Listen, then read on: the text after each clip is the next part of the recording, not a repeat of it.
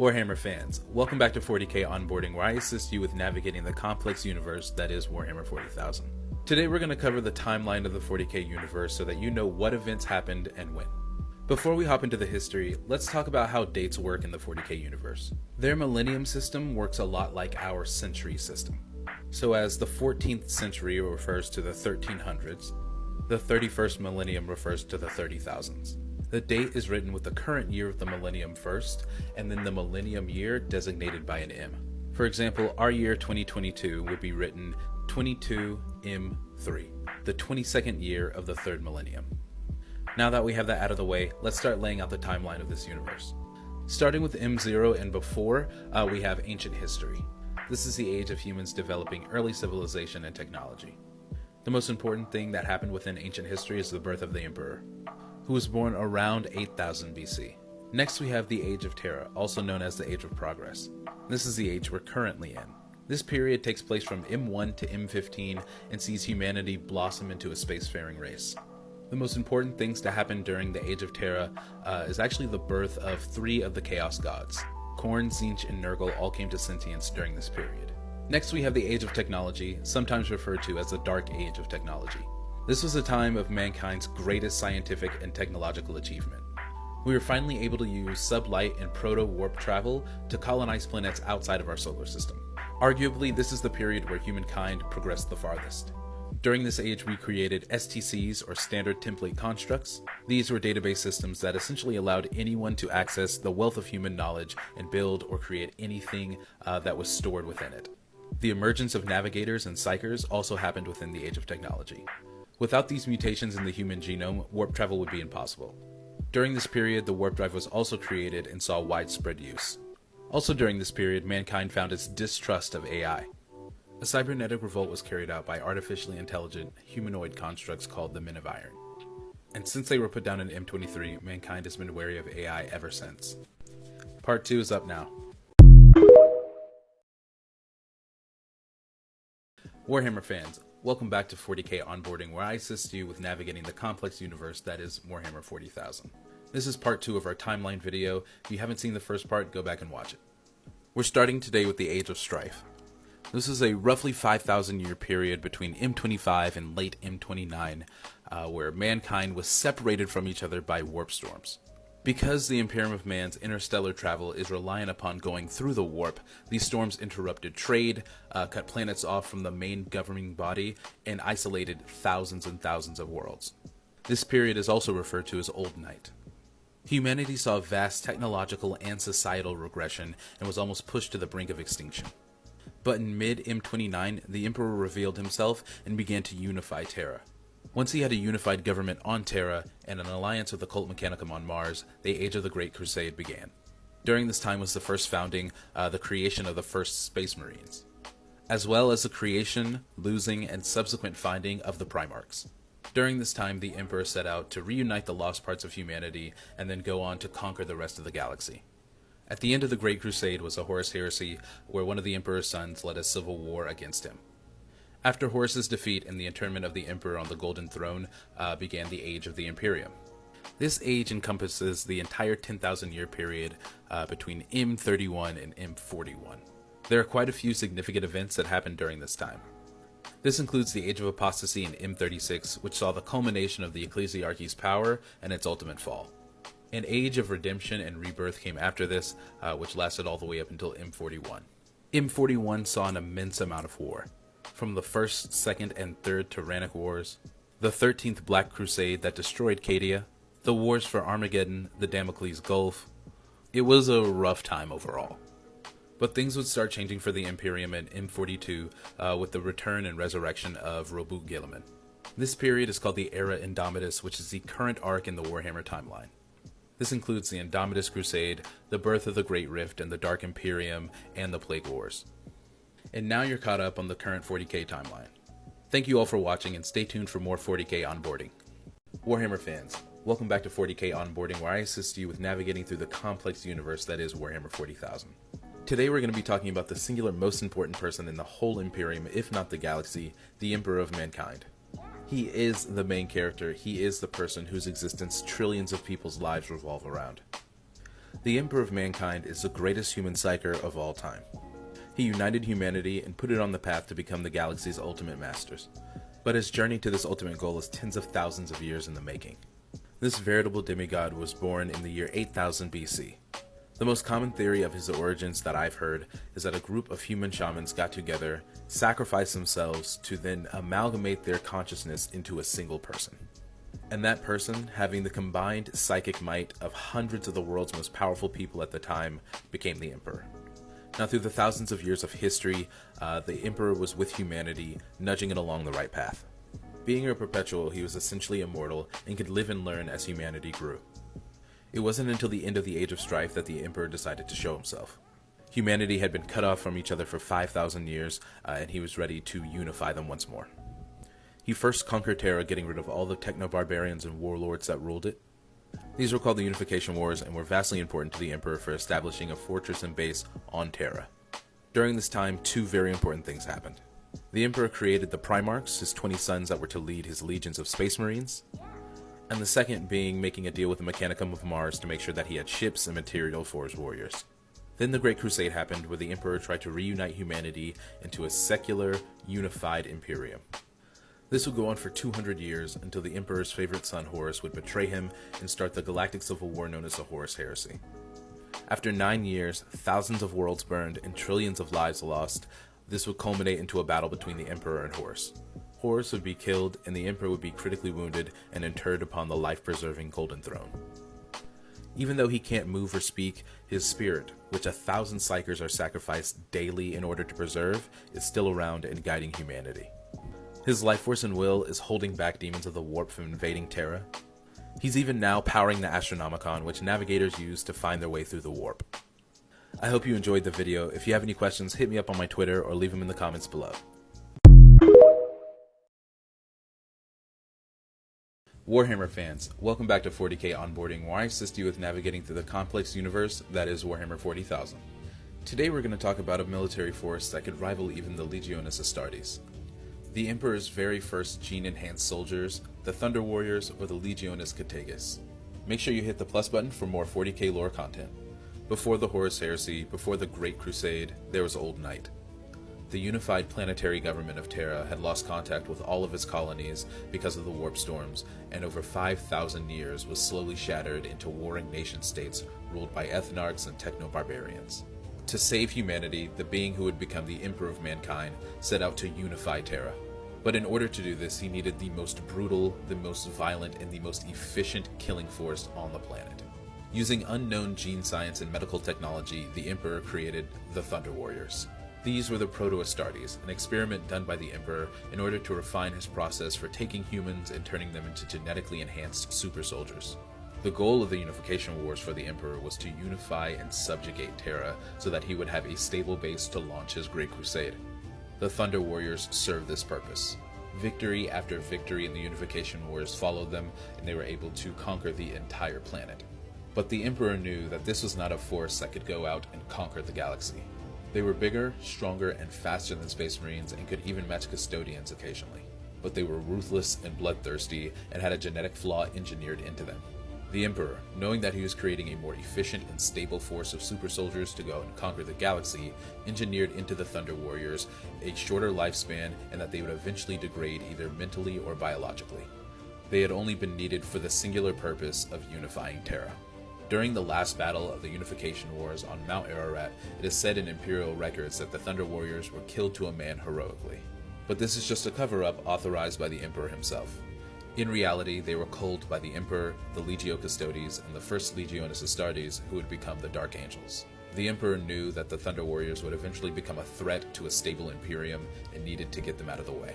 Some Thunder Warriors would survive this betrayal and would go on to live short, painful lives, always being hunted and always degrading. This is one of the first great immoral acts of the Emperor that he deemed necessary in order for humanity's survival. Thank you guys for watching. Tell me in the comments, what's your favorite thing about the Thunder Warriors? Warhammer fans, welcome back to 40k Onboarding, where I assist you with navigating the complex universe that is Warhammer 40,000. Today we're continuing to talk about the pronunciations and important distinctions of the factions within the Imperium of Man. The focus of today's video is going to be the Adeptus Custodes, not Custodes. The Adeptus Custodes are the Emperor's elite gene-enhanced warriors and bodyguards. It's rumored that they've been with the Emperor since the beginning of the Unification Wars and maybe even before. Unlike the Space Marines that are mass-produced using the gene seed of a Primarch, the Custodes are handcrafted, each one by the Emperor. There's still a lot of mystery around the creation of the Custodes, some people believing that they are to the Emperor as the Space Marines are to Primarchs, and some believing that they are even more carefully tailored and crafted than that. They have the best equipment and armor that money can buy. Each suit of armor is specially made for each custodian and is made by a master artificer. Their names, which gain length through their battles and deeds, are inscribed on their armor. It's said that a single suit of their armor is worth a planet's ransom. Besides being equipped better than any other military arm of the Imperium, the Custodes are its best warriors. A squad of Custodes is basically equivalent to a Space Marine chapter.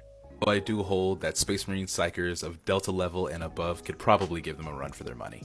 The Custodes' main responsibility and goals is protecting the Emperor. They very rarely leave the Imperial Palace, though with the onset of the Indomitus Crusade, that has begun to change. Now, during the Great Crusade and the Horus Heresy, they were referred to as the Legio Custodes, though after the Heresy, they were reorganized into the Adeptus Terra as the Adeptus Custodes. But even though they fall underneath the imperial governmental framework, they still have a authority that is above pretty much everybody else. Primarchs couldn't even order them around during the Great Crusade. They will always do what is best for the Emperor. The Custodes are also part of a group called the Talons of the Emperor, along with the Sisters of Silence. They work together to bring mankind's enemies to bear, but they are not the same group. Alright, now let's go over our important distinctions. Legio Custodes is the Custodian Guard during the Great Crusade and Horus Heresy. The Adeptus Custodes is the Imperial Adepta of Custodian Guards after the Horus Heresy. And the Talons of the Emperor is a joint team-up of the Adeptus Custodes and the Sisters of Silence. Thank you all for watching. Next up we have the Imperial Inquisition. Warhammer fans, welcome back to 40k Onboarding, where I assist you with navigating through the complex universe that is Warhammer 40,000. Today we're going to talk about the true immortals in the 40k universe, Perpetuals. Make sure you hit that plus button so you don't miss any onboarding. So what is a Perpetual? They are a part of a mutant branch of the human species and are defined by their ability to never die. And that doesn't just mean not aging. They can essentially come back from any kind of death. Being poisoned, being exploded, being disintegrated, all of these things are just time delays in a Perpetual's life. Now, there are two ways that Perpetuals can be made. They can either be born naturally and have the genetic mutation that allows them to become a Perpetual, or they can be made by Xenos technology, even by the Emperor himself, the greatest Perpetual. Now, these people who can essentially live forever have had very influential roles in human history. They've acted as kings and warlords. A lot of them are potent psychers and were able to use these abilities to also influence human history. Their involvement really came to a head during the Horus Heresy and the Great Crusade, but their involvement, and most importantly their mere existence, is basically a secret that most people do not know about. Some noted Perpetuals are of course the Emperor, Malcador the Sigillite, Vulcan, John Grammaticus, Olanius Person, and many others. Now, although they are able to basically recover from any injury, there is a way to kill Perpetuals. The Xenos Illuminati known as the Cabal, who is known for giving out the ability to be Perpetuals to their agents, are able to also take that ability away. There's also a substance known as the Fulgurite. Essentially, when the Emperor is using psychic lightning and it strikes sand, it will fuse those minerals and contain a portion of the Emperor's power. This substance is able to stop a Perpetual's regeneration factor. A Fulgurite spear was used to assassinate Vulcan, the only Perpetual Primarch, though through the ministrations of his sons he was able to come back. I think Perpetuals are some of the more interesting characters in the 40k universe, specifically during the Great Crusade and Horus Heresy eras, and I would love it if they started making more appearances in the 42nd millennium. Thank you guys for watching. If you have any questions, put them in the comments below, and I'll see you all in the next one. We're headed back to the very beginnings of the Imperium itself. Warhammer fans, welcome back to 40k Onboarding, where I assist you with navigating through the complex universe that is Warhammer 40,000. Today we're talking about the conflict that forged the base of the Imperium, the Unification Wars. And make sure you hit that plus button so you don't miss any onboarding. The Emperor of Mankind is the reason that the majority of humanity in the 42nd millennium is united. But before he could achieve galactic, species-wide unification, he had to start with the home world. The 5,000 years of the Age of Strife left Terra a bomb-blasted wasteland.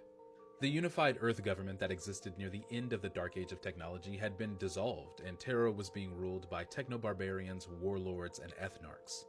But as the Age of Strife came to an end and the warp storm started to abate, the Emperor decided to make his move at species-wide unification. But just like the compliance actions that would come during the Great Crusade, he had to make Terra compliant. Starting off as a small warlord during the first half of the 29th millennium, the Emperor started to conquer the different states of Terra. From Old Albia to Ursh to the Indonesic bloc, the Emperor fought and defeated every single tyrant and despot that came his way. Now, there were many warlords on Terra, and many had tried to take over the planet themselves. But what set the Emperor apart from these other rulers was not only his own power, but that of his armies. At this point, he had his custodian guard, he had full legions of Thunder Warriors, and near the end of the Unification Wars, he even had the Proto-Astartes. These were all backed up by his growing human auxiliary armies that would become the Imperial Army, and many other factions that wanted to attach their banner to the Emperor's. Soon the Emperor had entire continents under his control, and it became very untenable for other rulers to keep trying to resist him. He was too powerful, his science and genetic work was too great. And at the 12th year of the 30th millennium, the Unification Wars ended. Though there still were pockets of resistance, the Emperor had the entire planet of Terra under his thumb. Although the Unification Wars officially ended in this year, there was still work to be done before the Great Crusade could happen. First was a period of reconstruction. And this just wasn't trying to make Terra habitable again after being a post-apocalyptic wasteland for 5,000 years. The Emperor sought to stabilize the genetic heritage of humanity itself. He needed a vast population to pull resources and labor from. He also needed many candidates for his Space Marine legions. Along with this reconstruction, he traveled to Mars to meet with the Mechanicum. There he would forge the Treaty of Mars and forever tie the Cult Mechanicum and the Imperium together. All of this took between 70 and 80 years before he was finally able to set out the Great Crusade and start with the conquering of the Solar Realm. The Unification Wars were a springboard for the greater galactic dominance that humanity would inherit. It was a bloody and brutal campaign of suppression that would mark a precedent for the entire Great Crusade. But per the Emperor's plan, it was essential for him to have a compliant throne world in order to rule all of humanity. Thank you all always for watching. Let me know if you have any questions in the comments below, and I'll see you all in the next one. Warhammer fans, welcome back to 40k Onboarding, where I assist you with navigating through the complex universe that is Warhammer 40,000. Today we're going to be talking about Space Marines. Who are these legendary mythic beings that protect the Imperium, and how did they come to be? Space Marines, also known as the Adeptus Astartes, or the Emperor's Angels, are the superhuman warriors that protect the Imperium of Man. They're taken as children, trained beyond any human limit, and then, if deemed worthy, are implanted with what's called the Gene Seed, special organs that make them stronger, faster, and deadlier than any human. They wear special ceramite power armor and wield incredibly lethal weapons called bolters. Near the end of the Unification Wars, and with the outset of his Primarch project, the Emperor was looking for a replacement for his Thunder Warriors. They had helped the Emperor unify Terra, but they were too brutal and not human enough to rule a wider galaxy. Using the genetic template of the Primarchs that he created, the Emperor proceeded to engineer 20 different sets of Gene Seed that would go on to build the 20 original legions. Each set of Gene Seed would give every Space Marine the same genes and attributes as their Gene Fathers, the Primarchs. It could even alter their facial features a little bit to make them look more like their progenitors. The Space Marines were meant to be the spearhead of the Great Crusade. Expeditionary fleets, led by Primarchs and full to the brim with legionaries, would go out into the galaxy conquering in the Emperor's name. After the Horus Heresy, where half of the Space Marine legions would turn against the Emperor, the role of the Space Marine changed. The larger legion organizations that could have tens of thousands of Space Marines were broken up into chapters that held no more than 1,000 Space Marines.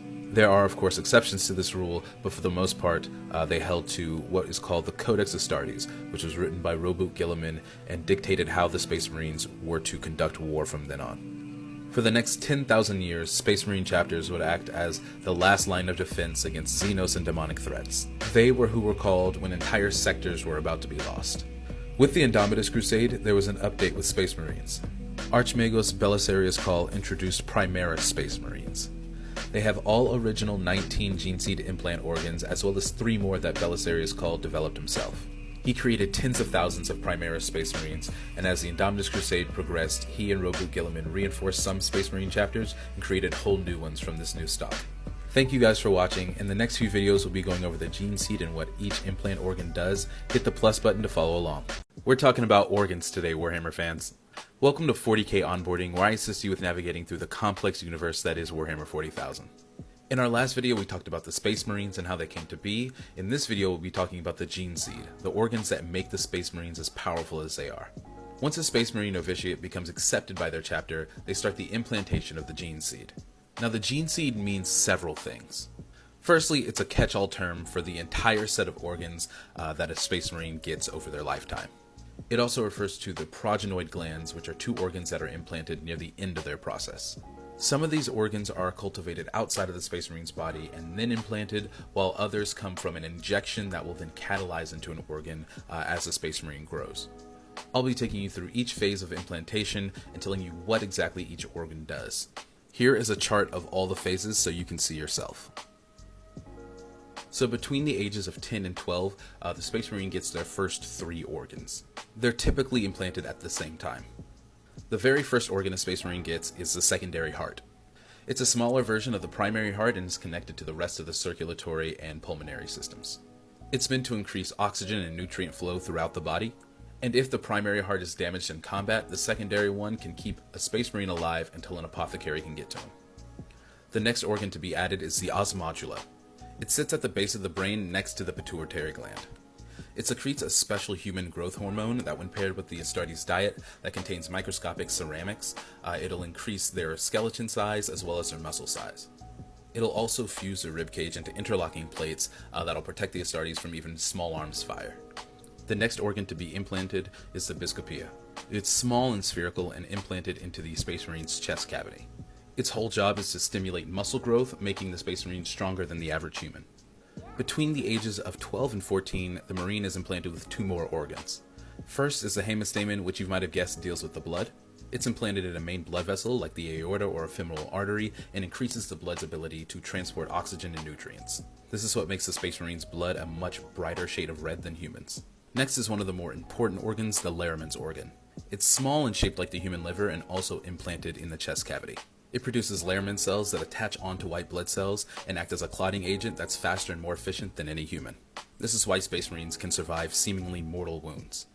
Thank you all for watching. Make sure you hit the plus button so you don't miss part 2. Warhammer fans, welcome back to 40K Onboarding, where I assist you with navigating through the complex universe that is Warhammer 40,000. This is the second video in our series about the gene seed, the organs that make the Space Marines as powerful as they are. Here are a list of the phases. Last time we left off with the Lehrman's organ, today we'll be starting with the catalepsian node. So around the ages of 14 and 15, the Space Marine is implanted with the catalepsian node, which is placed right behind their cerebrum. Now, using hypnoconditioning therapy, which is started at this age as well, the Space Marine is able to use the catalepsian node to turn off different parts of their brain while remaining awake. This allows them to get some rest while still remaining battle ready. The next 3 organs are implanted around the ages of 14, 15, 16, and are all introduced at the same time. The first one of these organs is called the preomnor, or the second stomach. It's placed right before the Space Marine's stomach in the digestive tract and allows them to eat things that would be poisonous or indigestible. If something is too toxic for the Space Marine to take in, it's saved in the preomnor and then regurgitated later. The next organ in this trio is called the omophagia. It's attached to the spine and then connected to the rest of the nervous system, and is one of the weirder organs in a Space Marine. It essentially allows a Space Marine to learn by eating. They can eat the flesh or drink the blood of an animal or a person and learn of their experiences and some of their memories. This organ is responsible for some of the blood drinking and flesh-eating rituals in some of the Space Marine chapters. Rounding out this gene seed trio is the multi-lung. It's a third lung that is implanted below the Astartes' original 2 lungs. It's connected to the pulmonary and circulatory systems and allows them to breathe in and inhale toxins that would normally kill a human. In incredibly toxic environments, a Space Marine can close off his main 2 lungs from the air and exclusively use his multi-lung as a filter. It absorbs exclusively oxygen and is very efficient at dispersing toxins. At around 16 years old, a Space Marine is given the oculobe. It's implanted at the base of the brain and wired through the optic nerve and connected to the retina. After some therapy and rehab, a Space Marine is then able to see in low light and near darkness as if it was broad daylight. They're also able to see farther than a normal human. Around the same age of 16, but not at the same time, the lineman's ear is introduced. It greatly boosts the Space Marine's hearing, allows them to consciously filter out different sounds, and improves the inner ear structure so they don't get dizzy or motion sickness anymore. Thank you guys always for watching. Make sure you hit the plus button so you don't miss part 3. Warhammer fans, welcome back to 40k Onboarding, where I assist you with navigating through the complex universe that is Warhammer 40,000. This is our third video about the Gene Seed, the organs that make the Space Marines as powerful as they are. Here's a chart of all the Gene Seed phases. We last left off with the Lineman's Ear. Today we'll be starting with the Susan membrane. In the Space Marine's 15th or 16th year, they'll be implanted with the Susan membrane. It's implanted into the recruit's cranium and merges with their cerebrum. After the proper chemical therapy and training with an apothecary, a Space Marine can use this organ to enter a state of suspended animation. If they suffered some type of extreme trauma, they can use this organ to make sure they stay alive until an apothecary can get to them. They can only be revived from this through a chemical stimulant or a hypnotic autosuggestion. Introduced a couple of months after the Susan membrane is the melanochrome. This is a hormonal implant that attaches to the Space Marine's lymphatic system. It controls the amount of melanin in a Space Marine's skin and can darken to compensate for higher sun exposure. It's also very adept at protecting the Space Marine from different types of radiation. The next two organs are implanted at the same time in the Space Marine's 16th year. The first of these organs is called the oolitic kidney. It's implanted in the Space Marine's abdominal cavity and becomes a part of their excretory system. It acts as an emergency detoxifier so that if the Space Marine is injected or ingests any poison, they're able to get it out of their bloodstream as fast as possible. However, if the poison is too powerful, the Space Marine will go into a comatose state, which can be very dangerous in a combat situation. It also serves to regulate the Astartes' expanded circulatory system. The second organ in this pair is the neuroglottis. It's placed in the Space Marine's nasal cavity and gives them an improved sense of taste. It also gives them the ability to discern odors in the air on the level of a canine. They're able to track enemies through smell and taste alone. The next organ is implanted late in the Space Marine's 16th year and is called the mucranoid. It's implanted in the central nervous system and can only be activated through chemical stimuli. The Space Marine can use this organ to secrete a waxy substance from the skin, cocooning them before they go into suspended animation. It can protect them from extreme temperatures and even the harshness of vacuum. Sometime in the Space Marine's 17th year, he's implanted with the Becher's gland. These are actually two glands that sit within the Space Marine's mouth. They work in tandem to turn the Space Marine's saliva into an acidic compound. It's acidic enough to blind or wound a person, but is mainly used by the Space Marine to aid in digesting very difficult materials like metal or cellulose. Thank you all for watching. Make sure you hit the plus button to catch part 4. Warhammer fans, welcome back to 40k Onboarding, where I assist you with navigating through the complex universe that is Warhammer 40,000. This is our fourth and last video about the Gene Seed, the organs that make the Space Marines as powerful as they are. Here again is a chart of all the transplant phases. We last left off with the Becher's gland. Today we'll be starting with the progenoid glands. The progenoid glands are the most important gene seed to a Space Marine chapter. At around 17 to 18 years old, a Space Marine is implanted with two of these, one in his neck and one in his chest cavity. So what these organs do is hormonally respond to all the other implants inside the Space Marine. They soak up information about each organ and store that information as DNA germ cells. These cells hold information on creating more of the implant organs. So without them, a Space Marine chapter cannot create more Space Marines. About 5 years after implantation, the progenoid gland in the neck is harvested. And about 10 years after implantation, the one in the chest cavity is harvested. If a Space Marine falls in battle, it is the apothecary's chief duty to retrieve that gene seed. Harvested, matured gene seed is then implanted in the next generation of Space Marines. In the same 17 to 18-year-old range, a Space Marine gets his last organ transplant, the black carapace. This essentially is a second skin that's implanted underneath the Space Marine's epidermis. Not only does it provide another layer of bulletproof protection, but it also enables the Space Marine to use the full capabilities of his power armor. There are other factions that use power armor, like the Sisters of Battle or the Inquisitors, but they don't have as much mobility with that armor, and they have to bear the full weight of it. That concludes the list of the gene seed that makes up a regular Space Marine. Now we're going to talk about Primaris Space Marines. They have 3 more organs created by Belisarius Cawl that make them a little bit stronger, a little bit faster than their firstborn cousins. The first Primaris exclusive organ is the sinew coils. The Space Marine sinews are encased in a metallic coil that make their contraction force astronomical. This will magnify the strength of a Primaris Space Marine throughout his body. Next is the Magnificat. It's a thumb-sized organ that's implanted next to the brain's cortex. This amplifies the effects of organs like the biscopia or the osmodula, making the Primaris Space Marines a foot taller and stronger than the firstborn Space Marines. The very last organ is going to be the Belisarian Furnace. It's a dormant organ that connects both of the Space Marines' hearts. Under extreme stress or bodily trauma, a Space Marine can activate the Belisarian Furnace, and it'll send out a bunch of chemicals and combat stims that aid in the rapid regrowth of tissue, muscle, and bone. After a single use, it will fall dormant, and the Space Marine will have to wait before he can use it again. Thank you guys for watching. I hope these videos have been informative and you now know how each of the gene seed organs works. Yo, thank you for this question, and it really gives me a chance to talk about Space Marine armor as a whole, so let's get into it. Warhammer fans, welcome back to 40K Onboarding, where I assist you with navigating through the complex universe that is Warhammer 40,000. Today we're going to answer our friend's question here and talk about the power armor of the Space Marines. Now, I'm not going to cover every make and mark, but we will hit the basics. And make sure to hit that plus button for more onboarding.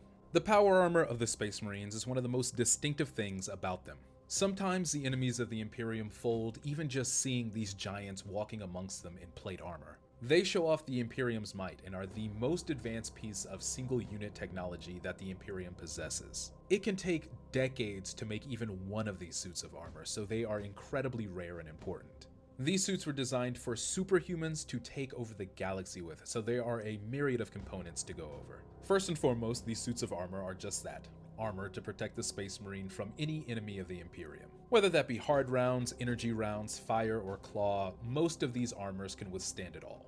They're made up of unbelievably thick plates of ceramite, which is a ceramic metal alloy that allows the Space Marine to wade into fire unharmed. But that's just the outside of the suit. Inside, there's more technology than you would think. There are powered fiber bundles in the armor that add to the already prestigious strength of the Space Marine. The suit can be sealed from the environment when the helmet is put on, allowing the Space Marine to exist in basically any environment, including hard vacuum. There are many life support systems in this armor, including a full pharmacopoeia of different combat drugs and stims that allow the Space Marine to keep fighting or heal them. There are magnetic clamps on the boots, allowing the Space Marine to stabilize themselves. There are also magnetic clamps on the thighs and hips to store weapons. These suits also boast a wide array of sensor and auspex equipment, allowing the Space Marine to accurately survey the battlefield. And of course, to answer our commenter's question here, they have a power pack that powers it all. It is a very efficient subatomic microfusion reactor core that comes with backup cores as well as a solar energy collector. Because of this, power armor can be active for weeks without any need of charge or maintenance. Now, power armor isn't something that you automatically get as a Space Marine. You have to go through the entire recruitment process, be a part of the scout company, get basically every single one of your gene seed organs before you're even considered to be a full battle brother. Once you've done your time in the scout squads and are deemed worthy, then you'll get your black carapace, the last gene seed organ, that allows you to fully integrate with a suit of power armor. The black carapace is a second skin that sits under the epidermis of the Space Marine. It has a bunch of neural ports and is also somewhat bulletproof. This is what separates a Space Marine from, say, an Inquisitor or a Sister of Silence that wears power armor. This black carapace allows them to fully integrate with it, so it feels like they are wearing nothing. Without this black carapace, Space Marine armor is virtually useless. Now, like I said, there are a bunch of makes and marks of this armor that I'm not going to go fully into, but there are a couple that we should talk about. Pictured above me is the basic armor of a Space Marine in the current day and age, the Mark 10 armor. Before this set of armor, firstborn Space Marines generally wore Mark 7 Aquila pattern armor. Now, the difference between that older armor and this Mark 10 armor is that the Mark 10 is basically a platform. Adding different elements to it will turn it into different patterns of armor. The thicker plates and head shielding of the Gravis armor, for instance, or the slimmed down for maneuverability Phobos armor. And then of course there's the design aspects of it. Every chapter has a different way in which they color their armor, how they trim it, and what fetishes or adornments they attach. These are highly personalized suits of armor and really vary from Space Marine to Space Marine. Thank you all always for watching. Make sure to put any questions you might have in the comments, and I'll see you all in the next one. Warhammer fans, welcome back to 40K Onboarding, where I assist you with navigating through the complex universe that is Warhammer 40,000. Today we're going to talk about one of the most deadly fighting forces within the Imperium, the Sisters of Silence. Make sure you hit the plus button so you don't miss any onboarding. The Sisters of Silence, also known as the Silent Sisterhood or the Null Maidens, are an elite fighting force made up of all women who are also pariahs. Pariahs or blanks are people who have no soul shadow within the warp, meaning they are essentially soulless. To be in their presence as a normal person is extremely uncomfortable, and to be in their presence as a psyker or someone who is connected to the warp is extremely painful and could be deadly. They are immune to warp possession and are anathema to demons. So it's very easy to see why the Emperor had a cadre of these incredible warriors in any army that he took on the Great Crusade. Now, the origins of the Silent Sisterhood are incomplete at best and intentionally shrouded by the Administratum at worst. The first official mention of this faction in Imperial record is as the militant arm of the Divisio Astrotelepathica, later the Adeptus Astrotelepathica, as the Departamento Investigatis. In the later parts of the Unification Wars and in the Great Crusade, their main mission was to hunt down rogue psychers that pose a threat to the Imperium. They were also responsible for manning the black ships that went out and collected psychers from all across the Imperium and brought them back to Terra to be evaluated. They fulfilled the roles of warrior and jailer and witch hunter all at the same time. And along with the Custodians, they are one of the only factions that is able to walk within the halls of the Emperor's inner palace. They were a part of some of the most important battles during the Horus Heresy and Great Crusade eras, including the Scouring of Prospero, the Yorgal Persecution, and the War within the Webway. After the Horus Heresy, when the Emperor was interred upon the Golden Throne, the Silent Sisterhood found themselves somewhat directionless. Without the direct endorsement of the Emperor, they found themselves persecuted again, even by those within the Imperial government. They would slowly disband over the years into separate chapters and organizations, but would still fight on the side of the Imperium wherever it was needed. In the later millennia before Robute Guilliman's return, they would slowly build back up their numbers, and when the Avenging Sun finally took control of the Imperium again, they would be there to assist. They are now a part of Torchbearer fleets that go out with the Indomitus Crusade and have re-established themselves as one of the premier factions and protectors of the Emperor. One last note about the Sisters of Silence is their name. Why are they called that? Once they have completed their training and are ready to ascend to being a full sister, they take what's called the Vow of Tranquility. This is an oath to their duty to the Emperor, but it manifests as a vow of silence. From that point on, they don't utter a single word for the rest of their lives. In order to communicate, they have several gestural and non-vocal sound languages. Thoughtmark is how they would communicate with each other off the battlefield. It is more subtle and more graceful than the battle variant called Battlemark. And when they can't see each other and need to communicate over distance, they use Orse Code. Orse Code is an ancient machine-readable version of Thoughtmark that sounds almost like mechanical cogs moving against each other.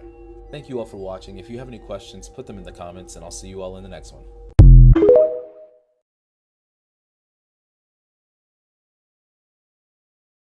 Warhammer fans, welcome back to 40k Onboarding, where I assist you with navigating through the complex universe that is Warhammer 40,000. We've talked about the Emperor, so now we're going to talk about the secondary main characters in this universe, the Primarchs. There are going to be 18 of these, so hit the plus button to follow along. So what is a Primarch? When the Emperor set out to reunite humanity, he needed generals in order to lead his armies. People of exceptional charisma and power and intelligence. So the Emperor, in his laboratories underneath the Himalayan mountains, crafted 20 sons. Using his own genome, he built beings of such might and talent that they really couldn't even be considered human anymore. Each one was specially crafted by the Emperor, using his gene science and knowledge that he got from the Chaos Gods of the Warp. And each one was crafted with attributes and talents that reflected an aspect of their father.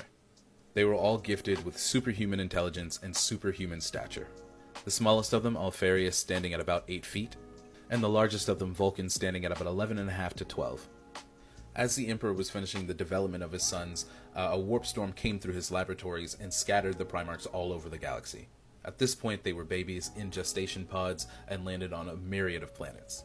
These planets and cultures that they were adopted into shaped them into who they are, and each one became some sort of leader on their planet, if not ruling it outright.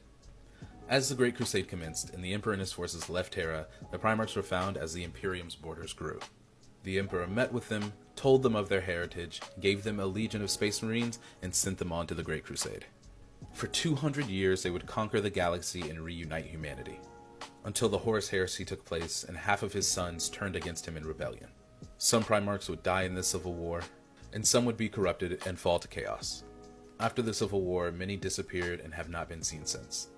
I hope this video helped with understanding what the Primarchs are. These videos will be going in Legion order, so the next video will be about Lionel Johnson. Warhammer fans, welcome back to 40k Onboarding, where I assist you with navigating through the complex universe that is Warhammer 40,000. This is the first video in our Primarch series, so we'll be covering the Primarch of the First Legion, the Lord of the Dark Angels, the Grandmaster of the Order, Lionel Johnson. Lionel Johnson is a loyalist Primarch who served in the Great Crusade and in the Horus Heresy. He's an incredibly shrewd man and paranoid and arrogant, but he's also a master strategist and a top-tier duelist. When the Primarchs were scattered, Lionel Johnson landed on the death world of Caliban. This is a heavily forested world whose wildlife is incredibly dangerous and could grow to gigantic proportions. The people of this planet lived under the protection of knightly orders that went out and hunted these beasts. There was some conflict between orders, but the main goal was trying to scour the planet of these great beasts. When the Lion's Pod landed on Caliban, it was deep in the forest away from any civilization. The first parts of his life as a child were in those forests, hunting and fighting against all the wildlife there. He was found by a group of knights that were hunting in the forest and taken back to their fortress monastery. He quickly learned their language, how to fight, and their knightly traditions, and before long he was a knight of the order. Both his deeds and stature grew, and he soon became a legendary figure across all of Caliban. When he eventually became the leader of his order, he tried to unite the other knightly orders and hunt all the great beasts from the face of Caliban. As this crusade against the great beasts came to a close, the Emperor and the Imperium found Caliban. The Lion immediately ceded control of the planet to the Imperium and joined his father on the Great Crusade. He named his legion the Dark Angels, and they have a history that fits the name. During the beginning of the Lion's involvement in the Great Crusade, he sent his best friend and father figure Luther back to Caliban as a form of punishment. An event that almost took the Lion's life occurred, and Luther was partly to blame. When Luther returned to Caliban with a small Dark Angels contingent, he fell to chaos. As the Lion returned to Caliban after the Horus Heresy, his fleet was attacked. Luther, who had now fallen fully to chaos, attacked his former friend.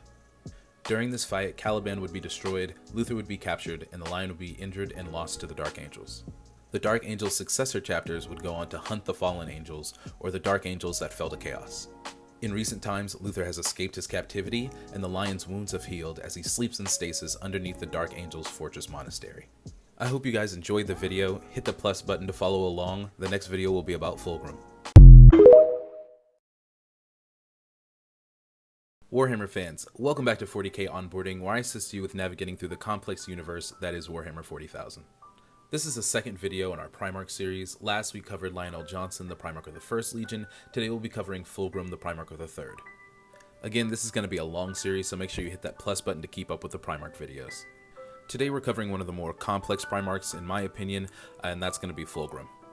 The Lord of Perfection, a arch-traitor within his own right, and a demon prince of Slaanesh. Fulgrim is a vainglorious master swordsman whose entire goal is the pursuit of perfection. He led an incredibly special legion to the Emperor, the Third Legion. They were named the Emperor's Children and were the only Space Marine Legion allowed to wear the Imperial Aquila on their armor. Their battle doctrine followed after their Primarch, and their main focus is trying to execute a battle perfectly and have it be as glorious and honorable as possible. When the Primarchs were scattered throughout the galaxy, Fulgrim's pod landed on the dusty, irradiated world of Chemos. He was found by the scouts of a fortress factory, and they could not believe the beauty of this baby that they had found in the wasteland. They proceeded to take the baby back to their city, which was special in its own right. In this society, orphans were often killed to not place a burden on the rest of society. Fulgrim learned and grew and soon became one of the executives that ruled over this fortress city on Chemos. With his leadership, the entire planet was able to turn their failing mining operation around and actually become profitable. This is when the Emperor would come and find his son on this world. He would teach him of his heritage, and they would go back to Terra together. On Terra, he would learn that his legion was vastly depleted because of an accident with their gene seed, and would spend time rebuilding them. He would also befriend the Primarch of the 10th Legion, Ferrus Manus. They were both excellent smiths, and through a competition, they would forge each other weapons that would bond them as brothers. Fulgrim would participate in the Great Crusade up until the Horus Heresy, where he would side with Horus. His choice to do this would be influenced by a demon-possessed sword that he would take from the world Laren. Fulgrim and his legion would fall to chaos under the influence and power of Slaanesh. They would become depraved, drug-addled warriors whose only goal was to find a new sensation. On Isstvan V, when the Horus Heresy would be fully revealed, Fulgrim would actually kill his brother Ferrus in mortal combat. This would be the first Primarch death. During an expedition into the Eye of Terror with his brother Perturabo, Fulgrim would achieve apotheosis and become a demon prince of Slaanesh. After the Horus Heresy, Fulgrim would mortally wound Robu Guilliman and then disappear into the warp. Thank you all for watching. Perturabo is up next. Warhammer fans, welcome back to 40k Onboarding, where I assist you with navigating through the complex universe that is Warhammer 40,000. This is the third video in my Primarch series. We last covered Fulgrim, the Primarch of the 3rd Legion. Today we'll be covering the 4th Legion's Primarch, Perturabo. Make sure you hit that plus button so you don't miss any of the 18 Primarchs we have to cover. The Lord of Iron, the Hammer of Olympia, Perturabo is a traitor Primarch who leads the 4th Legion, the Iron Warriors. He's an incredibly intelligent siege master as well as master artificer. He's cold and calculating and completely unforgiving when it comes to his battle doctrine and how he addresses others. When the Primarchs were spread throughout the galaxy, Perturabo landed on the civilized world of Olympia. This pre-atomic world that survived the Age of Strife was ruled by warlords called tyrants. Not much is known about Perturabo's early life on Olympia, but through his travels he came to be in the service of the tyrant Damocles. He learned the art of architecture and engineering and war within the halls of the tyrant. His skill and renown grew until he became the most famous warlord on Olympia. The Emperor and the Great Crusade finally made their way to Olympia, and Perturabo joined without question. When Perturabo and the Emperor returned to Terra, two things became apparent about him. First is that he had a voracious mind. He immediately connected with his brother Magnus the Red, and together they delved into the secrets of ancient Terra. But he also showed how cold and merciless he could be. When he was introduced to his legion, he found that they were not up to par and ordered decimation. 1 out of every 10 legionaries was to be killed. This implacable and unforgiving nature would go on to color the rest of his involvement in the Great Crusade. When the Horus Heresy broke out, it was no surprise that Perturabo joined Horus. During the course of the Great Crusade, the Iron Warriors were treated like cannon fodder and siege breakers, and it really impugned upon the honor of Perturabo and the Legion as a whole. They thought by joining Horus they would finally get the glory they deserve. Perturabo would lead his legion against their rivals, the Imperial Fist. He would also take his legion and accompany Fulgrim into the Eye of Terror on an expedition. Here, Fulgrim would betray him and achieve apotheosis, becoming a demon prince of Slaanesh. Though he was hurt, Perturabo realized that chaos was a tool to be used against the Imperium. After the traitors' defeat at the Siege of Terra, Perturabo and the Iron Warriors would fall back to their held worlds. Here they would build the Eternal Fortress, one last trap and humiliation set for the Imperial Fist. Robert Guilliman would come and finally push them back into the Eye of Terror, where Perturabo is now a demon prince of chaos undivided. I hope you all enjoyed the video. The next one will be about Jagatai Khan, the Primarch of the 5th Legion. Warhammer fans, welcome back to 40k Onboarding, where I assist you with navigating through the complex universe that is Warhammer 40,000. This is the 4th video in my Primarch series. We last covered Perturabo, the Primarch of the 4th Legion. Today we'll be covering the 5th Legion's Primarch, Jagatai Khan.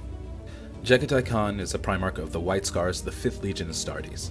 Unreasonably looked over by his brothers as a barbarian, he is a master tactician and an empire builder. He was known as the Warhawk and the Kagan, or the Khan of Khans. When the Primarchs were scattered throughout the galaxy by the powers of the Warp, Jagatai's gestation pod landed on the plains world of Chogoris. The planet had one gigantic continent that housed 2 different societies. There was a feudal aristocracy of city-states ruled by a man called the Palatine, and in the vast plains portions of this continent known as the Empty Quarter lived tribesmen and nomadic horsemen.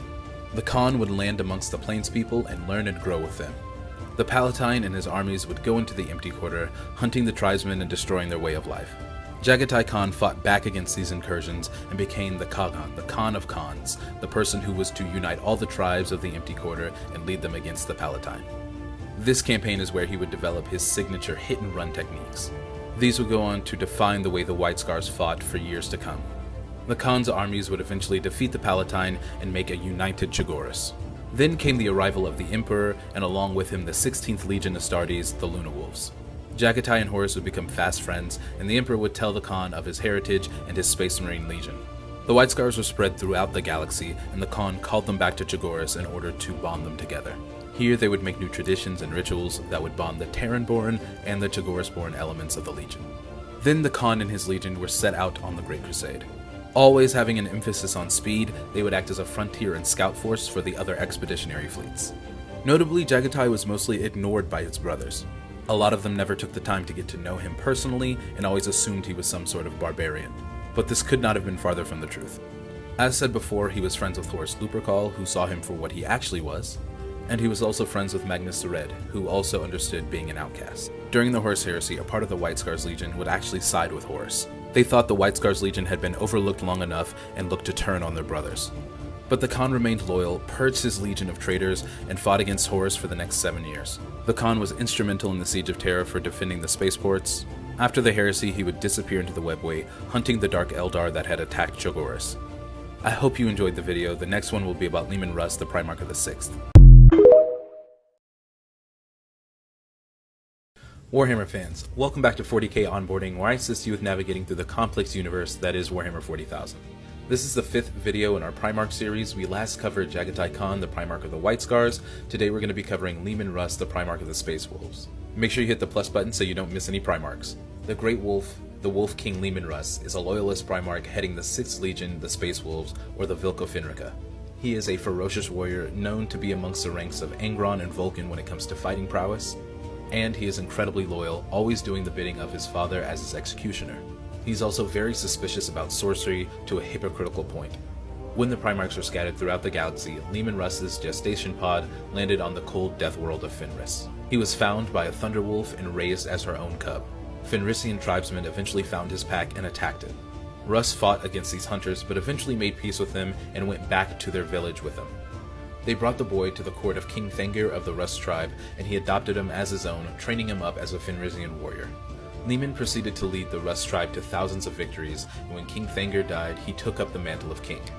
When the Imperium finally found Fenris, the Emperor decided to go in disguise to meet his son. As a stranger, the Emperor went to meet Leman Russ and let his son challenge him to 3 contests. The first 2 were eating and drinking contests that Leman actually won. The third contest would be a strength of arms, where the Emperor would finally reveal himself and beat his son in combat. From that day on, the Wolf King swore to protect the Emperor and serve him, and was given the 6th Legion Astartes. He named them the Vilko Finrika, or the Space Wolves, and they were one of the most decorated legions within the entire Great Crusade. As I stated before, however, the Vilko Finrika were used as the Executioner Legion. It's even rumored that they had a hand in the expulsion of the 2nd and 11th Legions. There are a couple of instances in Imperial record where the Space Wolves were sent to deal with one of their brother legions. The first being the Night of the Wolf, where Leman and his legion were sent to make sure that Angron of the 12th Legion stopped putting the butcher's nails in his legionaries' heads. This led to a fight between legions before the Horus Heresy and bad blood between both of those brothers. The second being the Burning of Prospero, where Leman's hatred of Psykers and his rivalry with his brother Magnus came to a head.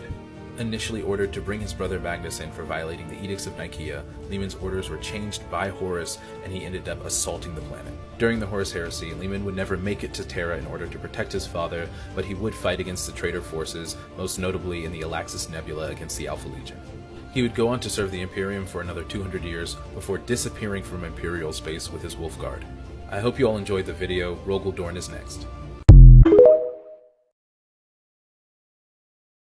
Warhammer fans, welcome back to 40k Onboarding, where I assist you with navigating through the complex universe that is Warhammer 40,000. This is the 6th video in our Primarch series. We last covered Leman Russ, the Primarch of the Space Wolves. Today we'll be covering Rogel Dorn, the Primarch of the Imperial Fists. We have 12 more of these videos to go, so make sure you hit that plus button to follow along. Rogel Dorn is a loyalist Primarch and the leader of the 7th Legionis Astartes, the Imperial Fist. He is stoic and incredibly serious, but his main traits are his undying loyalty to the Emperor, as well as not being able to tell a lie. He is a natural leader of men and unrivaled in the areas of defense and fortress building. When the warp storms of the ruinous powers scattered the Primarchs throughout the galaxy, Rogel Dorn landed on the icy world of Inwit. Its people are hardy survivalists and warriors who have an emphasis on building community. Even though their homeworld is basically a death world, they managed to become an interstellar empire. Rogel was adopted into House Dorn, the Ice Caste, and from there went on to lead the people of Inwit. When the Emperor and the Great Crusade finally made it to Inwit space, they were greeted by a gigantic fortress ship called the Phalanx, headed by Rogel Dorn. Rogel immediately recognized him as his father and pledged his undying loyalty to him and the Imperium. Rogel Dorn was given the 7th Legion Astartes, the Imperial Fist, and together they racked up one of the longest and most decorated campaign records in the Imperium. The Imperial Fist record was second only to that of Guilliman's Ultramarines or Horus's Luna Wolves. During the end of the Great Crusade, the Emperor would recall Rogel Dorn and the Imperial Fist back to Terra to become the Praetorians of Terra. They were charged with fortifying Terra to make sure that it was a proper capital throne world for the human empire. This would be incredibly advantageous, for as Rogel Dorn and the Imperial Fist were heading back to Terra, the Horus Heresy broke out. Rogel Dorn would be given unofficial control over the rest of his loyalist brothers and send them to Isvan V in order to accost Horus. There, the full scale of the Galactic Civil War would be unveiled, and Rogel Dorn would begin to fortify the rest of the Sol system, anticipating Horus's attack. Although Rogel Dorn's main responsibility was defending Terra, he did go out and fight in the Solar War to protect the Sol system. There was even an Alpha Legion incursion on Pluto where Rogel Dorn would go and face one of his brothers, Alfarius, and kill him. The Imperial Fist and their Primarch would play a huge role in the final siege of Terra, and Rogel Dorn would be the one to bring the Emperor's broken body back to Terra and to inter him on the Golden Throne. Dorn was stricken with grief over the loss of his father, and because he viewed it as partially his fault, he took him and his legion on a penitent crusade. During a battle in the First Black Crusade, Rogel Dorn would be lost all except for his left hand. His sons still wait for his return to this day. Thank you all for watching. We'll be covering Konrad Curze next. Have you ever wondered what Batman without morals would be like? Warhammer fans, welcome back to 40k Onboarding, where I assist you with navigating through the complex universe that is Warhammer 40,000. This is the 7th video in our Primarch series. We last covered Rogel Dorn, the Primarch of the Imperial Fist. Today we're covering Konrad Curze, the Primarch of the Night Lords. We have 11 more Primarchs to go, so make sure to hit the plus button to follow along. Konrad Curze is one of the more tragic figures amongst his brothers. Known as the Night Haunter on his native Nostromo, Konrad was incredibly self-loathing and had a twisted sense of justice that saw him use fear and unnecessary violence to achieve his goals. Konrad's story, like his brothers, starts with his gestation pod landing on a random planet after being scattered throughout the galaxy. He landed on Nostromo, a hive world that is covered in darkness at all times. Its largest city, Nostromo Quintus, became Konrad Curze's childhood training grounds. Cities across Nostromo were plagued with crime and corrupt rulers. Alone and unguided, Konrad observed the citizens of these cities and saw how badly they treated each other. Through these observations, he determined that killing and fear were the only ways to stop crime. He believed that a fearful populace was an obedient one. He began a reign of terror throughout Nostromo Quintus that saw even the smallest crime be punished by death. Eventually, the rulers of this planet handed over control of it to the person that they called the Night Haunter, who was Konrad. Konrad had the gift of foresight like his brother Sanguinius, and was not surprised when the Emperor showed up. With his brothers Rogel Dorn and Lorgar watching, he submitted to the Emperor and became a Primarch. During the Great Crusade, Konrad Curze used his legion, the Night Lords, in a way that offended some of his brothers. They were seen as butchers and fearmongers by the rest of the legions. This even put him in direct conflict with some of his other brothers, Vulcan and Rogel Dorn included. Many times his legion decimated a planet's population as a lesson. At one point near the end of the Great Crusade, Konrad would hear about his homeworld of Nostromo falling back into criminal anarchy. He viewed this as unacceptable and took his fleets back to his home planet in order to destroy it. This set him apart from many of his brothers, and when the Horus Heresy broke out, it was no surprise that he joined Horus. He played two major roles in the Horus Heresy, one participating in the Isstvan V drop site massacre, as well as holding up the Dark Angels in the Thramas Crusade. He also notably captured and tortured Vulcan for months on end, fully bringing to light his self-loathing nature. The Emperor, seeing how dangerous Konrad was becoming, sent half of the Calidus Temple of Assassins to kill him. When one of the agents showed up at the Legion's lair, Konrad Curze allowed himself to be killed by her, thus ending the Night Haunter. Thank you for watching. Next we'll be covering the favorite hawk boy, Sanguinius. Warhammer fans, welcome back to 40k Onboarding, where I assist you with navigating through the complex universe that is Warhammer 40,000. This is going to be the 8th video in our Primarch series. We last covered Konrad Curze, the Primarch of the Night Lords. Today we're covering Sanguinius, the Primarch of the Blood Angels. We're almost halfway through our series. Make sure you hit the follow button so you don't miss any Primarchs. Sanguinius, the Great Angel, the brightest one, was Primarch of the 9th Legiones Astartes, the Blood Angels. Despite having the obvious mutation of two great angelic wings on his back, he was considered to be one of the most noble Primarchs. When the Primarchs were scattered throughout the galaxy by the warp storms of the Ruinous Powers, Sanguinius' gestation pod landed on Baal Secundus, a moon of Baal. The group of people who found him, known as the Blood, raised him up and venerated him as the perfect child. Little is known about Sanguinius' childhood, but during his time on Baal Secundus, he helped his people push back the tide of mutants that populated the planet. Sanguinius was also blessed with a measure of foresight, so when the Emperor finally came to collect his son and have him lead one of his legions, Sanguinius was not at all surprised. During the Great Crusade, Sanguinius and the Blood Angels would be known for having a controlled, fiery temperament, as opposed to the World Eaters, who were just fury incarnate. They would go on to win many compliances, and Sanguinius would become close with Horus Lupercal, Leman Russ, and Jagatai Khan. The relationship between Sanguinius and Horus was very interesting. They were the best of friends, but even though Horus was raised to War Master, he was still somewhat jealous of Sanguinius and his nobility. But Horus was ever his brother's keeper, even finding out about the Blood Angel's gene flaw called the Red Thirst and Black Rage, and keeping that a secret up until he turned to Chaos. When Horus turned and fell to Chaos, one of his priorities was making sure the Blood Angels would either join him or be destroyed. This would come to a head when the Blood Angels Legion was sent into a trap at Cygnus Prime, where they were attacked by demons on all sides. They would eventually win this war and make their way to Macragge after the lighting of the Pharos, and Sanguinius would be crowned Emperor of Imperium Secundus. After reasoning that the Emperor was still alive, the Blood Angels would make a jump to Terra in order to make it in time for the Siege of Terra. During the siege, Sanguinius would go up against thousands of demons, even killing Kabanda, one of Khorne's greatest bloodthirsters. When the final assault on the War Master's flagship came, Sanguinius would also teleport aboard. He would face his former friend and brother, and ultimately be killed by him. It was rumored, however, that Sanguinius was able to make a last blow on the War Master's armor, enabling the Emperor to eventually kill him. In the aftermath, Sanguinius became one of the most renowned figures within the Imperium and the Ecclesiarchy, but his death caused massive psychological trauma to his legion. Thank you guys again for watching. Up next will be Ferrus Manus, the Primarch of the Iron Hands.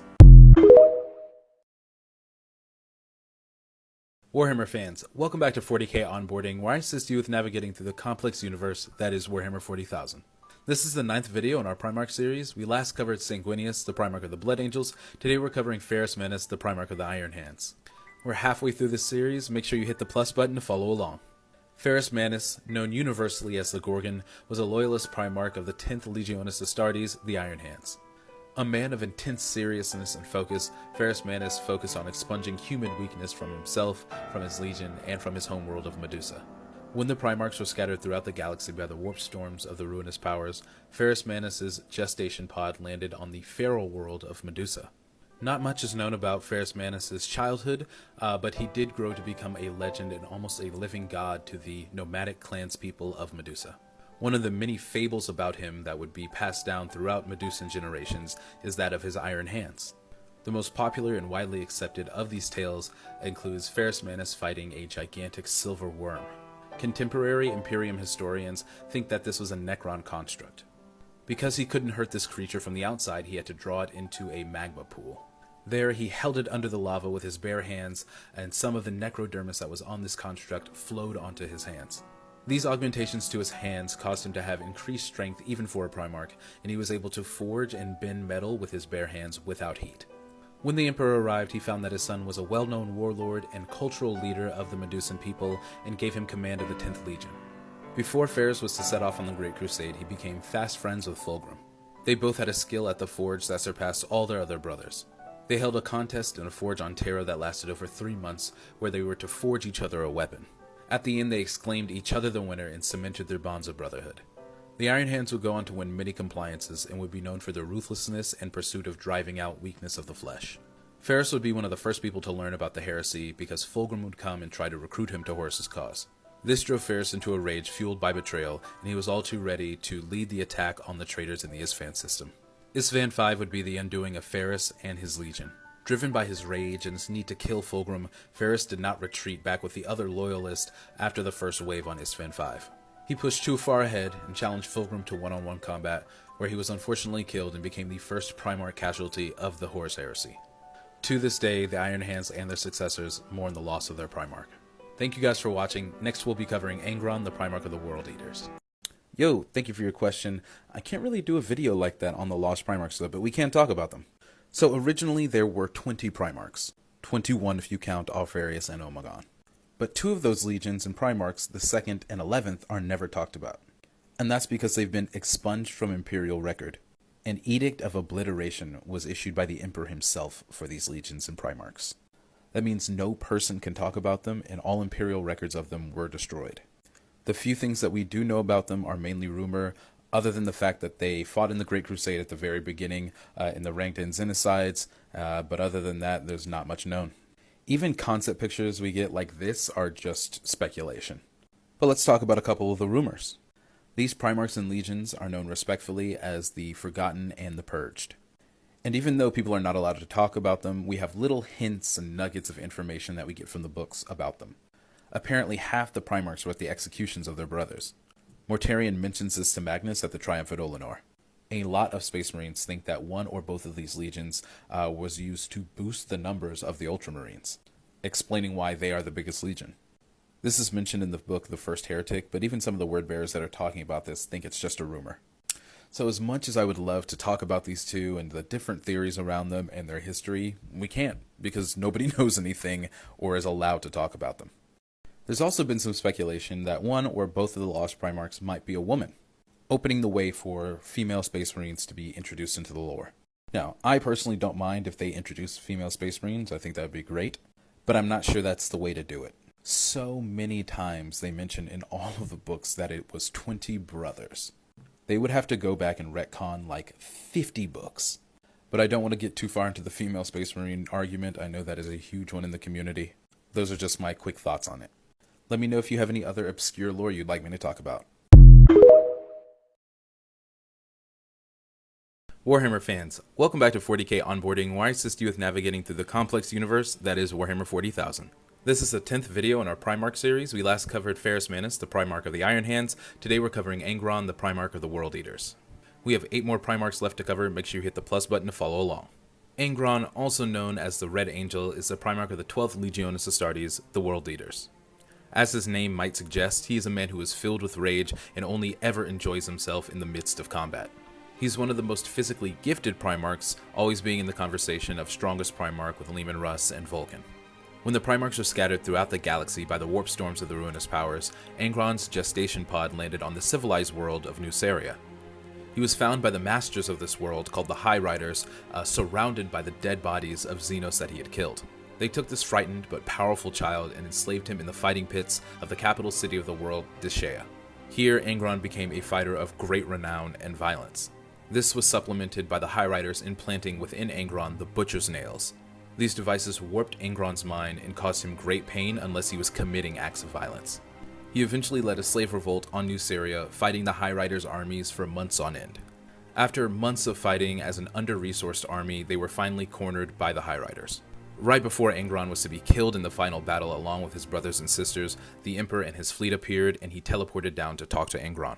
He offered him a legion and to be able to master the art of conquest, but Angron refused, choosing to die with his brothers and sisters. And here is where the Emperor made a fatal mistake. He kidnapped Angron anyway, depriving him of an honorable death. This made it so much harder for Angron to be integrated with his legion because he resented them and the Emperor. During the Great Crusade, Angron and his World Eaters would be known as Butchers, never following any tactics or strategy, just plunging into the thick of the fight. Angron even had his soldiers implanted with the same Butcher's Nails that plagued him. When the Horus Heresy finally came, it was no surprise that Angron joined Horus immediately. He was not going to give up the opportunity to punish his father as well as his condescending brothers. During the Shadow Crusade in the Ultramar sector, Angron would achieve demonic apotheosis through the machinations of his brother Lorgar. He became a demon prince of Khorne and slaughtered his way throughout the galaxy up until the Siege of Terra. When the traitors were defeated, Angron and the rest of the World Eaters disappeared into the Eye of Terror, but they would be back.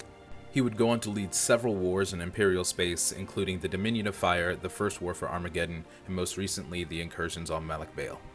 Thank you guys for watching. We'll next be covering Roboute Guilliman, the Primarch of the Ultramarines. Who knew logistics could be a superpower? Warhammer fans, welcome back to 40k Onboarding, where I assist you with navigating through the complex universe that is Warhammer 40,000. This is the 11th video in our Primarch series. We last covered Angron, the Primarch of the World Eaters. Today we're covering Roboute Guilliman, the Primarch of the Ultramarines. We have 7 more Primarchs to cover, so make sure you hit the plus button to follow along. Roboute Guilliman, the Avenging Sun, the Warrior King of Ultramar, is the Primarch of the 13th Legiones Astartes, the Ultramarines. An incredibly intelligent man, even amongst his superhuman brothers, Roboute Guilliman had a talent for administration and governance. He was also a warrior of incredible skill, and because of all of this, he was seen as one of the Emperor's ideal sons.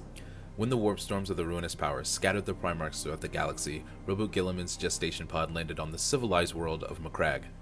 This young child, shrouded in light, was found by a group of hunters and taken to Conor, one of the co-consuls and governors of this world. Conor decided to raise this child as his own, named him Roboute Guilliman, and taught him the ways of statecraft, warcraft, philosophy, and the essential ideals of theoretical and practical. Roboute grew in power and prominence on Macragge, and was famed for his victories both militarily and diplomatically.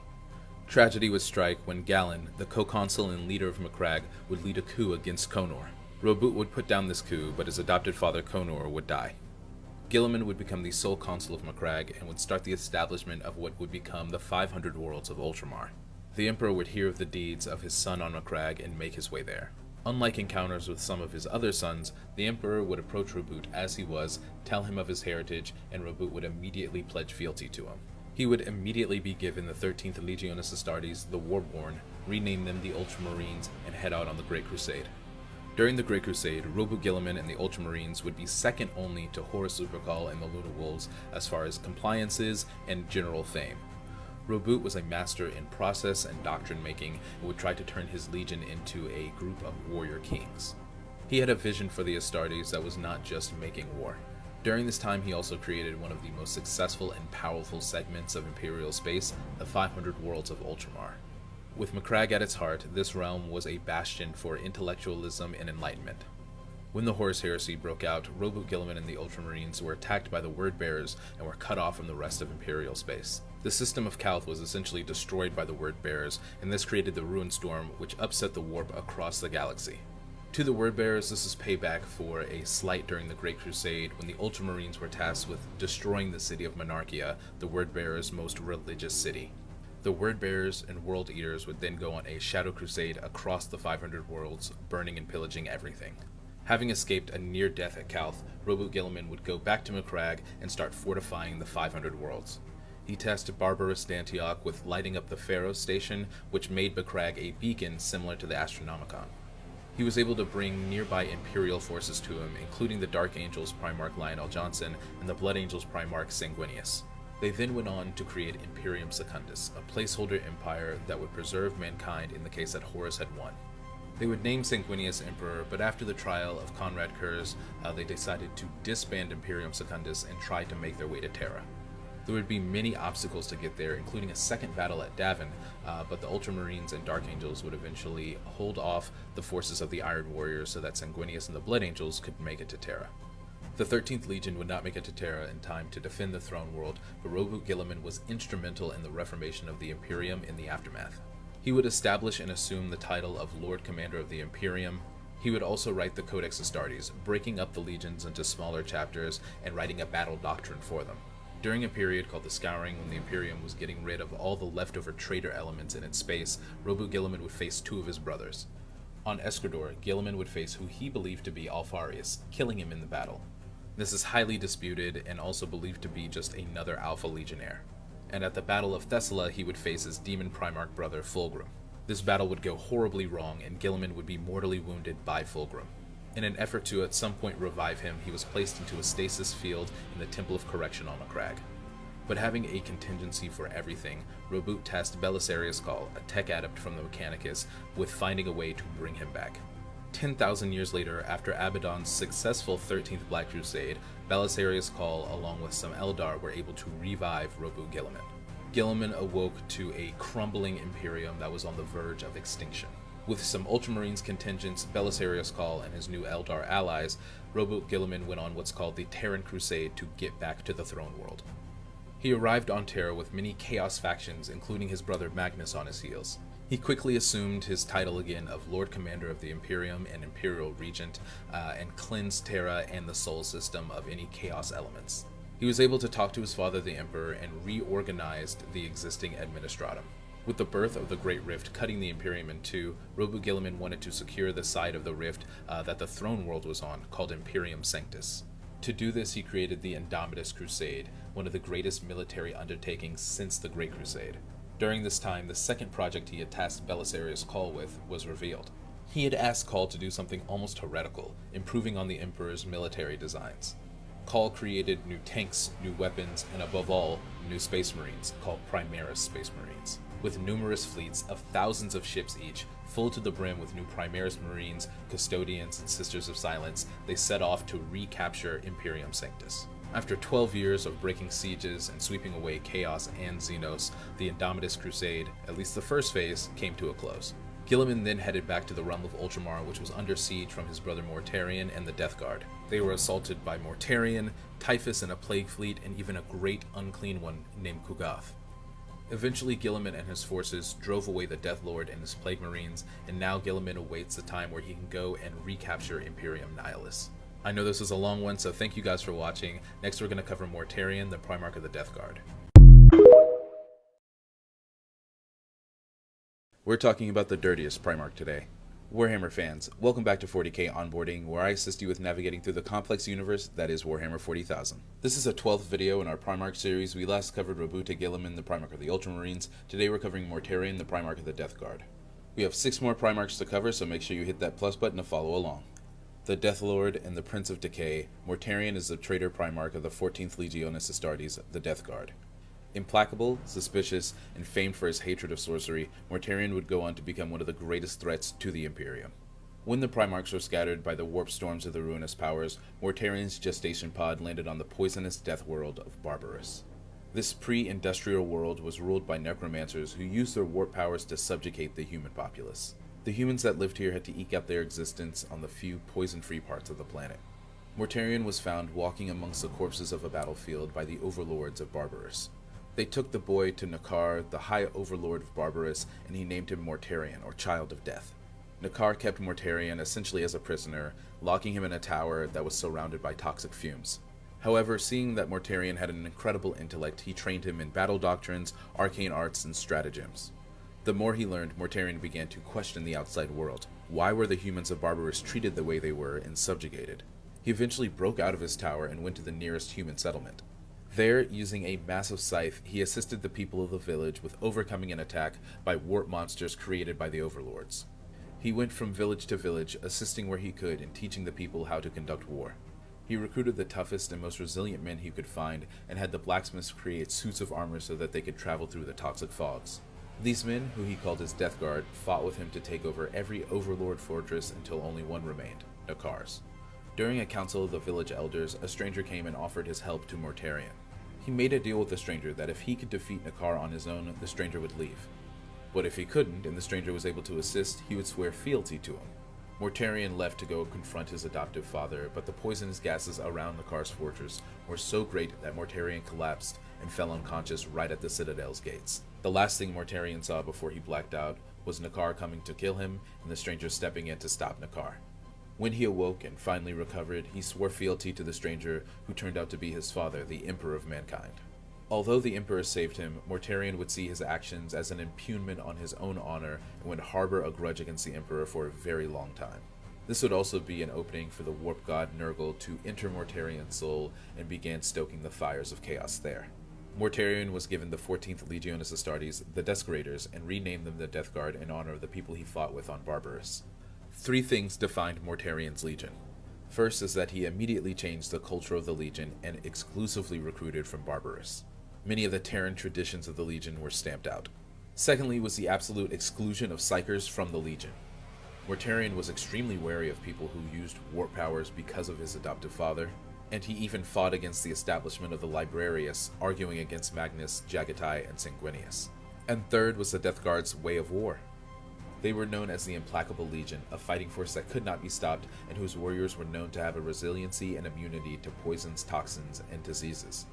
During the Great Crusade, the Death Guard would win many compliances, often fighting in some of the worst conditions. Mortarion was also responsible in part for the disbanding of the Librarius and the Edicts of Nicaea.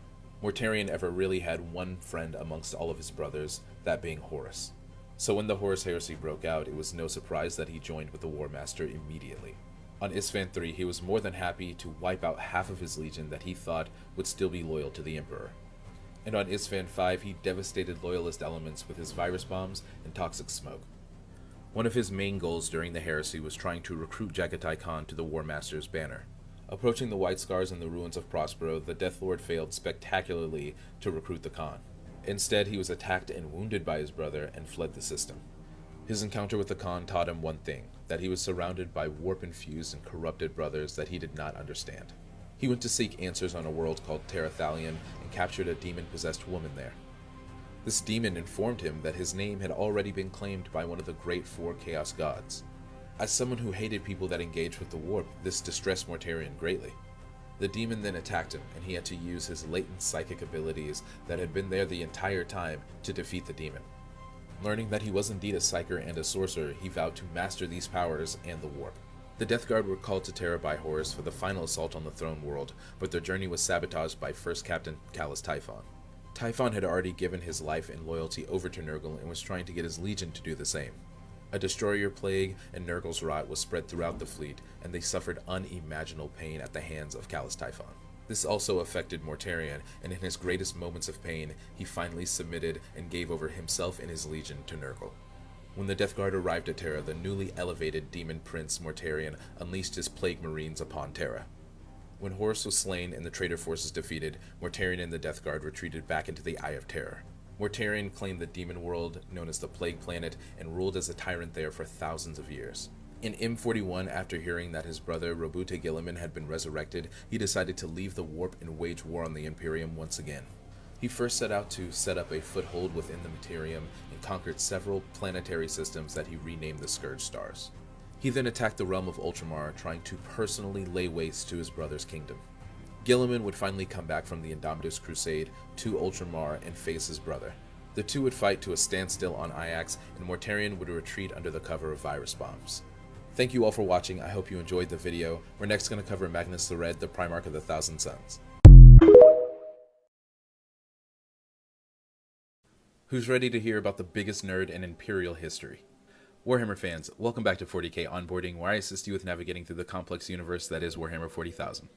This is the 13th video in our Primarch series. We last covered Mortarion, the Primarch of the Death Guard. Today we're covering Magnus the Red, the Primarch of the Thousand Suns. We have 5 more Primarchs to cover. Make sure you hit the plus button to follow along. Magnus the Red, also known as the Magos or the Crimson King, is a traitor Primarch of the 15th Legiones Astartes, the Thousand Suns. Magnus is a psyker and sorcerer of prodigious skill, second only to maybe the Emperor and Malcador the Sigillite. He's arrogant and overconfident in his skills, but he is one of the greatest cultivators and gatherers of knowledge in the galaxy.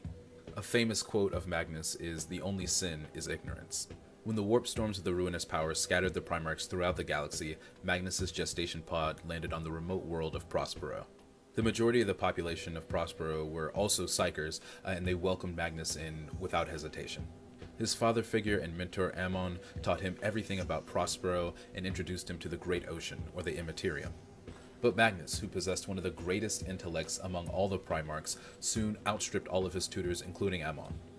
He became the leader of Prospero and turned it into a paradise of knowledge and psychic learning.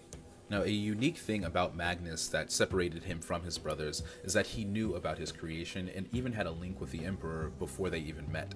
So when the fleets of the Great Crusade finally made it to Prospero, Magnus and the Emperor met and embraced like old friends. The Emperor would give Magnus the 15th Legiones Astartes, who would all have a degree of psychic power due to having Magnus's gene seed. But the gene seed had a flaw where it would turn the Astartes into gibbering warp spawn on a whim. It's said that the Legion was named the Thousand Suns because this rampant mutation had decimated the Legion until there were only 1,000 left. Magnus, who had made many journeys into the warp, made a deal with a being of the Immaterium to cleanse his legion of this taint. Unknowing to him, he had made a deal with Tzeentch, the Changer of Ways, one of the 4 Chaos Gods, and this would come back to haunt him. Now, after 100 years of the Great Crusade going on, the 15th Legion, after being built up by Magnus, was finally able to go and join the Great Crusade.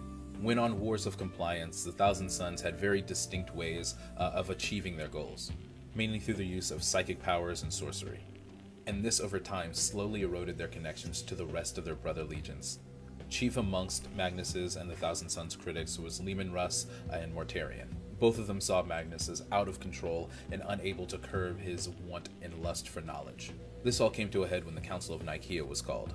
Both pro and anti-psyker sides came before the Emperor and pleaded their cases. Magnus's incredibly prideful and reckless speech made the Emperor decide in favor of banning all psychers from the Legiones Astartes. This did nothing to stop the Thousand Suns from researching sorcery and continuing to practice their psychic arts. During the time after Nicaea, Magnus would learn that Horus was about to fall to chaos. He would send his own consciousness to try and stop Erebus from corrupting Horus, and when that failed, he then gathered his sorcerers around him and did an astral projection spell in order to try and get to Terra to warn his father of what was coming. And this is what is known as the Great Folly of Magnus. Using his own psychic might and power borrowed unknowingly from Tzeentch, he broke into the Golden Throne Room with his spirit body, ruining the Emperor's great work.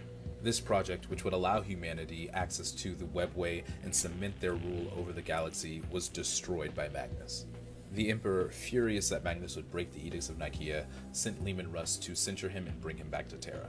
This message would be corrupted by Horus, and Leman would think he would have to kill Magnus and exterminate the Thousand Sons. This would bring about the fall of Prospero, where Leman Russ and detachments of the Silent Sisters and Custodians would assault Prospero and burn it to the ground.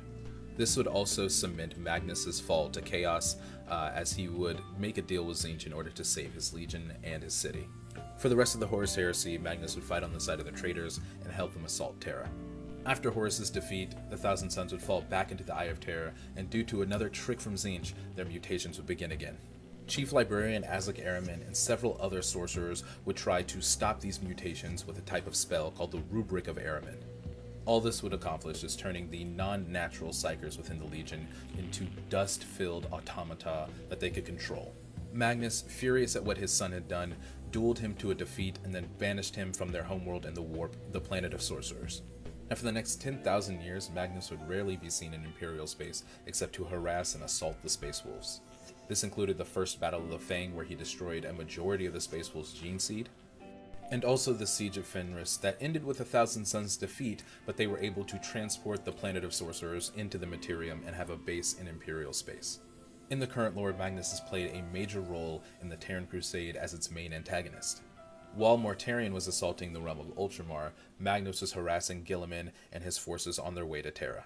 Trailing Guilliman everywhere on his journey, he would attack the Terran Crusade with a gigantic Thousand Sons fleet and hurl them back into the Maelstrom.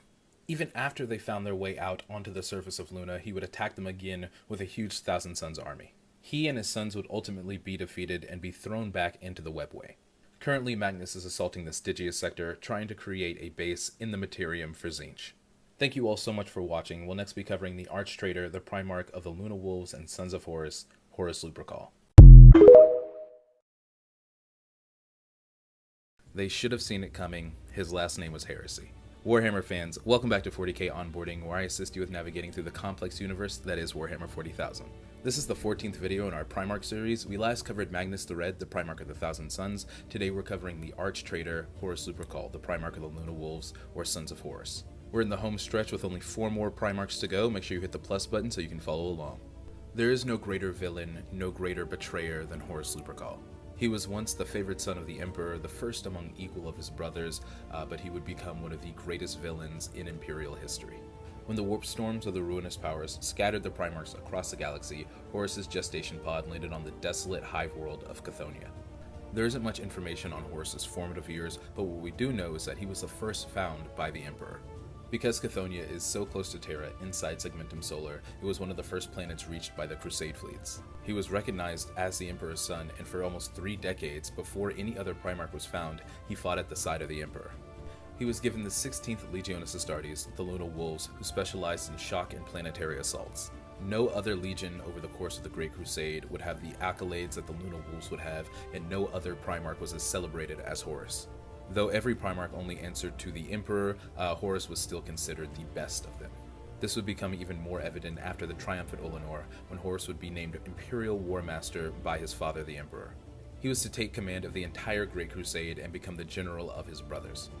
This, along with his underlying ambition and pride, made him a prime target for corruption.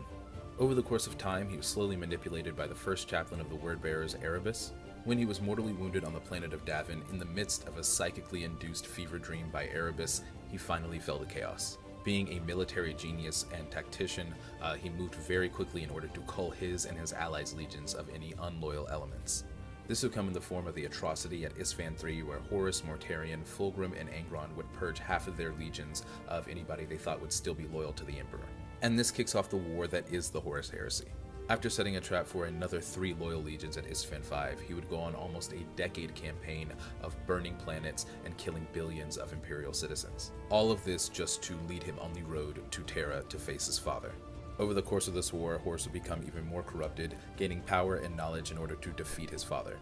At the Siege of Terra, with loyalist forces hours away, Horus dropped the shields of a ship, allowing his father and his forces to teleport on board.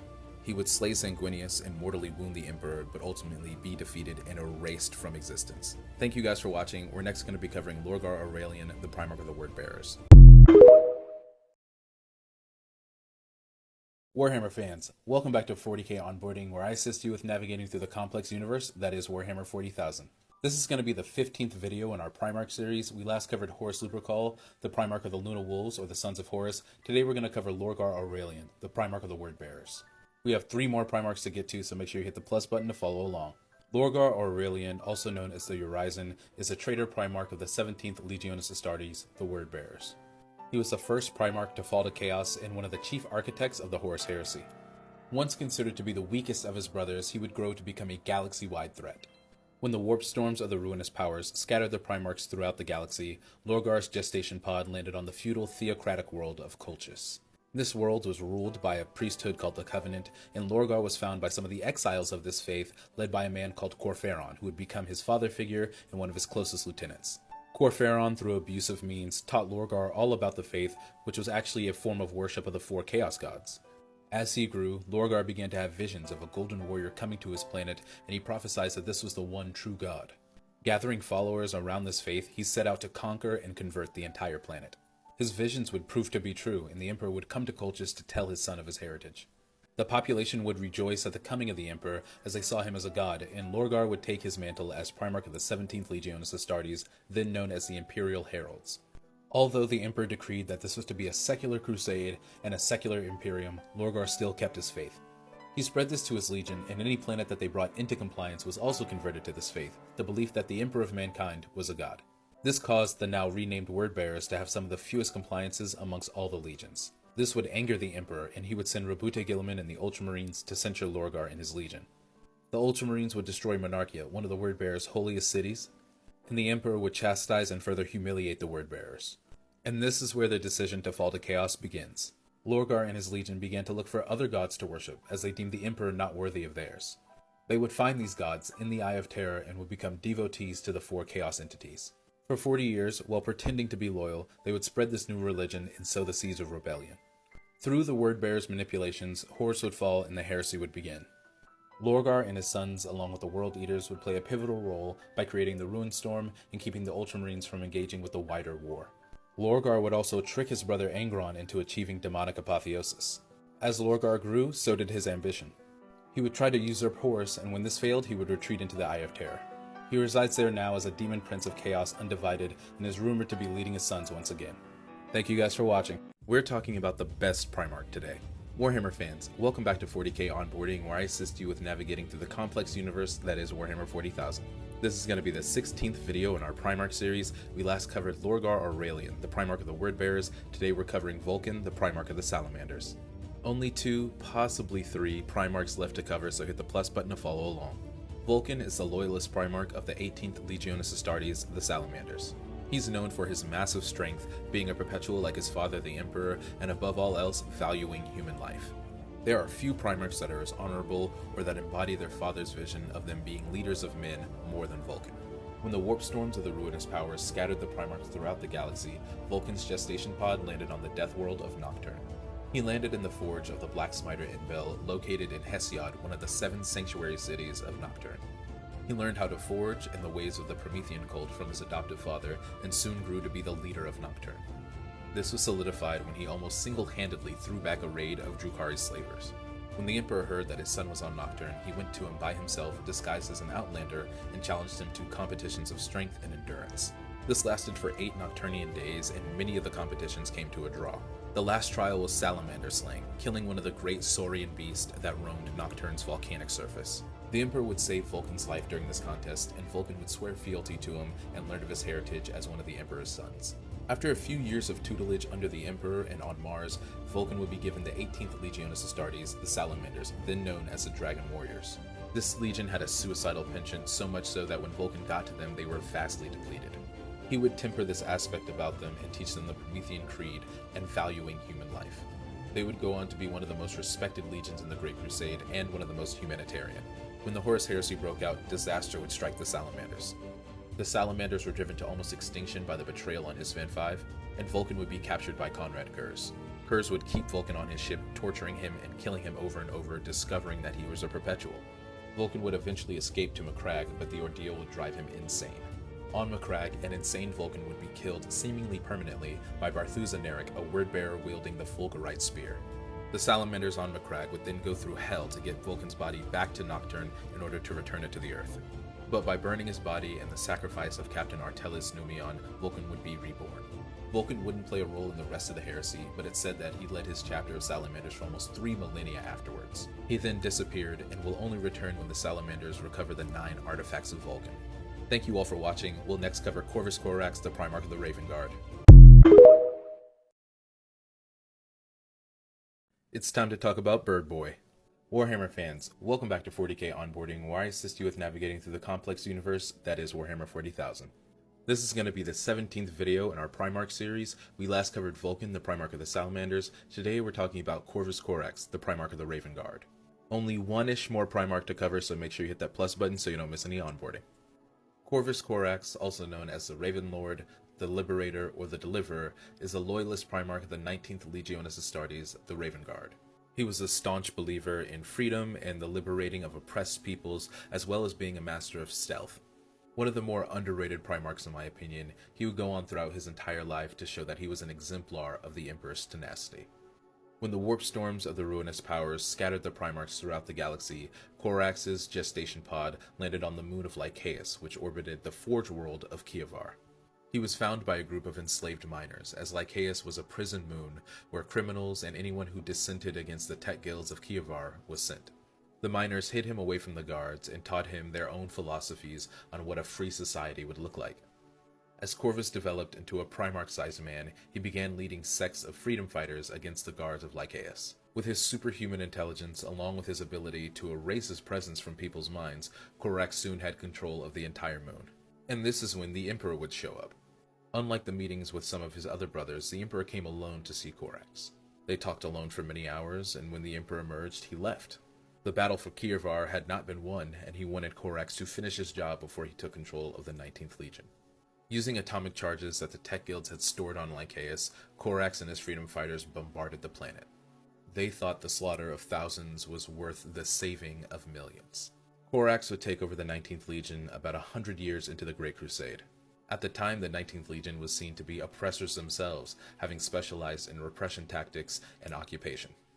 Corax quickly turned this around, and through the rest of the Great Crusade, the Raven Guard were known to be masters of stealth and covert operations.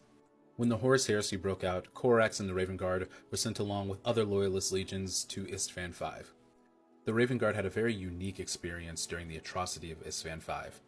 They, like the Salamanders and the Iron Hands, were betrayed by their brothers, and they were attacked by the Word-Bearers. Corax would fly into a rage and start slaughtering Word-Bearers, even going so far as to wound Lorgar. He was stopped before he could finish him off by Conrad Kurz, and he fled with his legion into the mountains of Istvan V. For weeks they would conduct guerrilla warfare against the World Eaters that were tracking them. They would finally have some luck when a contingent of Raven Guard coming from Lycaeus on the whim of a prophetic dream came and rescued them from the clutches of the World Eaters. With the Raven Guard depleted over 90%, Corax was desperate to regain his legion. He traveled to Terra to talk to his father and was given the information in order to find untainted Primarch genes that he could rebuild his legion from. But their luck would fail yet again as a cell of Alpha Legionnaires who were disguised as Raven Guard would ruin and steal the project's genetic materials. Although Corvus and the rest of the Raven Guard wouldn't make it to Terra in time for the siege, they would go on to conduct sabotage operations and raids on planets loyal to the War Master. After the heresy, Corax would side with Guilliman in the idea of splitting up the legions into 1,000-member chapters. He begrudgingly broke up his legion, having just started to rebuild it. Following the executions of some of the newer members of the Legion, whose gene seed had been corrupted by the Alpha Legion, Corax locked himself at the top of the Raven Spire for over a year. When he finally came out, he took a ship and headed straight for the Eye of Terror, and has not been seen in Imperial space since. It is rumored, however, that Corax is deep in the warp, hunting his brother Lorgar, making sure he knows no peace. Thank you guys for watching. We'll next be covering Alfarius and Omegon, the twin Primarchs of the Alpha Legion. Is he a loyalist, or is he a traitor? Warhammer fans, welcome back to 40k Onboarding, where I assist you with navigating through the complex universe that is Warhammer 40,000. This is our last video in our Primarch series. We last covered Corvus Corax, the Primarch of the Raven Guard. Today we're covering Alfarius Omegon, the Primarch/Primarchs of the Alpha Legion. Before we get started, I know there's a lot of theories around these particular Primarchs. I'll do my best to follow a somewhat canon line, but there's a lot of room for interpretation. As always, make sure you hit the plus button so you don't miss any onboarding. Alfarius and Omegon are the twin traitor primarchs of the 20th Legionis Astartes, the Alpha Legion. Known collectively as the Hydra or the Last Primarch, they were experts in subterfuge, espionage, and all types of shadow warfare. They were the most secretive primarchs with the most secretive legion, so much so that only the Emperor and the legion themselves knew that there were two primarchs. Often these two primarchs would switch places, or because of their stature they would switch places with a legionary, or they would get one of their legionaries, who most of which looked exactly like their gene fathers, to play the main role of Alfarius. This is where the phrase, "I am Alfarius" comes from. When the warp storms of the ruinous powers scattered the primarchs throughout the galaxy, we don't really know where Alfarius and Omegon ended up. Their origins are some of the most contested parts of their lore. It is widely accepted, however, that Horus was the one to find the last primarch. Some say that a random fleet of human warships led by Alfarius attacked the Luna Wolves. They harassed them with ambushes until Alfarius was able to sneak aboard the Vengeful Spirit and attack the bridge directly. Some accounts say that he landed on a dead world of a former alien civilization. Some say that he was captured by the Sloth and underwent enormous trauma there that the Emperor himself had to heal. Whatever the true story may be, we know that Alfarius was most likely the last Primarch found. We know that he spent some time with the Emperor before being given the 20th Legion. And we also know that Horus was the only brother he was ever really close to or even got to know. Now, during the Great Crusade, Alfarius and Omegon did their best to try and prove themselves and their legion's worth. They were technically the youngest legion and had to make up all the time they had without their Primarch. They taught their legion quickly about secrecy and assassinations and stealth tactics. They learned about infiltration and espionage. Planets that they brought into compliance didn't even know they were fighting the Alpha Legion until it was too late. Because of the underhanded way in which they conducted war, Alfarius and Omegon were kind of pariahs with their brothers, especially with Robute Guilliman and Leman Russ. At this point, you may know that the Alpha Legion sided with Horus during the Horus Heresy. But something happened to the twin primarchs in the Alpha Legion before the Horus Heresy broke out that may have influenced their choice. A couple of years before the heresy even began, the Alpha Legion was tasked with bringing the planet of Nurth into compliance. There, the twin primarchs were contacted by an alien council known as the Cabal. This Xenos organization that was led by an Eldar but consisted of many different intelligent species tried to recruit the Alpha Legion to their cause. Their sole goal was to rid the galaxy of the ruinous powers of chaos. They gave the twin primarchs two different futures to look at. The first one showed that if the Alpha Legion joined the Loyalist cause during the upcoming Civil War, that the Loyalists would win. But the Emperor would be interred upon the Golden Throne, and the Imperium would persist for 10,000 years, bogged down in violence and stagnation. The second one showed that if the Alpha Legion joined the traitors and Horus's cause, that the traitors would win. But after defeating his father and feeling remorse for that, Horus would snap out of his chaos corruption and lead a civil war against the remaining chaos forces that would eliminate all of humanity. But without humanity, chaos would starve and eventually go away. So the Cabal wanted to recruit the Alpha Legion to fight on Horus's side, which they did in fact do, and quite well, I might add. During the heresy, the Alpha Legion truly showed how powerful they were. From holding up the White Scars at Chondax to fighting the Space Wolves in the Alaxis Nebula, they were even the first legion really to attack the Sol system. Activating sleeper cells placed throughout the entire solar system to create a diversion, the Alpha Legion attacked the surveillance station of Pluto. Here they fought the Imperial Fist and Rogel Dorn, and supposedly Dorn killed his brother Alfarius here. Omegon would then take up the mantle of Alfarius and lead the Alpha Legion even after the heresy. During the Scouring, the Alpha Legion would come into conflict with the Ultramarines, and during a fight with Guilliman, the new Alfarius would supposedly be killed. This is also disputed by many sources, including some Ultramarines. After the traitors' defeat, the Alpha Legion did not retreat into the Eye of Terror with everyone else. Instead, they broke up into separate war bands and cells to cause havoc across the Imperium for the next 10,000 years. But the questions that remain are, where are the Primarchs? Are they still alive? And were they loyal, or were they traitors? That's going to be up to you to decide, and hopefully we'll get some more clarifying lore in the future. Thank you guys for watching this series. It has been an honor to make. The next big series will be going over the legions, doing an overview of them, going over their structure, their history, and much more. Thank you all again, and I'll see you in the next one. Warhammer fans, this is every Primarch's power or specialty in one sentence or less. Let's get it. Hunter. That's both his power and specialty. Swordsmanship. But also administration. A lot of people forget that Fulgrim was the top executive of Chemos and brought his planet's economy back. Plus, the 3rd Legion's obsession with executing the perfect campaign could not be done without perfect logistics. Siege warfare. Speed. Hunting, but different from the Lions. Also, a willingness to obey any order. Defense.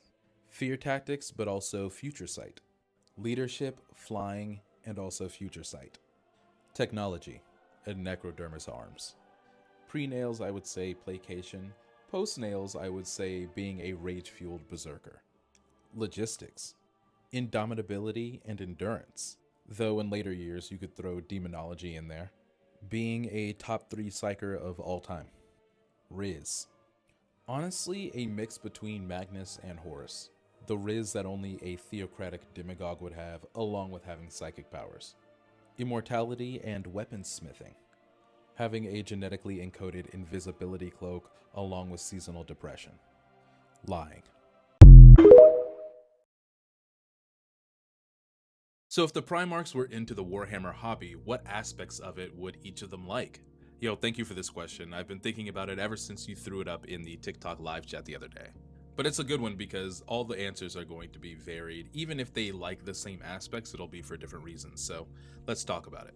We're going to go in Legion order, and just today we'll do Loyalist Primarchs, and another video we'll do Traitors. The Lion is real secretive and dour, so at first I thought he would enjoy the book part of the hobby, the lore, but he also has a superiority complex and he would want to prove that he's better than everybody else at the game, so he would get really into that. I know a lot of people might say that the Khan wouldn't like the wargaming aspect because it's a little slow, but the Khan actually does enjoy playing games. He played lots of rounds of Go with Ilya Rebellion. But even so, I think the Khan would like the painting aspect more than anything. Much like the Blood Angels, he encouraged his sons to find some type of artistic or creative outlet for themselves. And I think this one would be a great one for him. Leman Russ would have 500 hours in Space Marine 2. The video game aspect is going to be right up his alley. Rogaldorn would love the wargaming aspect of the hobby, and he would exclusively play against Perturabo using 2,000 point plus armies.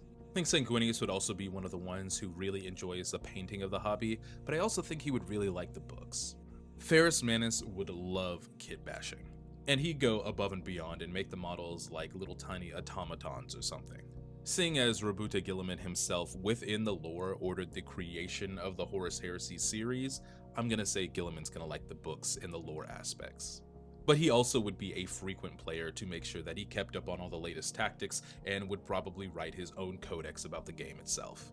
Much like Ferrus Manus, I think Vulcan would enjoy building the models, but unlike Ferrus Manus, he would actually paint them, whereas Ferrus would have a bunch of armies that are all gray. Korax would be an avid wargamer, and he would use a bunch of unconventional tactics on the tabletop, which would piss a bunch of his brothers off. He'd beat Gilliman a couple of times, but once Gilliman figured out his strategy, he would never win again. Thank you again for this question, and make sure you all look out for the Traitor version of this video. And thank you guys always for watching. I'll see you in the next one. If the Traitor Primarchs were into the Warhammer hobby, which aspects of it would each of them enjoy? Now, we've already gone over the Loyalist Primarchs and what they would enjoy, and I'll link that video below. But the corrupted sons of the Emperor are just as talented as their uncorrupted brothers, so let's talk about it. Fulgrim would adore painting the minis, and each one of them he would try to paint to display level. But he'd be continually pissed off with Sanguinius because Sanguinius would be good at painting without even trying. Outside of his 2,000 plus point games against Dorn, Perturabo would really like kit bashing. He'd be one of those kit bashers that like wires lights into each one of his minis and does really cool effects with them. And canonically, he would specialize in the Titanicus game and have actual automatons for his units. Conrad would kit bash really disturbing and horrific dioramas that he would have to sit down for an hour each week with Malkador to discuss. He would also just be casually very good at Kill Team because he could see his opponent's next moves.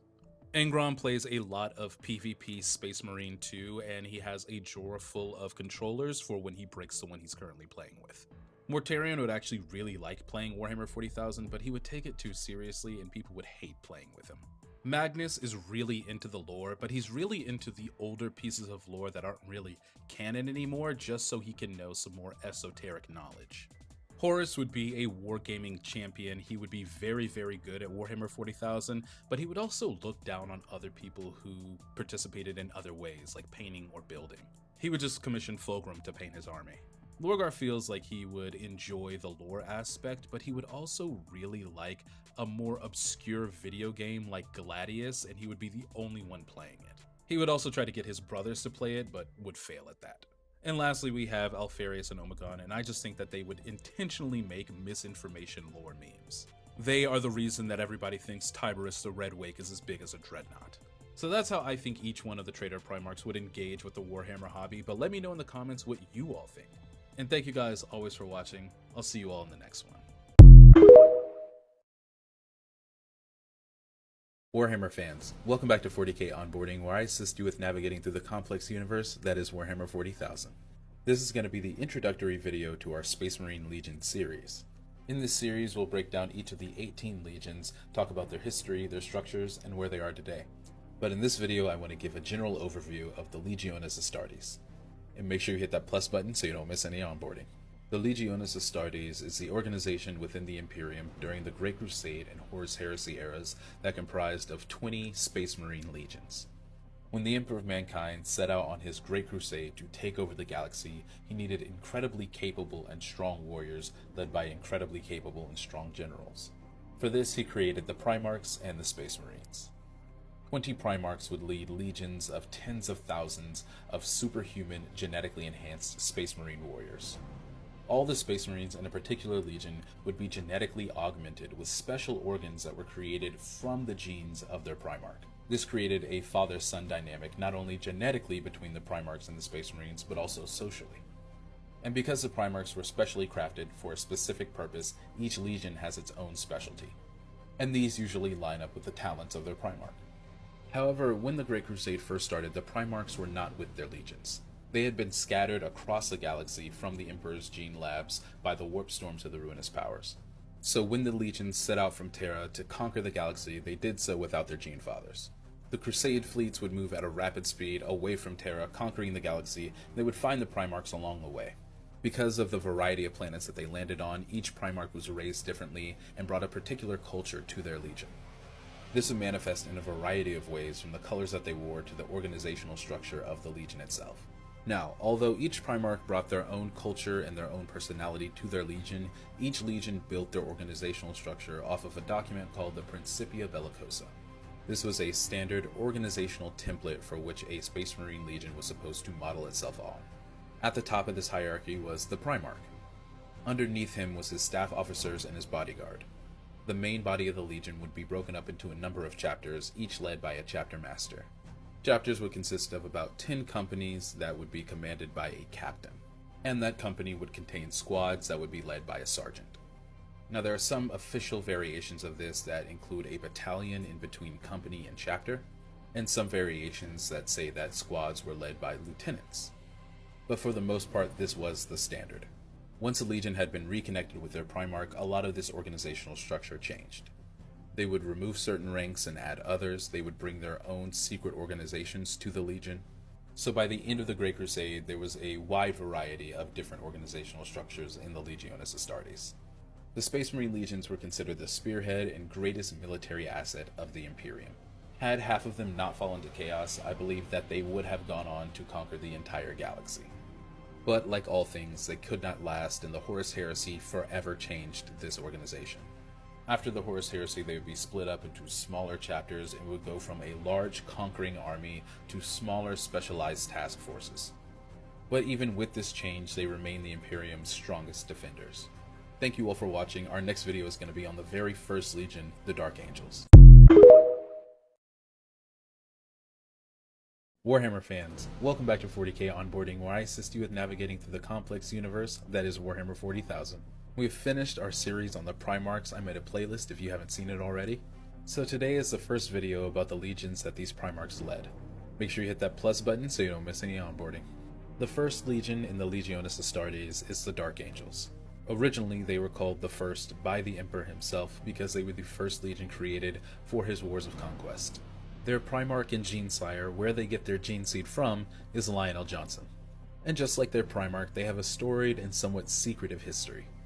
Like I mentioned before, the Dark Angels are the very first Space Marine Legion that the Emperor ever created in order to forge his vision of a unified galactic Imperium. And although they are a loyal legion, their story does begin with some betrayal. The Space Marines of the Legionis Astartes were meant to replace their previous counterparts, the Thunder Warriors. They were a refined, mass-producible masterpiece, whereas the Thunder Warriors were just a prototype. So at the end of the Unification Wars, once Terra was under one banner, the Emperor had to cull his Thunder Warriors. To take on such a force, he utilized his Custodian Guard, as well as his First Legion of Space Marines. At the top of Mount Ararat, the Dark Angels helped solidify the base of the Imperium. Now, as the other legions were being built, the First Legion was put into a myriad of different battle zones. They were really the beta test legion and were on the frontier of this new type of war. Because of this, they had to become proficient in every single aspect of war, as well as many types of weaponry. This masters of all trades mentality followed them throughout the Great Crusade, and the rest of the legions saw them as the all-around specialists that they were. They were also permitted to use weapons that the other legions could not, including some Xenos weaponry. When they were finally reconnected with their Primarch Lionel Johnson, they kept this aspect about their legion, but became a little bit more secretive and adopted a more knightly aesthetic. Their legion homeworld also changed. Originally being Gramarye, it changed to Caliban after the finding of the Lion.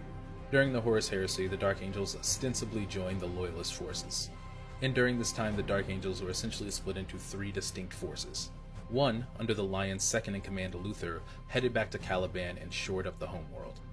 A second, under the Lion's Seneschal Corswain, would fight the traitors wherever they could. And a third force with the Lion went to the Ultramar system to create and protect Imperium Secundus. They wouldn't play a wider role in the Siege of Terra, but after the Horus Heresy, the Dark Angels made it their responsibility to burn the worlds of traitor Primarchs.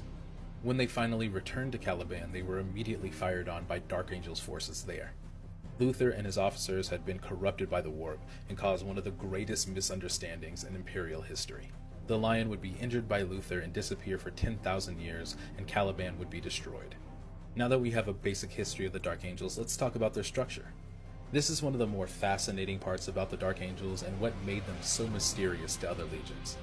Now, because the Dark Angels were a beta test legion, one of their responsibilities was figuring out the best structure for a Space Marine legion. This methodology was recorded and disseminated throughout the other legions as the Principia Bellicosa. Besides the hierarchy of Primarch, Chapter, Company, and Squad, they had three other organizations and organizational structures that they adhered to.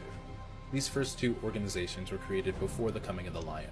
One was called the Host, and one was called the Orders of Battle, or the Hecatonistica. The Great Host was the larger of the two secret organizations, and each body had hundreds of warriors as members. And each host was dedicated to the perfection of a particular art of war, whether that be siegecraft, void breaching, etc. And although they were a secret organization, the hosts met freely and openly amongst the Legion. It was really just the knowledge about their particular warfare that was secret. Now, every squad, company, and chapter would have warriors from different hosts in them to create a more fluid and flexible fighting force. Now, the other organization, the Orders of Battle, or the Hecatonistica, was a little bit more secret and a little bit more specialized. These orders would have maybe a dozen warriors in them, and their specializations were very specific. They could even specialize in killing a particular enemy. When the Lion was found and took over the Dark Angels, he added another organization and another layer of obfuscation to the structure of the Dark Angels. Pulling from the knightly orders that were on Caliban before the coming of the Emperor, the Lion created the Hexagrammaton. This organization consisted of 6 wings that performed a different function within the Legion. The Death Wing, often made out of the veteran officers from the Dark Angels, served as bodyguards for the Legion officers as well as the Primarch. The Raven Wing used anti-grav and all-terrain bikes in order to perform fast search and destroy missions. The Dread Wing were the bearers of the Legion's incredibly lethal arsenal as well as its armored units. The Fire Wing, one of the smaller wings, was made up of stalkers and assassins. The Iron Wing operated the heavy shock assault vehicles as well as being home to the Legion's dreadnoughts. And the Storm Wing housed most of the line infantry as well as the boarding and breaching squads. To an outsider, all of these different organizations within one legion would make it nearly impossible to tell who's in charge. But to the Dark Angels, this was all pretty simple. They followed the Principia Bellicosa, meaning that chapter masters and captains would keep mainly their authority. But when a wing, order, or host was needed for a specific type of warfare, they would defer to the ranking officer within that organization. And this is what made the Dark Angels such a formidable fighting force. So what are the Dark Angels up to currently? Well, they do have a first founding chapter like all of the Loyalist legions do, and they have quite a few successor chapters, second only to the Ultramarines. But for the past 10,000 years, the Dark Angels and their successors have been obsessed with trying to find their fallen brethren, the ones who betrayed them on Caliban. But with the Lion's return and the revelation that some of the fallen warriors were actually loyal to the Imperium, there is a new chapter on the horizon for the Dark Angels. Thank you guys so much for watching. We'll next be covering the Third Legion, the Emperor's Children. How could a legion that is so close to the Emperor's light fall so far? Warhammer fans, welcome back to 40k Onboarding, where I assist you with navigating through the complex universe that is Warhammer 40,000. This is the second video in our Legion series. We last covered the First Legion, the Dark Angels. Today we're covering the Third Legion, the Emperor's Children. Make sure you hit that plus button so you don't miss any legions. The Third Legion of the Legiones Astartes is the Emperor's Children. Their Primarch is Fulgrim, and their homeworld is the industrial world of Chemos. And although in the latter half of the Great Crusade they recruited heavily from Chemos, their origins have a close tie to the Custodians. The Third Legion, like a lot of the early Space Marine legions, were created during the late days of the Unification Wars. And like the Custodian Guard, a lot of the early recruits were drawn from the noble houses of Terra. They made a name for themselves early on as meticulous architects of battle plans and a superb ability to execute those plans. Their biggest claim to fame, however, came during the Proxman Compliance. A contingent of 3rd Legion Space Marines and Custodian Guard died to a man defending the Emperor from an ambush on this planet. Because of this incredible sacrifice, the Emperor granted the 3rd Legion the ability to wear his Palatine Aquila, his own personal sigil, on their armor. Before the Horus Heresy, they were the only legion to be able to do this. They also unofficially took the role as the Emperor's standard bearers. Although they wouldn't be given the name the Emperor's Children by Fulgrim until much later, they were still informally referred to as such at this time. These golden years would be short-lived, unfortunately, and their gene seed stocks would suffer two different tragedies at the same time. A portion of their gene seed was being sent to Luna for safekeeping, but the transport crashed under mysterious circumstances. Not too long after, a virus broke out in the gene seed vaults on Terra, disproportionately affecting the 3rd Legion stock. And without their Primarch there to use his genetic material to rebuild this stock, their numbers began to dwindle. Over time, it seemed like the 3rd Legion was going to become extinct as only 200 warriors were left. And that is when the Emperor found Fulgrim. Fulgrim had become the chief executive on the planet of Chemos and had turned its failing industry into a thriving business. So when he met his legion of only 200 legionaries, he had experience turning around a dire situation. Fulgrim instilled in them the axioms of perfection, and any task that a legionary was assigned, he practiced until he could do it without flaw. Now initially, because of how small the Emperor's children were, they could not go out and do campaigns on their own. The Emperor placed Fulgrim and his legion under the care of Horus and the Luna Wolves as their mentors. Fulgrim and the Emperor's children would form close bonds with Horus and the 16th Legion, and this would come back to haunt the Emperor in later days. After decades and decades of rebuilding and shoring up their numbers, the 3rd Legion was finally able to strike out on its own. But just as they were racking up compliances, Fulgrim and his legion would come to a planet that would spell their doom. On the planet of Laren, they would fight against a Xenos race that had fallen to Slaanesh.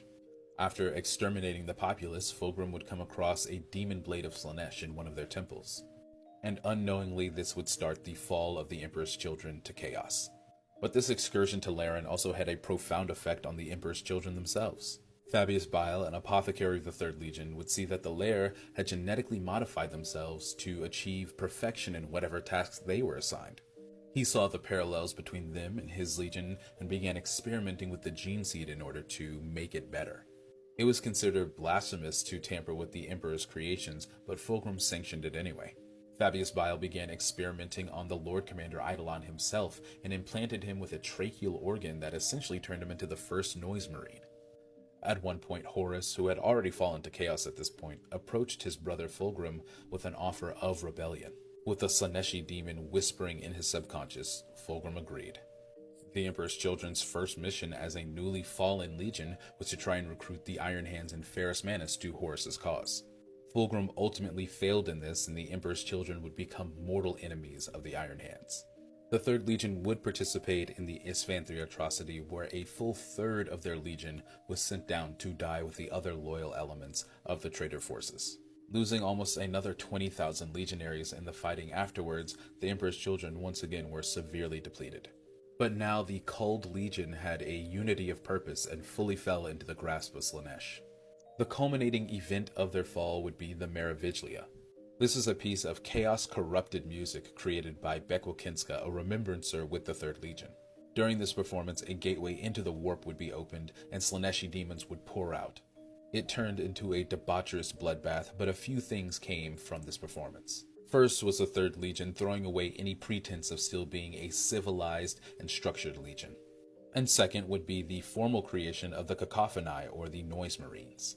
With their new powers and their new patron, they would wreak havoc on the Dropside Massacre on Isstvan V. During the rest of the heresy, they would fall into even more perverse forms of warfare, culminating at the Siege of Terra, where they were set loose on the populace of Earth. After Horus's defeat, Fulgrim and the Emperor's children would retreat into the Eye of Terror and take up residence on a Slaaneshi demon planet, biding their time. Now that we know a little bit about the 3rd Legion, let's talk about their structure. The Emperor's children strove for martial perfection in all things, meaning they really didn't have any type of specialty. Perfection to them meaning to excel in whatever theater of war that they were in. They would craft meticulous and very detailed battle plans and execute them perfectly, though this did make them somewhat inflexible when it came to unforeseen circumstances. This obsession with perfection affected their legion in 2 very distinct ways. One is that the Emperor's children did not have a real formal librarius. They took the fact that psychers were mutants of the human genome very seriously, and did their best to distance themselves from that type of genetic imperfection. Secondly, this obsession manifested itself in a very strict and rigid hierarchy. Fulgrim was of course at the top as the Legion's commander. Beneath him would be the 10 Lord Commanders. They led the first 10 millennials, or the first 10 chapters of the Legion. They were considered warrior princes and often led very large armies on their own, even consisting of Marines from other legions. Below them was a very complicated mass of other officers. Commanders, lieutenant commanders, and masters led the battalion-level elements. Sub-commanders, tribunes palatine, and ordinary captains led the company-level elements. Centurions and heralds were equal to lieutenants, and then the prefectors and sergeants led the squads. Scattered throughout the Legion were several specialist organizations. The Sun Killers were the Legion's heavy weapon specialists. The Wings of the Phoenician were a specialist jump pack assault squad. The Brotherhood of the Palatine Blades was a unique organization made up of the Legion's best swordsmen. The Phoenix Guard, some 200 Marines strong, were the Primarch's honor guard. And of course, during the heresy, the Cacophony were the specialized sonic weapons squad. So what are the Emperor's children doing today? After retreating into the Eye of Terror, they would take part in what would be known as the Slave Wars. Here, the traitor forces would tear themselves to pieces without the leadership of Horus. Trying to rectify this, Fabius Bile stole the corpse of Horus and tried to clone him in order to create a unifying leader. This absolutely enraged the Black Legion, and Abaddon attacked Harmony, the throne world of the Emperor's children. After throwing an entire ship at their planet and killing the Horus clone, Abaddon dispersed the Emperor's children. They broke apart into less effective, smaller war bands that have harassed the Imperium ever since. But now, with reports that Fulgrim has been seen in Imperial space again, the Emperor's children's star might be ascendant once again. Thank you guys so much for watching. We're next going to cover the 4th Legion, the Iron Warriors.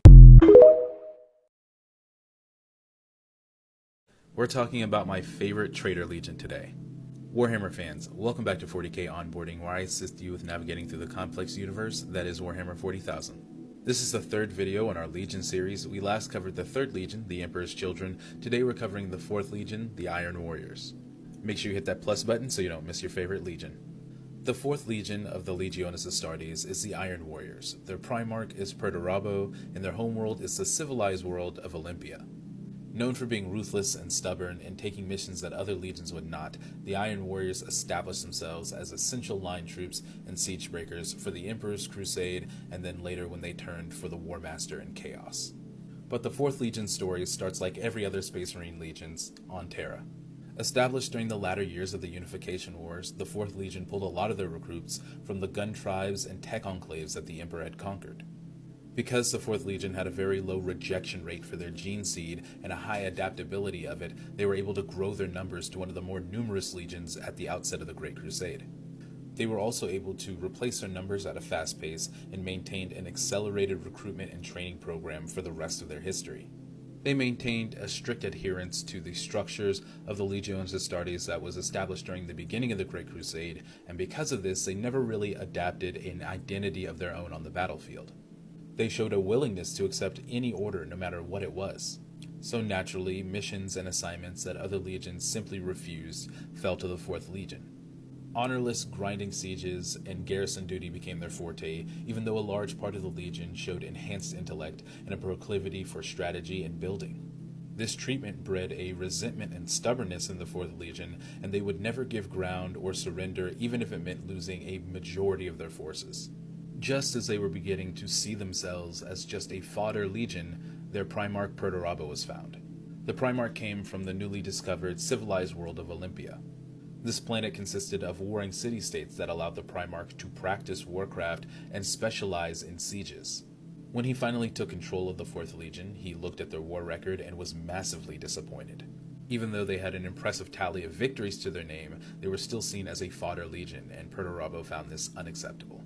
He ordered decimation. 1 out of every 10 legionaries would be killed by their own brothers as penance for not maintaining a stellar and perfect record. This established Perturabo as an unyielding master who was not prone to forgiveness for mistakes. It also immediately set him against the Council of Terra and Rabute Gilliman, as they saw what he was doing as barbaric and a waste of life. With renewed purpose and their Primarch leading them once again, the Iron Warriors set back out on the Great Crusade. They had several notable campaigns, including the suppression of the Hurud, and most famously the compliance of the Meritara cluster. Here, on the edge of Olympian space, they fought against the Black Judges, cyborgs that had been kept alive for millennia by Dark Age technology. But despite their stellar record and obvious loyalty, they were still resigned to line duty and garrisoning conquered worlds. Out of all the legions, the 4th Legion ended up being the one that was spread throughout the galaxy the most. Increasingly, they would work by themselves, and Perturabo became more estranged from his brothers. The only other Imperial elements that they communicated and worked with were the Mechanicum, because of Perturabo's good relationship with them, and their Imperial Army units, who they also had a contentious relationship with because they tended to use them as cannon fodder. They found themselves once again doing thankless tasks and resigned to doing the dirty work that the other legions didn't want to. On top of that, right before the heresy broke out, Perturabo got news that Olympia had rebelled against the Emperor. Although resentment for the Emperor and his Imperium was present in the 4th Legion at this time, they could not abide by their homeworld becoming rebellious and embarrassing them. They viciously put down the rebellion and enslaved the populace of Olympia and the surrounding cluster. It was then that Perturabo and the 4th Legion got word that Horus had rebelled and were being sent to Isstvan V in order to put down his rebellion. But Horus had a better offer, and he played on the resentments and hatred of the 4th Legion to turn them and betray their brothers on Isstvan V. And so the Iron Warriors were unleashed on the galaxy with the blessing of the War Master. They were the most consistent legion for the War Master throughout the heresy, and was the backbone of his siege plans for Terra. With enthusiasm, they hunted down their rivals, the Imperial Fists. Both at Fall and Hydra Cordatus, they broke Imperial Fist armies and sent the remnants back to Terra.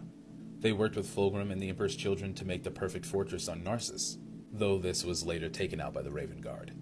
While looking for an artifact on the verdant world of Talarn, they turned it into a desert with virus bombs and then instigated one of the biggest tank armored battles in Imperial history. When the Siege of Terra came, Perturabo and the Iron Warriors were in charge of the siege forces.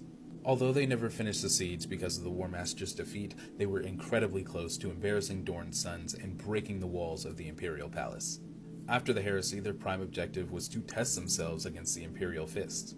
On the planet of Sebastus IV, they created the Eternal Fortress, which was just a trap for the Imperial Fist, where they slaughtered a large portion of the Legion.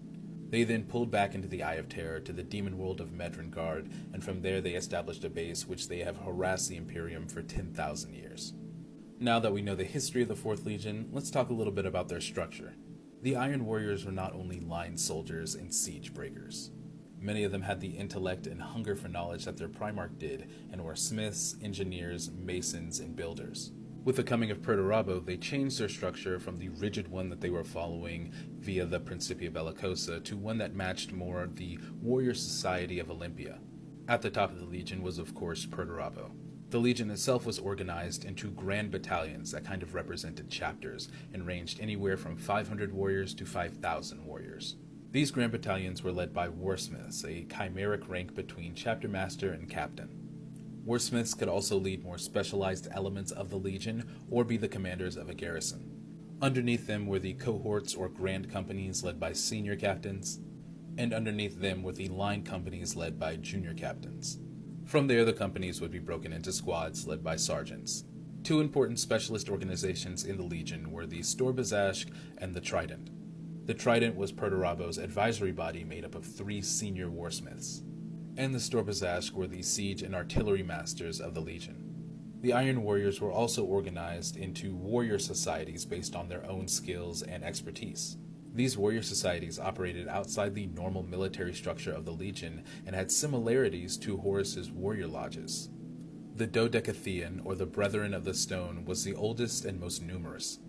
It focused on fortress building and strategy and had some of the Legion's foremost masons and engineers amongst its members. The Apollocron, or the Brethren of Steel, specialized in the creating and maintenance of battle automata. The Keladakos, or the Brethren of Cold, were masters at building void warships. And the Lasatra, or the Brethren of Thunder, were the weaponsmiths and ordnance masters of the Legion.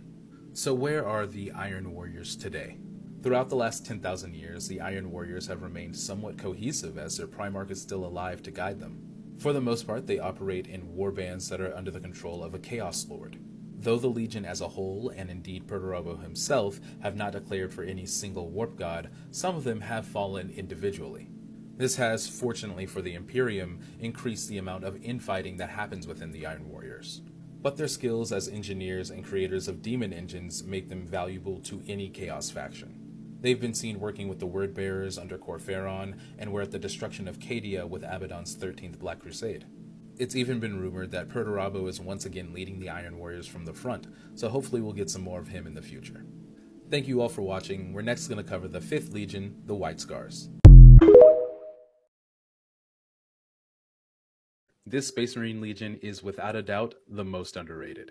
Warhammer fans, welcome back to 40k Onboarding, where I assist you with navigating through the complex universe that is Warhammer 40,000. This is the 4th video in our Legion series. We last covered the 4th Legion, the Iron Warriors. Today we're covering the 5th Legion, the White Scars. And make sure you hit that plus button so you don't miss your favorite Legion.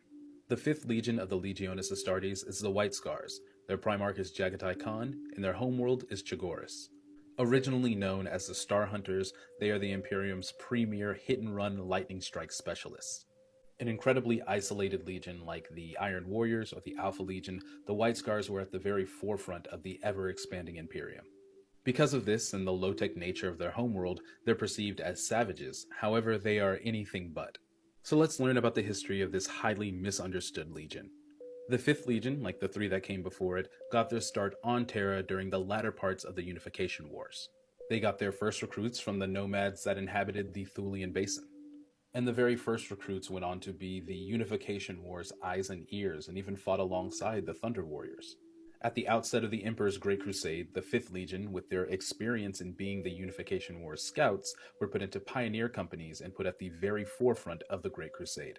These pioneer companies numbered anywhere from 500 to 5,000 warriors, and could be found anywhere that the Imperium's main host was about to strike. This did have the unintended consequence, however, of each individual pioneer company forming its own traditions, rituals, and identity.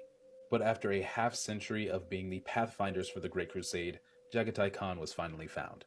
The Khan was found on the feudal world of Chagoris and had already conquered the planet under his own banner. He was raised in the Steplands by the nomads there and became an expert at hit-and-run tactics that he was able to utilize and bring down the forces of the Palatine Emperor, the oppressor on the planet of Chagoris. When the Emperor arrived, he immediately pledged fealty to his father and was given the 5th Legion. Some of his brothers argued that he was given the Legion a little bit too early and did not have proper time to acclimate to being a part of the Imperium. But regardless, Jagatai Khan immediately took charge and called all of his disparate sons, all of the pioneer companies all over the galaxy, back to Chagoris. Seeing that his sons were so different and so isolated, he wanted to solidify their bonds of brotherhood. After 10 years, all of the Star Hunters made it back to Chagoris, and the Khan began to teach them of the ways of Chagoris. Instilling his native traditions and rituals into his gene sons gave them a common aspect to bond over. At the end of their cultural tutelage, every legionary scarred their face and chose a new name that honored their Primarch and his homeworld. The last step in this legion bonding was to go to war as a full legion. Choosing a group of planets called the Kolarn Cluster, the White Scars used this battleground in order to forge their bonds of brotherhood. After 5 long years of cleansing these planets of orcs, the White Scars emerged an entirely new legion. Although they lost an estimated 10% of their legion in this campaign, they emerged a tougher, more cohesive fighting force. They were no longer the pioneer companies, they were a specialized hit-and-run ambush force that was utilized by every legion in the Imperium. But because of who they are and their fighting style, they still managed to be at the edges of Imperial space. And this is where the accusations and perceptions of savagery come from. And to be honest, this didn't affect the White Scars at all. They knew who they were and they knew their own truth. Many legions didn't know that Jagatai Khan encouraged his warriors to go after noble pursuits, these being art forms like poetry or sculpting or calligraphy. They valued knowledge and wisdom and experience and were warrior scholars second only to the Thousand Sons. They would still go on to rack up an incredible war record and even fought alongside the Emperor at Ulanor. When the Horus Heresy broke out, the White Scars were one of the last legions to learn about it. They had been ordered by Horus to go to the Chondak system and put down an orc uprising there. Because of their distance from civilization and the ruin storm affecting all astropathic communication, they began receiving mixed messages. They got Rogel Dorn's message saying that Horus had turned away from the Emperor and that all legions should return to Terra for its defense. They also got messages that the Space Wolves had turned traitor and attacked Magnus with no provocation on Prospero. Another saying that the Emperor was a tyrant and a liar and that Horus had righteously rebelled. And on top of all of this, an Alpha Legion fleet had come into the Chondak system and had not communicated with the White Scars at all. Using incredibly clever tactics, they were able to break away from the Alpha Legion and go to Prospero to find out the truth. On Prospero, the Khan not only talked to a shard of Magnus, but also Mortarion, as the Death Guard had come to Prospero in order to recruit the White Scars to the War Master's banner. And over the skies of this burned-out planet, a separate conflict was going on within the White Scars Legion. A large part of the 5th Legion had joined the warrior lodges that were instrumental in turning legionaries against the Emperor. In orbit around Prospero, the White Scars who were a part of the warrior lodges tried to take over the entire fleet and force the Khan's hand into choosing the War Master's side. Luckily, the Khan made it back to the fleet before it turned into an entire civil war. He captured or killed all of the warriors who had tried to commandeer the fleet and created the Magyar Mazan. These warriors were to go on suicide missions and die in battle as penance for their betrayal. The White Scars, although they were disrespected and dismissed by their fellow legions, still remained loyal. For 5 years, they harassed traitor forces wherever they could find them. It finally came to a point where they had to choose whether they would go to Chagoris and defend that planet, or go to Terra and help defend the Emperor. They eventually chose the latter and made it to Terra in time for the siege. They played an immense role in the siege of Terra, even recapturing and holding the Lionsgate spaceport. And they were invaluable during the scouring, hunting down traitor forces that were still in Imperial space. The Khan led his warriors for another 70 years or so, and because of the isolated, more independent nature of their legion, had no problem breaking them up into chapters when it was proposed by Guilliman. So now that we know about the White Scars' history, let's talk about their structure. Initially, the pioneer companies of the 5th Legion followed very strictly to the Principia Bellicosa. But when the Khan took over the 5th Legion, he wanted a more flexible, independent fighting force. At the very top is Jagatai Khan, also known as the Kagan, which means Khan of Khans. Then you have his Keshig, which are his most trusted advisors and warriors, as well as his honor guard. The biggest military body within the Legion is the Horde. These hordes are chapter or battalion sized and can vary wildly depending on the chapter master or Noyan Khan that's in control of it. Within the Horde, there are brotherhoods, which are company-sized arrangements of warriors led by a Khan. And within these brotherhoods are squads led by a sergeant. Because of their love of speed and hit-and-run tactics, many brotherhoods focus on jet bike warfare. They have very few brotherhoods that focus on anything like heavy artillery or armored vehicles. They also have a respect and fear of dreadnoughts. The White Scars had very few dreadnoughts during the Great Crusade days because many warriors would rather die than be confined in a dreadnought casket. Within the Legion, they only had a couple of specialist or non-traditional auxiliaries. The first one being the Dark Sons of Death, who acted as the destroyer squads of the White Scars. Jagatai Khan hated that way of war, however, and these squads were kept small and infrequent. And then there were the Falcon's Claws, who were the expert hunters and assassins of the Legion. The most interesting group in the White Scars, however, were the Stormseers. The White Scars were a very mystic and shamanistic legion and put a lot of stock into the advice and counsel of their Stormseers. These psykers used almost exclusively weather magic and were very cautious of the warp. So where are the White Scars today? they're still one of the foremost chapters in the entire Adeptus Astartes. They're highly respected by other chapters and have been fighting alongside the Indomitus Crusade, namely Fleet Tertius. They have had some bad luck over the past 100 years, including an attack on Chagoris and the fall and somewhat return of the Great Khan, Jubal Khan. They are still also looking for their Primarch, as Jagatai Khan disappeared into a webway gate about 70 years after the Horus Heresy and has not been seen since. Whatever their future plans are, we know that it is in the best interest of the Imperium and Chagoris. Thank you guys for watching. Next time we're covering the 6th Legion, the Space Wolves. I'm not sure if there's a Loyalist Legion that's nearly as controversial as this one. Warhammer fans, welcome back to 40k Onboarding, where I assist you with navigating through the complex universe that is Warhammer 40,000. This is our 5th video in our series about the legions. We last covered the 5th Legion, the White Scars. Today we're covering the 6th Legion, the Space Wolves, or the Vilka Finrica. And make sure you hit that plus button so you don't miss your favorite legion. The 6th Legion of the Legiones Astartes is the Space Wolves, or as they like to be called in their native tongue of Yuvik, the Vilka Finrica. Their Primarch is Leman Russ, and their homeworld is the death world of Fenris. They were a legion whose main purpose was to be able to do the things that were necessary to maintain the Imperium. No legion is more loyal, and no legion is more dutiful. They came to be known as the Emperor's very own executioners, and they took to that mantle with enthusiasm. So let's take a look at the history of one of the Imperium's most notorious factions. When the Emperor began creating his proto-legions of Space Marines in order to take over the galaxy, he held 3 of them back for special development. They became known as the Trefoil, and they consisted of the 6th Legion, the 18th Legion, and the 20th Legion.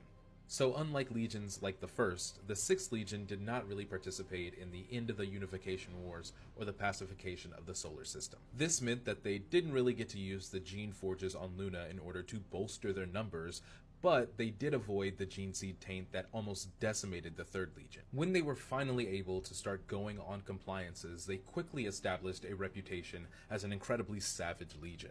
Due to a particular part of their gene seed called the Canis Helix, they were a lot more bestial than their fellow legionaries. And very often during combat against a fleeing enemy, they would go into a frenzy and slaughter all who remained. Already, this type of battle demeanor seemed to put a wall up between them and other legions.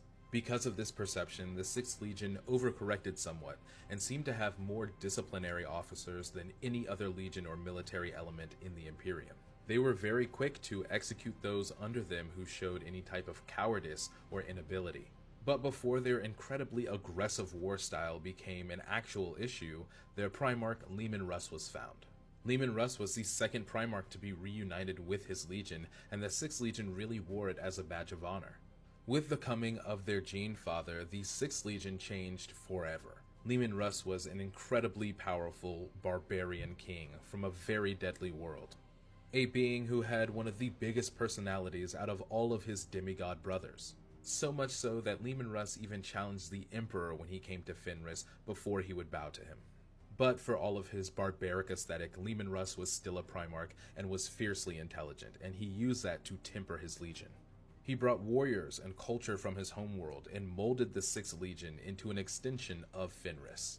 Much like the 5th Legion, he used the campaign known as the Wheel of Fire to forge the bonds of brotherhood between Terran and Fenrisian Space Wolf. Once they were properly blooded, they entered the Great Crusade as the wolves who stalked the stars. Once out on the Great Crusade, the Vilka Finrica had a very different role than most other legions. They were not there to rack up tallies of compliant planets and expand their own domain. They were there to exterminate. They were there to fight. Similar to the 12th Legion, they were a tool, a weapon to be unleashed when all other options had failed. They were also used by the Emperor in order to enforce his will, especially on other legions. And this watchdog mentality almost brought them to war with 3 different legions on 3 separate occasions. During the compliance of Dulan, Leman Russ and Lionel Johnson almost brought their legions to war just because of the enmity they had for each other. To this day, the Space Wolves and the Dark Angels have an honor feud. During what would be known as the Night of the Wolf, Leman Russ and the Space Wolves were sent to censure Angron and his World Eaters after they slaughtered an entire planet. And during the Agoru Compliance, they once again almost came to war with another legion, this time the Thousand Suns. Leman Russ and Magnus the Red disagreed on what to do with the knowledge from this planet, and it set up a rivalry between the two legions. When the Horus Heresy broke out, Leman Russ and the Space Wolves were used by Horus as a pawn in his opening scheme. After Magnus the Red had ruined his father's Webway project, the Vilca Finrica were sent to Prospero in order to bring Magnus back and have him censured. As the Space Wolves traveled to Prospero, Horus, who was still Imperial War Master at this time, tampered with their orders. Instead of telling the Space Wolves to bring Magnus and the Thousand Sons back to Terra, it ordered them to exterminate them.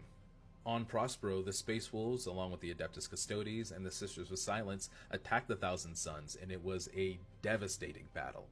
The Thousand Sons were almost wiped out to a man, and the Space Wolves, along with the Custodes and Sisters of Silence, suffered horrendous casualties. It's estimated near a third of the entire Legion was wiped out. And from that moment, the Space Wolves did not know peace for the rest of the heresy. They were harassed by the Alpha Legion in the Alaxis Nebula. They did make it back to Terra, but Leman Russ, wanting to take the war to Horus, left with the Space Wolves even before the siege of Terra. During the Battle of Trisolian, Leman Russ would engage Horus, even wounding him, but many of the great companies of the Space Wolves Legion would lose a majority of their warriors. And this essentially knocked the Space Wolves out of contention for the rest of the heresy. Though they wouldn't make it back to Terra in time for the siege, their imminent arrival was a part of the reason that Horus and the other traitors made mistakes and ended up losing the siege of Terra. After the heresy, the Space Wolves were really only a chapter in name. They still kept their 13 great companies and generally had more than 1,000 warriors. They also only had one second founding chapter, that being the Wolf Brothers. The Space Wolves had long suffered a condition known as the Curse of the Wolfen. The Canis Helix, that is a part of the Space Wolves gene seed, has a tendency to bring out lycanthropy in warriors that cannot control the beast within. And the Wolf Brothers, the only second founding chapter to come out of the Space Wolves, was disbanded eventually by the Inquisition because of this unstable part of their gene seed. After a few years of leading his chapter, Leman Russ eventually disappeared into the Eye of Terror to hunt his brothers and look for the Tree of Life. Now let's take a look at the structure of the 6th Legion. Before the coming of Leman Russ, the 6th Legion were strict adherents to the Principia Bellicosa. Despite having a higher than average number of disciplinary troops, they basically had the same structure as every other legion. When Leman Russ took control of the legion, Fenris came with him. The entire organizational structure of the Vilca Finrica was simplified and changed. At the very top of the hierarchy is, of course, Leman Russ the Primarch. He also had an honor guard known as the Wolf Guard. Unlike most other legions, their largest unit was not the chapter, but the Great Company. The Vilca Finrica had 13 great companies, each one specialized in a different type of warfare. And each great company was led by a Wolf Lord. And this is where it kind of gets tricky.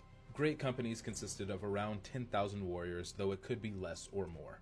Within the Great Company, you had other Wolf Lords known as Jarls that controlled regular company-sized detachments of warriors, around 1,000 or so. Underneath them, you had Thanes that commanded smaller demi-company-sized detachments. And then the smallest unit was the Pack that was led by a pack leader, similar to a sergeant. Now, although the Space Wolves organization was changed to reflect their specialty in close combat, they still did have special detachments. A lot of their special units, like apothecaries or tech marines, fell under the moniker of priest. You had priests of iron that were over the legion's armories. You had rune priests that acted as the legion's librarius. And then you had speakers of the dead, later wolf priests that were the legion's apothecaries. Now we understand the structure of the 6th Legion. What are the Space Wolves doing today? They are a very isolated chapter that are really an ally of the Imperium rather than a part of it. After some consternation with the return of Guilliman and the Primaris Marines, they have accepted reinforcements and are fighting at the forefront of the Imperium's wars. Thank you all for watching. Let me know if you have any questions in the comments below. Next time we'll be covering the 7th Legion, the Imperial Fists. When people think of the ideal Space Marine Legion, this Legion is probably one of the two they're thinking about. Warhammer fans, welcome back to 40k Onboarding, where I assist you with navigating through the complex universe that is Warhammer 40,000. This is the 6th video in our Legion series. We last covered the 6th Legion, the Space Wolves. Today we're covering the 7th Legion, the Imperial Fists.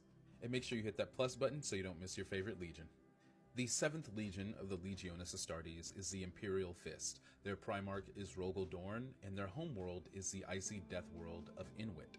There are few legions that have as storied a history as the Imperial Fist, and few legions that were as close to the Emperor. Following the martial traditions and genius of their Primarch Rogel Dorn, they became known as Praetorians, defenders of humanity and especially of its throne world. But let's take a look at their history and see how they garnered such an incredible reputation. The 7th Legion is one that played a pretty large role in the Unification Wars. They participated in a lot of its most important battles, but they played a role that was more important to the actual unification of the planet. As the Emperor's armies steamrolled anyone on Terra that was in opposition to him, the 7th Legion would consolidate their holdings and fortify them. Although their initial specialization was mass shock assaults, they took to their roles as fortifiers and siege breakers with gusto. It was said that when the 7th Legion conquered an area that the hand of the Emperor himself descended and gripped this area with an unbreakable fist. And this is where they got their name. The Emperor himself gave them the moniker, the Imperial Fists. And the citadels they raised were just that, unbreakable symbols of the Emperor's will.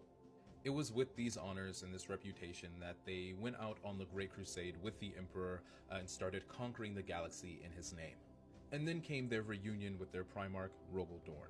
Now, he was the 7th Primarch to be found, somewhat early in the Great Crusade, and he was ruling over the interstellar empire of Inwit. The capital world of Inwit was an icy death world that Rogel Dorn landed on. Adopted into House Dorn, he quickly became the leader of this incredibly strong and resilient people. When the Emperor and his forces finally made it to Inwit, he immediately pledged loyalty to the Emperor and gifted him the Phalanx, a gigantic space station from the Dark Age of technology. In return, the Emperor essentially re-gifted the Phalanx back to Rogel Dorn and gave him the 7th Legion. Now, generally, when a Primarch is reunited with their Legion, they change that Legion to better reflect their style of war as well as their personality. But in Rogel Dorn's case, he simply augmented the type of Legion that they already were. This is a man who was stoic beyond belief, incredibly serious, and a master of his craft, just like his Gene sons. And so as a full Legion now, they set out on the Great Crusade, and they began to rack up honors, the only ones surpassing them being the likes of Rabute Gilliman or Horus. And once again, they took up the role of fortifiers as well as siege breakers. Maybe not as much as the 4th Legion, who they developed a steep rivalry with, but it still was a part of their battle doctrine. One interesting note about how they conquered planets was that they refused to be the governors of their takings. Rogel Dorn is famously quoted as saying he wanted recruits and not vassals. After conquering a planet, they would set up fortresses for the Imperium, but that would be the extent of their interaction with the populace outside of recruitment. And they were also known for recruiting from a myriad of planets, including Terra and most famously Necromunda. As the Great Crusade rolled on, they became one of the most respected legions in the entire Imperium, and Rogel Dorn was even considered for War Master. But around the time of the triumph at Ulanor, Rogel Dorn would be named the Praetorian of Terra, and the Emperor would take him and his legion back to the throne world in order to fortify it and make it a capital world of this galactic Imperium. On their way back to Terra, however, is when the Horus Heresy would break out. The atrocity at Isstvan III would happen, and one of the few survivors from that conflict, Nathaniel Garrow and his crew, would be intercepted by the Imperial Fist and Rogel Dorn. When they made it back to Terra, their role as fortifiers and Praetorians was amped up 100 times. They no longer were establishing a throne world that was fortified for humanity, but rather preparing the entire solar system for an impending attack.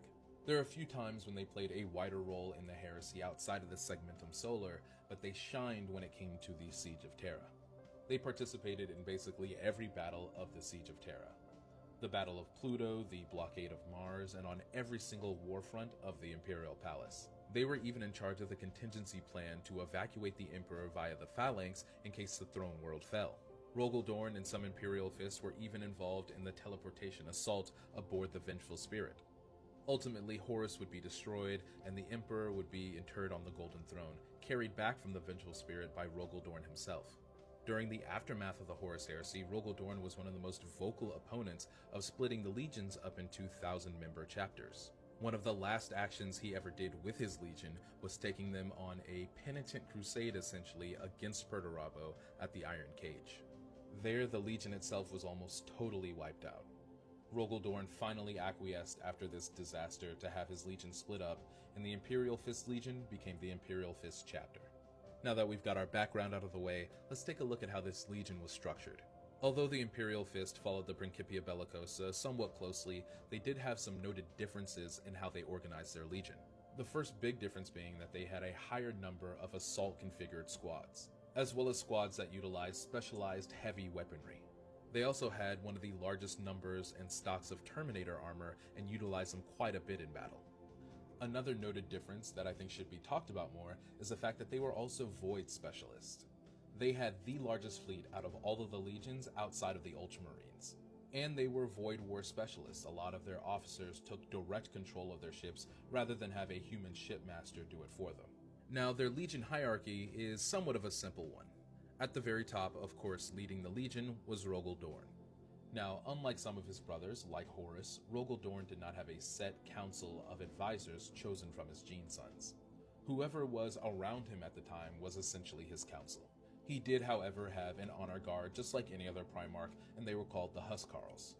The largest formation of the Imperial Fist was a regiment, also called a crusade or a household. These were led by senior captains that could be given the title of Fleet Master or Siege Master and were in command of the theater under Rogel Dorn. Each regiment or crusade is made up of 2 battalions, also led by a senior captain. The battalions were made up of groups of companies, each led by a line captain or a centurion. And each of these companies was split up into squads, led by a sergeant. The Imperial Fist did not have a lot of specialist organizations within their legion, like the Brotherhood of the Palatine Blades in the 3rd Legion, or the Hexagrammaton in the 1st. But their first company, like most first companies, were the elite of the legion. They were known as the Templar Brethren, and their main role was to protect the Temple of Oz on the Phalanx. The captain of the first company was also seen as the second in command of the legion. So where are the Imperial Fist in the 42nd millennium? The Imperial Fist have the 3rd most successor chapters after the Dark Angels and the Ultramarines. And many of their successors are incredibly well known throughout the Imperium, including the Crimson Fist and the Black Templars. The Imperial Fist chapter itself is no longer based on Terra, but they are a fleet-based chapter that uses the Phalanx as their headquarters. They still stand as the Praetorians of humanity and have fought in every major battle in recent years, including the 13th Black Crusade and the Indomitus Crusade. They are the defenders of the Imperium, and they will be for the rest of their existence. Thank you guys always for watching. We'll next be covering the 8th Legion, the Night Lords. Let me know if you have any questions in the comments below, and I'll see you all in the next one.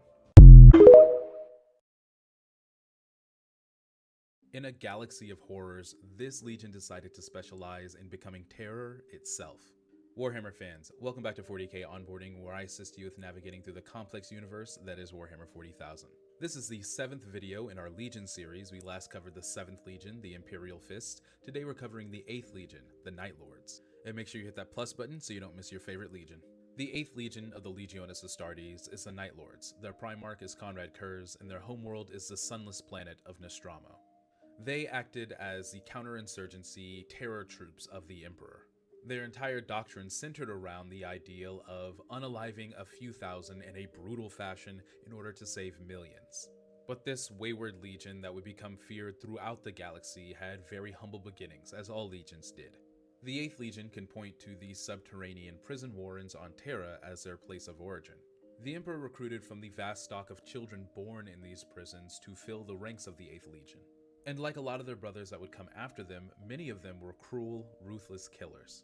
During the end of the Unification Wars and the beginning of the Great Crusade, the 8th Legion began to garner a reputation as moral absolutists. Their judgments were very black and white. You were either a part of the Imperium and supporting the Emperor, or you were an enemy and deserved to be exterminated. Because their ranks were filled with these very cruel and ruthless men, their battle doctrine reflected that. They were very brutal and unsubtle in their way of war. But everything they did, they justified because it was in service to the Emperor. Much like Batman, they resigned themselves to fight in the dark so that others could live in the light. And then the 8th Legion found their Primarch, Conrad Kurz, and they were transformed into a crude cudgel, into a razor-edged flensing knife. Conrad Kurz brought 2 main ideals to his legion. The first being that justice was blind and should be enforced equally across the board. And coincidentally, this paired very well with the 8th's moral absolutism that they had before. The second ideal was that you could only rule and have peace through fear. Conrad had subjugated his entire world by making criminals afraid to do even the smallest of crimes. Punishment for any crime would often come in very horrendous and painful ways. And this is how the 8th Legion adopted their specialty in terror tactics. When deployed on a compliance, they would take a small portion of the populace and do horrendous things to them. The millions or billions of other people on the planet would be taught a lesson in fear and would easily become compliant. Conrad Kurz would often argue with his brothers, and his legion was censured many times because of their methods, even though their death toll in civilian lives was drastically lower than other Primarchs. Over time, their censures and the way that other legions looked at the Night Lords would erode their sense of loyalty to the Imperium. In the later years of the Great Crusade before the Horus Heresy, the Night Lords were inundated with subpar recruits. The homeworld of Nostromo had fallen back into its criminal ways, and instead of sending the best recruits that they could offer, they sent prisoners and thugs. Instead of being a legion full of warriors who saw what they did as necessary to uphold the high ideals of the Imperium and justice, they became a gang of sadists. When Conrad Kurz, who was often distracted with defending his sanity from the psychic visions that plagued him, finally figured out what was happening to his legion, he was enraged. The sense of justice was starting to leave his legion, and he blamed the homeworld of Nostromo for it. He judged the entire culture to be guilty and sentenced the planet to exterminatus. Right before the Horus Heresy was to break out, the 8th Legion mercilessly destroyed their homeworld. This is the action that damned them, and this is the action that really led them to become a part of Horus's rebellion. Despite the lack of leadership and discipline within the Legion, the Night Lords played huge roles within the War Master's rebellion. They were a part of the betrayal at the Drop Site Massacre on Isstvan V, and they were at the forefront of the war to claim Horus's new empire. They embarked on the Thramis Crusade in order to shore up the Eastern Fringe and harass the Lion's forces there. And a contingent of Night Lords even attacked the Ultramar system and were responsible for the destruction of the Pharos beacon. But by the time the Siege of Terror rolled around, the Night Lords were essentially leaderless. Conrad Kurz had been captured by Imperium Secundus and imprisoned by Sanguinius, and no one had heard a word from Jago Sevatarian, the first captain, since the Thramis Crusade. So the remaining parts of the Legion accompanied the traitor host to Terra. After the siege failed, the Night Lords, unlike a lot of the other traitor legions, did not flee into the Eye of Terror. They had not fully embraced chaos like the Word-Bearers or the Death Guard. They were just criminals. They split into small, piratical war bands, and after the assassination of Conrad Kurz, were truly a legion no more. Now let's talk about how the Night Lords were organized. This may be due to their very criminal past and future, but the Night Lords had a very free-flowing form of organization. Of course, at the top was Conrad Kurz. He controlled the entire legion. And underneath him was a council known as the Chiroptera. The Night Lords treated chapter and battalion strength formations as kind of semi-permanent, depending on the type of battle that they were about to fight. The main unit within the Night Lords was the company that was led by a captain, and many of these companies would take on their own names, like the Shattered Skull or the Crimson Judges. And a company could be anywhere from 100 to 1,000 warriors. Within the company, you had squads that varied in strength and were known as Claws or Talons, and they were led by a sergeant who was known as a Claw or Talon Master. The Night Lords also had 4 main specialist formations: the Atramentar, the Kontakar, the Terror Squad, and the Night Raptors. The Atramentar are the elite first company of the Night Lords, and they were led by Jago Sevatarian. They all wore Tartarus pattern Terminator armor and had the best weapons within the Legion. The Kontakar were the shock troops of the Night Lords, and many of their members came from bloodlines of the ruling elite of Nostromo. The terror squads of the Night Lords embodied the entire doctrine of the Legion. They were used when maximum punishment was needed for a compliance, and they were made up of headhunters and torturers and flayers. And finally, the Night Raptors were jump pack wearing butchers who fell upon the enemy to instill maximum shock factor. So what are the Night Lords doing in the 42nd millennium? Much like the Alpha Legion, they have been doing their own thing, attacking the Imperium when and where they want. They can be found on most battlefields, however, especially during the Black Crusades of Abaddon the Despoiler. It's said that a single one of these Night Lords' warbands is enough to subdue an entire system, and God Emperor knows what would happen if they got some type of cohesive leadership. Thank you all always for watching. We'll next be covering the 9th Legion, the Blood Angels. Let me know if you have any questions in the comments below, and I'll see you all in the next one. Warhammer 40,000 has a lot of vampire analogs, but this legion tops them all. Warhammer fans, welcome back to 40k Onboarding, where I assist you with navigating through the complex universe that is Warhammer 40,000. This is our 8th video in our Legion series. We last covered the 8th Legion, the Night Lords. Today we're covering the 9th Legion, the Blood Angels. And make sure you hit that plus button so you don't miss your favorite legion. The Ninth Legion of the Legiones Astartes is the Blood Angels, their Primarch is Sanguinius, and their homeworld is the Death World of Baal. During the latter half of the Great Crusade and Horus Heresy eras, the Blood Angels were seen as an exemplar legion.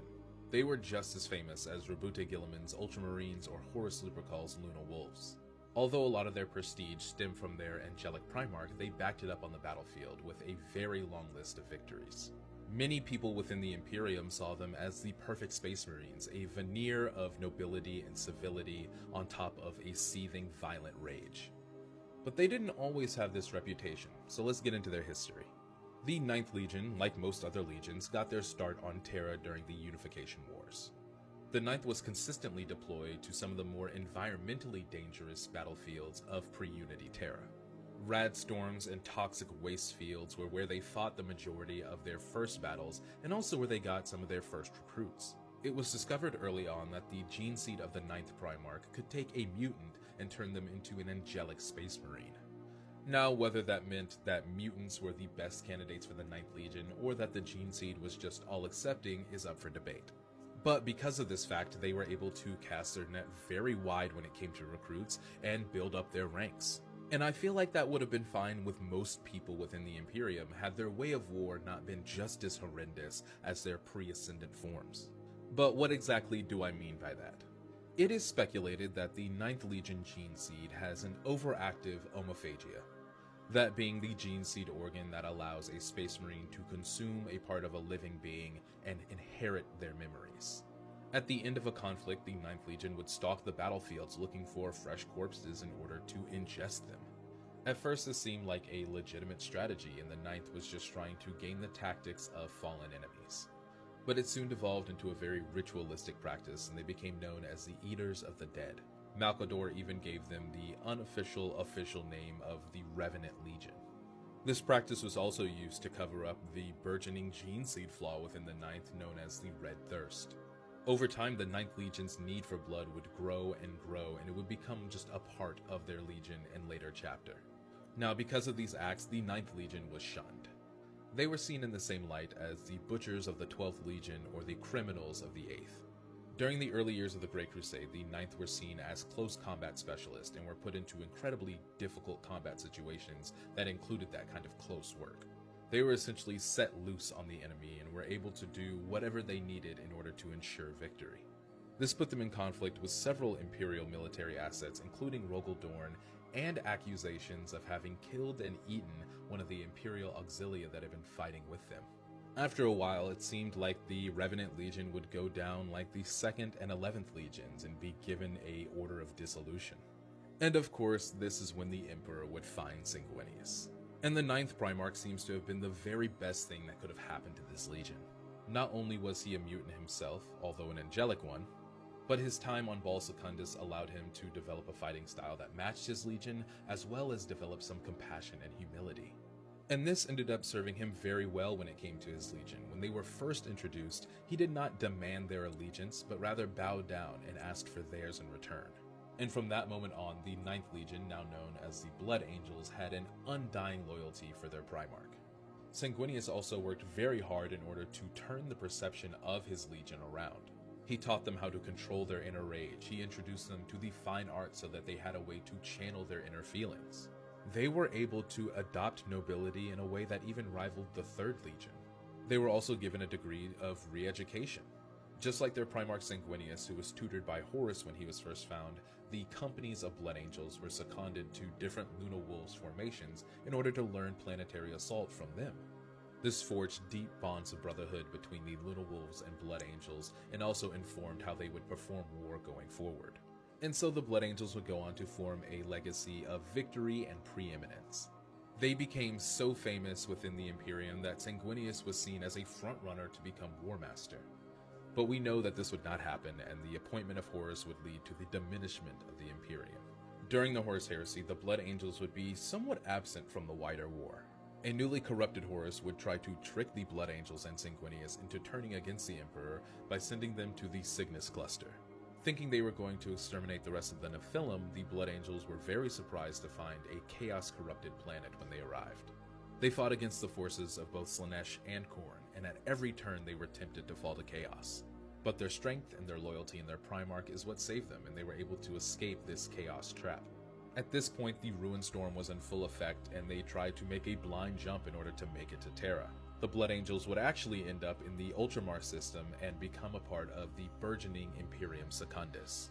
Sanguinius would become the Imperial Regent of Imperium Secundus, and the Blood Angels would adopt the lofty role of being the Emperor's own legion. But setting up a smaller false Imperium was never something Sanguinius wanted to do, and they eventually left to try and make it to Terra in order to defend the Emperor. Out of the 3 legions that set out from the Ultramar sector, the Blood Angels would be the only ones to make it to Terra and would shore up the defenses of the Imperial Palace. When the Siege of Terra began, they played an immensely important role as frontline troops and morale boosters for the conscripts. They would fight in every theater of that war, including boarding the Vengeful Spirit with their Primarch Sanguinius. But as the story goes, the Primarch Sanguinius would face his brother Horus on the Vengeful Spirit and eventually be defeated. This would irrevocably change the Blood Angels and even reveal a second gene seed flaw within them known as the Black Rage. The 9th Legion went from being one of the most shunned and looked down upon legions to being one of the most celebrated just because of Sanguinius, and having their gene father taken from them in this fashion would affect them even 10,000 years down the line. Alright, now that we have the backstory on the Blood Angels, let's talk a little bit about their structure. Before the coming of Sanguinius, the 9th Legion was really just a band of warlords. Captains enforced very strict discipline on their companies, but these formations rarely fought together. But with the coming of the Great Angel, they were reorganized into a more official structure that still played to their strengths from before. The first thing that Sanguinius did was introduce the 3 spheres. The 3rd sphere was the main battle line troops. These were overseen by sergeants and lieutenants, and the Blood Angels actually had one of the largest populations of junior officers within all of the legions. The 2nd sphere included the leadership, the captains, the commanders, the ones who saw over the companies and hosts of the Blood Angels. And the 1st sphere was made up of specialized warrior orders. This included the Sanguinary Guard that protected Sanguinius, the Crimson Paladins that protected the Blood Angels' holdings and garrisons, the Burning Eyes, who watched out for the gene seed flaw of the Red Thirst and their brothers, the Angel's Tears, who played the role of destroyers within the 9th Legion, and the High Host, who were in charge of planetary destruction in the name of Sanguinius. So what is the modern Blood Angels chapter doing? Led by Commander Dante, who is also the Imperial Regent of Imperium Nihilus, the Blood Angels are seen as one of the more important chapters within the Adeptus Astartes. They still struggle with the Red Thirst, and they still struggle with the Black Rage. And after the devastation of Baal, they're struggling to keep the numbers of their chapter up. But with the return and their contact with Rabute Gilliman, and their own exclusive contact with the returned Lionel Johnson, they might play a role in connecting these 2 brothers. With their reduced numbers, I see them taking more of a political role and more of a backseat to the combat role they had before, but we'll have to see. Thank you all for watching. We'll next be covering the 10th Legion, the Iron Hands. Let me know if you have any questions in the comments below, and I'll see you all in the next one. This legion may rival the Adeptus Mechanicus with how much they hate their own bodies. Warhammer fans, welcome back to 40k Onboarding, where I assist you with navigating through the complex universe that is Warhammer 40,000. This is the 9th video in our Legion series. We last covered the 9th Legion, the Blood Angels. Today we're covering the 10th Legion, the Iron Hands. And make sure you hit that plus button so you don't miss your favorite legion. The 10th Legion of the Legiones Astartes is the Iron Hands. Their Primarch is Ferrus Manus, and their homeworld is the feral world of Medusa. A legion who would come to be known not only for their ruthless and mechanical way of war, but also for their disdain of flesh, of the human body itself.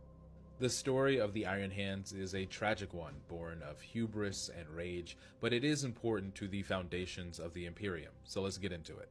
The 10th Legion, like many of their cousins, can draw their origins all the way back to the end of the Unification Wars.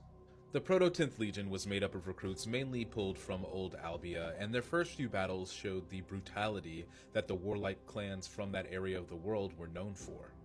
As the armies of the Imperium began to push out beyond the bounds of Terra and Mars, the 10th Legion was tasked with a lot of elimination missions when it came to hold out human factions and Xenos incursions. But their real first breakout war came on the planet of Rust. Against one of the largest orc incursions that the Imperium had experienced to date, the 10th Legion utilized a strategy known as the Storm and Hammer. By using their human auxiliary armies as essentially bait, they drew the orcs out of their caves. Once they were properly engaged in battle, the 10th Legion came in like a harvesting machine and started to mow down the orcs. This battle was praised as a great victory for the Imperium, and it really solidified the specialty of the 10th Legion in being set-piece battles. But before they could make any more of a name for themselves before they found their Primarch, Ferrus Manus was discovered. Ferrus Manus was a very strong-willed, competent, and uncompromising leader. His homeworld of Medusa bred very hard people because they needed to be that in order to survive. And Ferrus Manus brought the significance of strength to the 10th Legion. Both the Legion and the Primarch were known for their brute force, and Ferrus Manus brought the Terran half and the Medusan half of his legions together and made them bond. The 10th Legion really came to revere Ferrus Manus, and their name change to the Iron Hands really reflects that. The Legion doctrine changed to espouse the weakness of the flesh and the need to augment your body to attain a more pure state. Given that, it's no surprise that the 10th Legion became extremely close with the Adeptus Mechanicus because their philosophies aligned so much.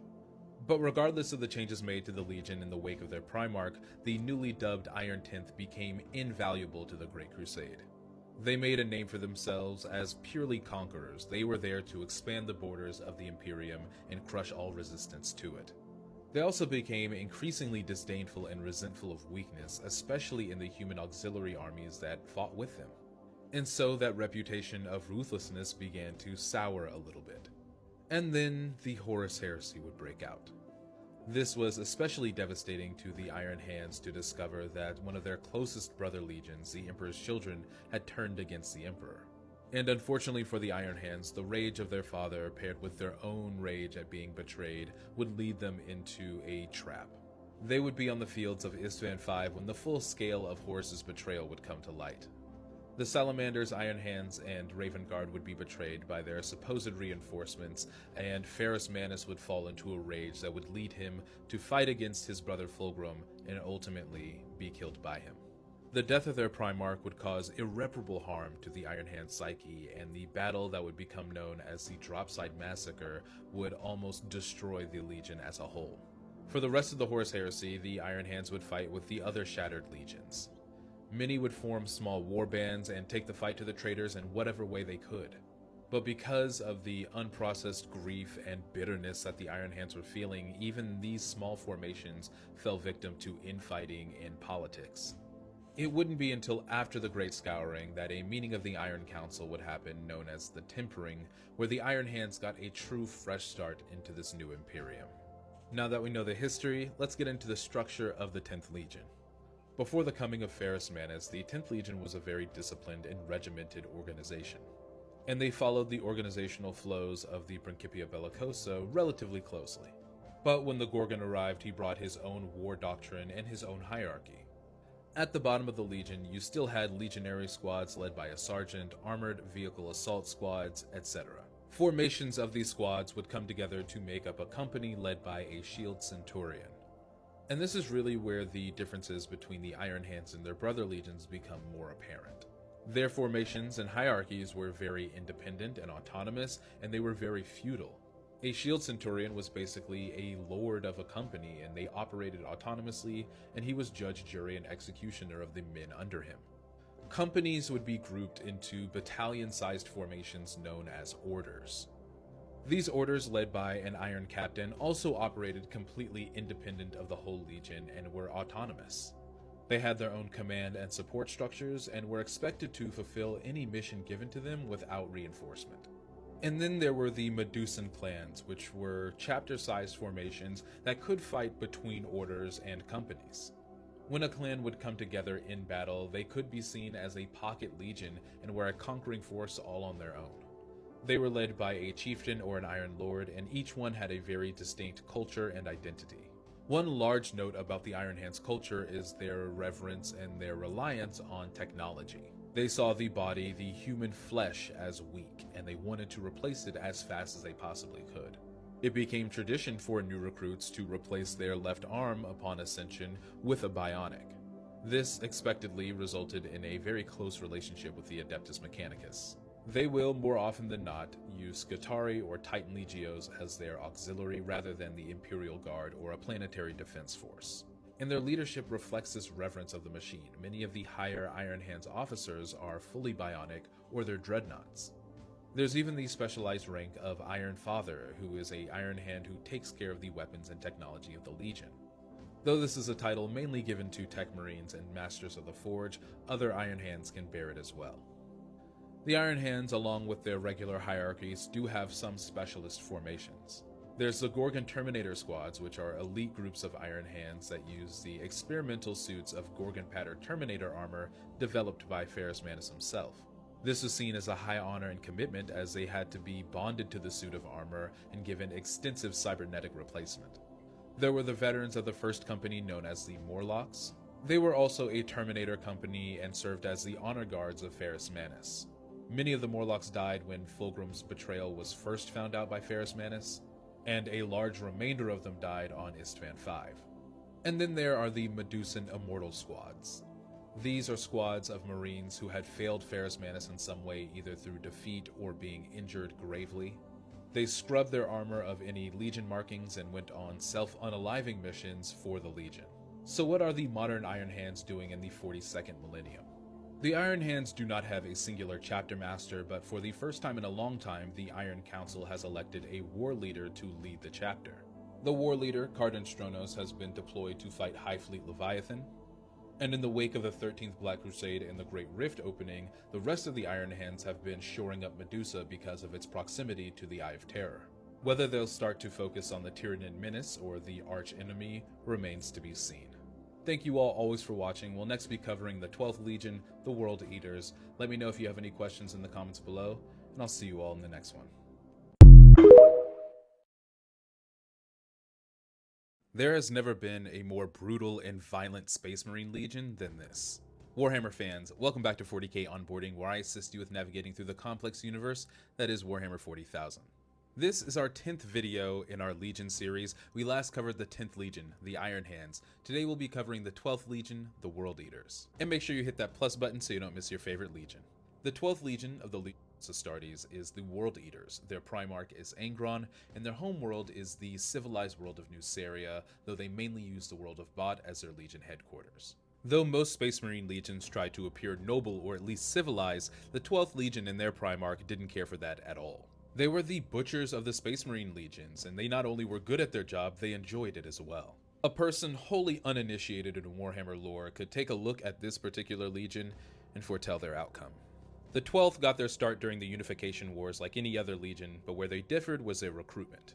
Many legions like the 10th or the 18th pulled from very specific areas of Terra, but the 12th Legion pulled from basically the entire planet. It's speculated that they took the recruits with the most competitive nature and most aggression to place them in the 12th Legion. And this may have informed the way that the 12th Legion developed their doctrine of war. They served as the shock troops of the Emperor's burgeoning armies. They would be unleashed in the opening stages of battle, and many times that was enough to rout the enemy. But because of this, they had a higher than average amount of casualties, so the Emperor kept them on a rather short leash. And this is where they got their initial name of the Legion, the Warhounds. They were a brutal force that the Emperor unleashed when carnage was needed on the battlefield. During the Great Crusade, rather than going out as a full force like many other legions, the Warhounds were split up into sub-commands that were the spear tips of many different expeditionary fleets. They served with many of their brother legions and different Imperial Army regiments. But instead of it being a way for the other legions and Imperial Army factions to get to know the 12th Legion better, it further served to alienate them. These different expeditionary fleets saw how bloody and how violent this legion was, and they slowly started to outcast them. And it wasn't just their conduct on the battlefield, it was how they acted off the battlefield as well. Even in these pre-Angron days, they still had a very tribal hierarchy. Officers were chosen purely off their strength and their merit on the battlefield. There was a culture of discipline that went far beyond simple reprimands. Space Marines of the 12th and Imperial Army units that served alongside the Legion were often subjected to decimation or straight-up execution if they failed. By the time Angron was found, the Legion was basically only ever used for annihilation missions when Exterminatus may have been too much. Now, most legions, when they found their Primarch, became better for the most part. In some instances, finding the Primarch even saved the Legion genetically. But this is one of the few examples we get of a Primarch actively making their Legion worse. Angron, the Primarch of the 12th, came from the world of Nuceria. He was a gladiator slave there and had to fight for the entertainment of the High Riders of Deshea. During his time as a gladiator, they had even implanted him with the Butcher's Nails, an ancient device that ramped up the aggression in him and made him feel pain if he was not committing some type of violence. He was able to lead a slave rebellion on Nuceria, but his army was drastically undermanned and under-resourced. When the Emperor found Angron, he and his army were at the precipice of defeat, but rather than go with his newfound father, Angron wanted to die alongside his brothers and sisters in chains. During that last decisive battle, the Emperor basically kidnapped Angron and teleported him aboard his own ship. This is something Angron would never forgive the Emperor for. He felt that he had impugned his honor and robbed him of a glorious death alongside his brothers and sisters. And for a long time, Angron denied wanting to be a Primarch, wanting to lead the 12th Legion, and he even unalived many of the officers of the 12th Legion before he finally accepted his place.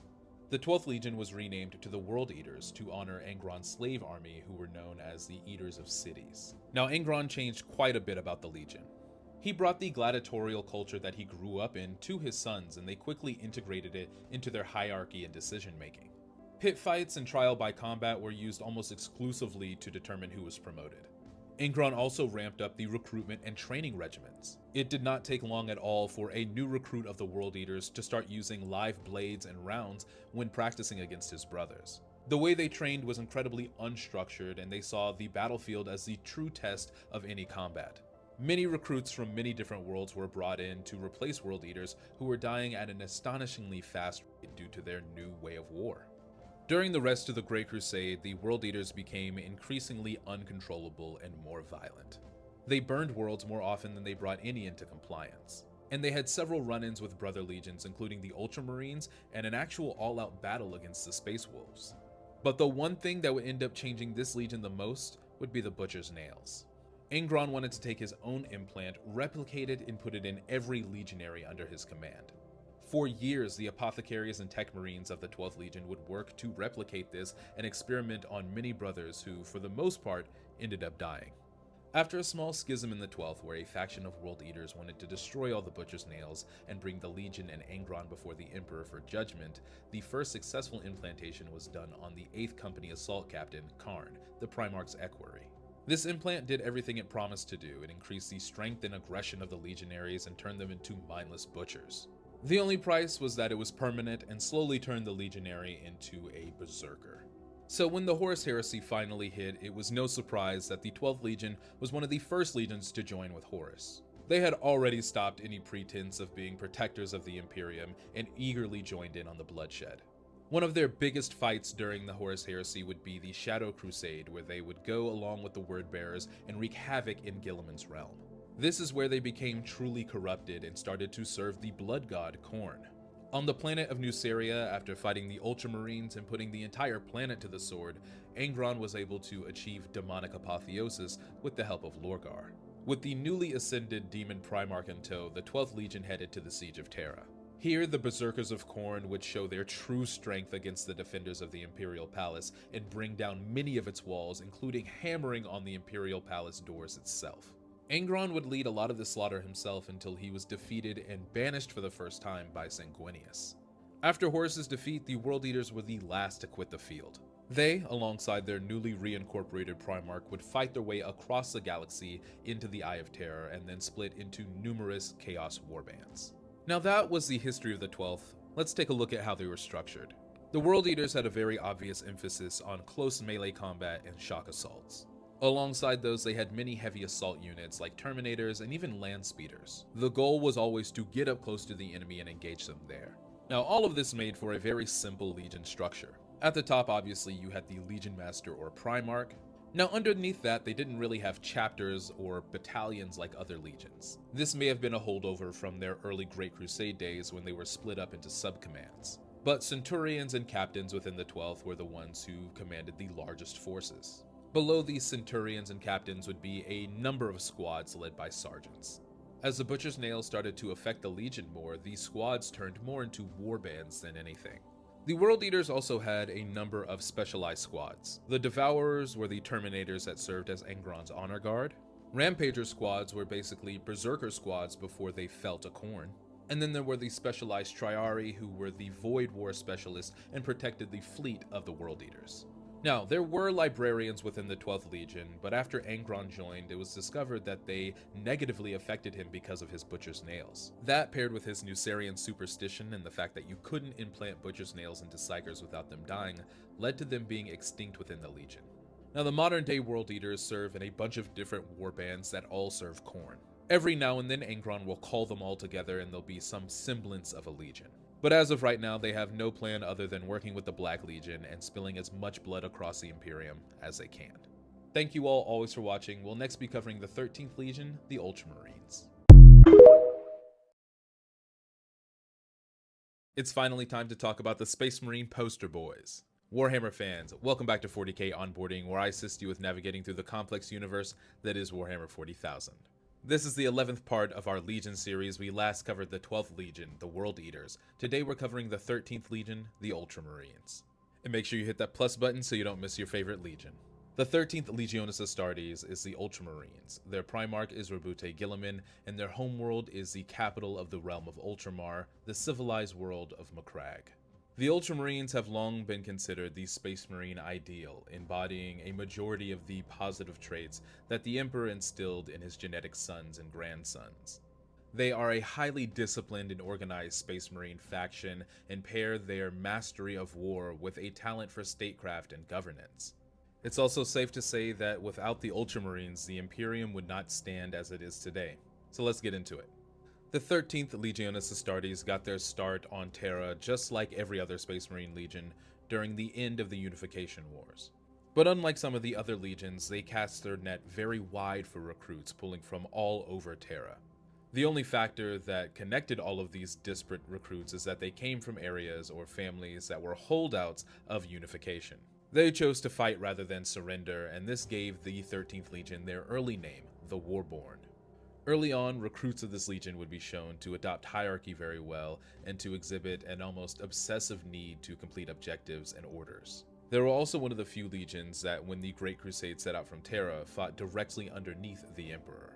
They became a very trusted and respected force and were able to have a lot more independence than some of the more volatile legions. These independent 13th Legion forces would adopt a variety of war doctrines and battle tactics from fighting alongside a myriad of Imperial forces. And even with the tragedy of the Osiris Cluster Rebellion, where they would lose a fifth of their Legion and their Legion Master, they still maintained discipline and a steady flow of recruits that saw their Legion expand in the coming years. And then they found their Primarch, Roboute Guilliman.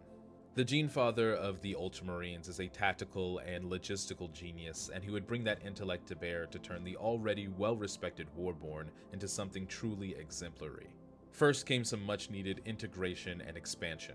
The Warborn already had one of the more stable and pure gene seeds out of all the Space Marine legions, and having access to Roboute Guilliman's genetic information strengthened that position. This, paired with the wide recruiting grounds of the realm of Ultramar, saw the numbers of the Ultramarines soar to as high as 250,000 Space Marines. After that came a period of doctrinal shift. On Macragge, war was seen as a type of science, and so Guilliman brought that perspective to his legion. They became increasingly logistical and analytical, and had to always present a solid theory before they put anything into practice on the battlefield. Once all of this had been established, the 12th Expeditionary Fleet under Guilliman set out and began conquering worlds at an astonishing pace. And the Ultramarines not only conquered worlds, they took up their father's mandate for governance. They made sure that before they left a world, it was relatively self-sustaining, it could defend itself, and that the Imperial truth was thriving. The Ultramarines would rack up glory and win after win in campaign after campaign, and Guilliman would even be considered for War Master. But that was not the future to be, and eventually the Horus Heresy would break out and affect the Ultramarines in a very unique way. The 13th Legion weren't a part of the atrocities in the Isvan system, but the War Master made sure to bring the atrocities to them. On the planet of Calth, one of the burgeoning worlds in the Ultramar system, the Wordbearers would betray the Ultramarines. They were supposed to set out on a joint mission, but the Wordbearers turned on them and started slaughtering people en masse. Ships and shipyards were blown up and cities would be set ablaze. The Wordbearers would even go so far as to poison Calth's star and create the Ruin Storm. This warp storm would cut the realm of Ultramar off from the wider galaxy, and the 13th would really not hear anything of the wider heresy for a long time. Because of this, as well as the Shadow Crusade launched against them by the Wordbearers and World Eaters, Rabute Gilliman would form Imperium Secundus, the last bastion of his father's empire. They would fix the beacon at Sotha and draw both the Dark Angels and the Blood Angels to Macragge. Sanguinius would be crowned Emperor of Imperium Secundus, and for all intents and purposes, this was the last bit of humanity left in the galaxy. Eventually, the three legions would get the chance to escape the Ruin Storm and try to make it to Terra in order to protect the Emperor. However, only the Blood Angels would escape, and Rabute Gilliman and the 13th would spend the rest of their time gathering a retaliation force in case they were able to make it to Terra. The 13th arrived at the Throne World not long after the Emperor was interred on the Golden Throne, and it was mainly thanks to Rabute Gilliman and his sons that the Imperium didn't crumble at that point. From leading the forces of the Scouring to the implementation of the Codex Astartes, Rabute Gilliman and the 13th Legion would forever change the Space Marines of the Imperium. Now that we know the history of the Ultramarines, let's talk about their structure. When Rabute Gilliman took over his legion, he did very little to change the organizational structure of the Principia Bellicosa. Gilliman led the entire legion as its legion master. Underneath him were 25 chapter masters that led 10 companies each. Each one of these companies was made of 1,000 Space Marines, and they were led by a captain. And the captains had a staff of lieutenants and sergeants underneath them that led the squads. There was a rank above chapter master, however, that Gilliman brought to the legion. This was the rank of Tetrarch, and it would be given to an exemplary Space Marine who showed a specific talent in governance as well as being a hero in his own right. They would be named Lord of one of the 5 King Worlds of Ultramar, and their duties would be split between fighting with the Legion and governing their fief. Now, Rabute Gilliman valued having an adaptable army more than anything, and so there were very few companies that had any type of specialization within the Legion. Of course, there were exceptions like the 22nd Nemesis chapter, who held a lot of the destroyer units, or the 4th chapter, who had an inordinate amount of mechanized armor. But for the most part, chapters and really companies were supposed to be able to operate independently of the larger whole. The 13th did have 2 specialized chapters, however, that I think should be mentioned. First are the Evocati, which were the training ground chapters for the Legion. They were doubled in strength, but half of that strength were raw recruits from Ultramar. Their first tour would generally be a defensive patrol around Ultramar before going out into the wider war. And the other special formation is the Suzerain Invictaris. This was a special honor guard that worked directly under the Tetrarchs and were made up of Space Marines who had been singled out as having the potential for high command. A kind of Evocati, but for officers. So what are the Ultramarines of the modern era doing? Well, there's a reason they're called the poster boys, and it's because 2/3 of today's Space Marine chapters descend from the Ultramarine line. They still have some of the most stable and pure gene seed that's out there. And of course, their Primarch Rabute Gilliman is back. With the outset of the Indomitus Crusade and the revelation of Primaris, the Ultramarines and their successors have never been stronger. They fought the Tyranids in basically every tyrannic war. They've driven off Mortarion and the Death Guard during the Plague Wars. They've even fought on Vigilus and the Noctmoon Gauntlet, trying to keep open that way through the Great Rift. I said this earlier in the video, and I'll say it again, without the Ultramarines, the Imperium would have fallen. Their valor, their commitment to defend humanity, and their organization are always going to be needed in the grimdark future. Thank you all always for watching. We'll next be covering the 14th Legion, the Death Guard. Make sure to leave any questions in the comments, and I'll see you all in the next one. We're talking about the smelliest Space Marine Legion today. Warhammer fans, welcome back to 40K Onboarding, where I assist you with navigating through the complex universe that is Warhammer 40,000. This is our 12th installment in our Legion series. We last covered the 13th Legion, the Ultramarines. Today we'll be covering the 14th Legion, the Death Guard. And make sure you hit that plus button so you don't miss your favorite Legion. The 14th Legionis Astartes is the Death Guard. Their Primarch is Mortarion, and their homeworld is the feral, poisonous world of Barbarous. Despite some of their lackluster tactics, the Death Guard have a long and storied history of victories across the Great Crusade. They were staunch defenders of the weak and unyielding in their attack. But perhaps the greatest and most unfortunate part of their history is them falling to the Chaos God Nurgle. So let's go ahead and explore exactly how this fall came about. The 14th Legion, like many other legions, were created during the latter parts of the Unification Wars, and many of their recruits were pulled from the region of Earth known as Old Albia. These were a hardy and staunch people who had already thrown off the shackles of Narthan Duma. And during the Unification Wars, they gave the Emperor and his Thunder Warriors some of the hardest fighting that they experienced on the planet.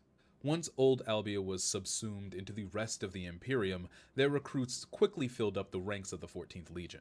This not only strengthened the new Legiones Astartes with very hardy recruits, but it also served to weaken Old Albia in case they thought about rebelling against the Emperor. The 14th Legion quickly established a way of war that was inexorable. Many of their conflicts were decided by attrition and through mass infantry mobilization. And they became known as the Dusk Raiders, as they would attack right at the fall of night to confuse the enemy and cover any movements across open fields. And this style of attritional warfare served them very well. Some enemies would even surrender when they heard that they were fighting the Dusk Raiders. Eventually, the Legion would take their conquest to the stars during the Great Crusade, and they would fight for 8 decades without their Primarch. But eventually, their progenitor, Mortarion, would be found by the Emperor on the planet of Barbarus. This was a poisonous feral world that was ruled by Xenos necromancers called Overlords. These Overlords subjected a very hardy populace of humans that lived on this world. When the Primarch Mortarion landed on Barbarus as a baby, he was taken by one of these Overlords named Nakare and raised as his ward. Eventually, Mortarion would come to see the Overlords for the evil that they were and would help the people rebel against them. During the end of this rebellion is when the Emperor would come to claim his son. And the Emperor offered Mortarion a deal. If he took out Nakare, then the Emperor would leave and never return. But if he failed to do so, then Mortarion would swear fealty to him. Due to the extremely poisonous and noxious gases that surrounded Nakare's keep, Mortarion was unable to defeat his father, and he ended up swearing fealty to the Emperor. He would go on to have a grudge against the Emperor for stealing his vengeance, but he would accept command of the 14th Legion and become a Primarch of the Great Crusade. Slowly but surely, Mortarion would turn the Dusk Raiders into his Death Guard. This was a callback to his army on Barbarus that he led against the Overlords. He changed the Legion in a few key ways. First is that they would exclusively recruit from Barbarus after they found Mortarion. The people of that world seemed to take very well to the gene seed of the 14th Legion, and they came out stronger and more hardy than ever. Secondly, he implemented a lot of endurance and environmental tempering into his Astartes training. A hallmark of the Death Guard way of war and a point of their pride was their endurance. Not only endurance against diseases and poisons, but also mental endurance. The Death Guard would often send wave after wave of Space Marines at an objective until it was destroyed. And there's a level of mental fortitude that's needed to achieve something like that. It's also noted that the Death Guard were not builders. They didn't garrison the worlds that they conquered. They were destroyers, pure and simple. They were given an objective, and they would not stop until it was no more. But the continual grinding battles of the Great Crusade would wear away at their humanity and their loyalty to the Emperor. And when the Horus Heresy finally broke out, the Death Guard were one of the first legions to side with Horus. Mortarion and Horus had always been close because Mortarion felt that Horus respected him more than the Emperor did. That and the fact that the Luna Wolves and the Death Guard often fought together made for a very seamless alliance. The 14th Legion would participate in the atrocity on Isstvan III, and a full 1/3 of their legion would be lost to this cull. But after Isstvan III, the Death Guard took more of a step back until the Siege of Terra. They interacted with some of the fallen Dark Angels, they tried to sway the White Scars to join their side, but they really didn't do as much fighting as some of the other traitor legions. At this point, Mortarion felt somewhat alone. He hated Psykers and demonology due to his past, but he was also discovering that he had some of those talents. And this would really all come to a head when the Death Guard made their final plunge into the warp to head to Terra for the siege. The first captain of the Death Guard, Callus Typhon, had already secretly fallen to the ruinous powers decades before. He knew that Mortarion and the Death Guard were marked for service to the plague god Nurgle. On their trip to Terra, Typhon trapped the entire legion within the warp. On the ships of the trapped Death Guard, Nurgle would release Nurgle's rot and the Destroyer Plague, and it would wreak havoc upon even their tempered Astartes physiologies. Wanting to be delivered from this torment, Mortarion would offer up his soul and those of his sons to the warp, and they would be accepted into Nurgle's embrace. And at the Siege of Terra, we would see the extent of their transformation. Plague Marines stalked the battlefields of Terra, releasing all types of contagions. The Death Guard would even take over the Lion's Gate spaceport until the White Scars came and took it back. They would be a part of major offensives all over the Imperial Palace, including an assault on the Astronomicon. But eventually, Horus would be defeated, and the traitor forces would be driven away from Terra and the solar system. Mortarion and the Death Guard would orderly retreat into the Eye of Terror, and they would found the Plague Planet and make it into a dark reflection of their homeworld of Barbarus. Now that we've covered the history of the 14th Legion, let's talk about their structure. During the Dusk Raider days of the 14th Legion, they followed the Principia Bellicosa very closely. They also stayed very well supplied as they were constantly on the move and did not really stop for resupply. Them being constantly on the move did not change when Mortarion assumed command of the Legion, however their hierarchy did. Instead of sticking to the prescribed chapter, battalion, company hierarchy, Mortarion introduced a simpler one that fit his Legion. Of course, there was Mortarion at the top. And under him were the Space Marine leaders who each led one of the 7 great companies that made up the Death Guard. Each one of these great companies held upwards of 10,000 Space Marines. The first company was led by the first captain, Callus Typhon, and the 3rd, 4th, 5th, and 6th great companies were also led by captains. The 2nd and 7th, however, had specific titles for their leaders. The 2nd Great Company's captain was known as the Commander, and the 7th Great Company's captain was known as the Battle Captain. There were smaller companies within these great companies that were also led by captains, and within them were squads led by sergeants. The Death Guard also had a few notable specialist units, the most famous of those being the Death Shroud, Mortarion's elite bodyguard. They were specially chosen by Mortarion himself and would be listed as KIA, as their identities would no longer be relevant to their role. In their hulking Terminator armor, they would stay silent, and they would only ever be at most 49 paces away from Mortarion. You also had the Grave Wardens, who were Callus Typhon's elite First Company Terminators, and they would utilize some of the more alchemical weapons that the Death Guard possessed. And of course, unlike other legions that saw their destroyer units as dishonorable, the destroyers of the Death Guard were vaunted. They had no qualms about using phosphex or biochemical weapons against their enemies. And when they finally fell to the ruinous powers, these same weapons would be used to spread their contagions and plagues. So what's happening with the modern Death Guard? Nurgle's Legion is one of the more active ones within the galaxy. Since the opening of the Great Rift, they can be seen on every front of every war and have specifically targeted the realm of Ultramar. Right now, Mortarion works to expand Nurgle's realm in real space and continues to concoct plagues to harass and weaken the Imperium. Thank you guys always for watching, and make sure to leave any questions you might have in the comments. We'll next be covering the 15th Legion, the Thousand Suns, so we'll see you in the next one. Magnus did a lot wrong, and his Legion took a lot of those consequences, so let's talk about them. Warhammer fans, welcome back to 40k Onboarding, where I assist you with navigating through the complex universe that is Warhammer 40,000. This is the 13th installment in our Legion series. We last covered the 14th Legion, the Death Guard. Today we're covering the 15th Legion, the Thousand Suns. And make sure you hit that plus button so you don't miss your favorite Legion. The 15th Legionis Astartes is the Thousand Suns. Their Primarch is Magnus the Red, and their homeworld is the refuge world of Prospero. Every Space Marine Legion has their own aesthetic and their own specialty, but even the Thousand Suns were singular amongst the legions. They were Space Marines, they were crafted for battle, but war always sat second in priority to knowledge for them. And this was not only because of the scholarly nature of their Primarch Magnus the Red, but also because a vast majority of the Thousand Suns were Psykers. As you might imagine, the origins of the Thousand Suns are a little different than the other legions. The first recruits of the 15th Legion came from the student aspirants of the former Achaemenid Empire on Terra. The Achaemenid Empire was one of the first to be taken over during the Unification Wars, and so by the time the Space Marine Legions were founded, their citizens were a lot less warlike and more scholarly than those of, say, Old Albia. These first recruits were elevated in the gene laboratories of Luna during a resurgence of warp storms in the solar system. These warp storms didn't directly impact their gene seed, but it was an omen for the things to come. The first 1,000 Space Marines of the 15th Legion were sent to Terra to quell the last holdouts of the Techno-Barbarians, and this was to be their first test in battle. After their success, the Emperor dubbed them his Thousand Sons, and gave them an expeditionary fleet so that they could start contributing to the Great Crusade. Now, as I mentioned before, a vast majority of the 15th Legion were Psykers. The gene seed of Magnus the Red seemed to activate any latent psychic power that a recruit might have. But this was not without its consequences. In the first decade or so of the Thousand Sons' involvement in the Great Crusade, they started to experience a genetic anomaly known as the Flesh Change. Spontaneously, a psychically active brother of the 15th Legion might turn into what we know today as a Chaos Spawn. They would experience all types of physical mutation and become a mindless abomination. By the time the Legion found their Primarch Magnus the Red on the planet of Prospero, the Flesh Change was an epidemic.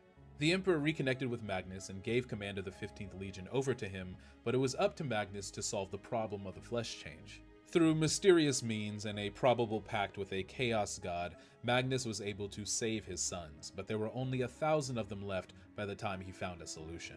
Fortunately, Prospero had been a world where human psykers had taken refuge over the millennia, so the Thousand Sons had a culture that welcomed them and a large pool of psychically active recruits from which to pull. After a reorganization of the Legion and a refocusing on their psychic abilities, the Thousand Sons set back out on the Great Crusade. They would rack up their share of compliances, and oftentimes would do so with diplomacy. But when their words and knowledge were not enough, they utilized their psychic powers to devastating effect. But their use of these esoteric powers and their emphasis on knowledge over war earned them not a few enemies amongst their brother legions. During the Arc-Reach Cluster campaign, they would even come to blows with the Space Wolves, and Russ would swear a blood oath against Magnus Ared. Their situation and status as a legion would further slide at the Council of Nicaea. The Emperor had always been cautious of other people using psychic powers outside of himself and Malcador the Sigillite. And after a petition from Leman Russ and Mortarion, the Emperor decided to hold a council to discuss the future of psychic powers within the legions.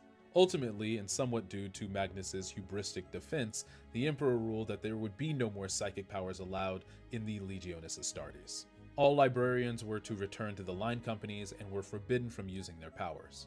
And that not only hamstrung the 15th Legion, as that was their main method of war, but it also put a forbidden temptation in front of them. And this is where their story really turns south. Magnus would eventually try and stop Horus from turning to chaos, and would have to use his powers in order to do that.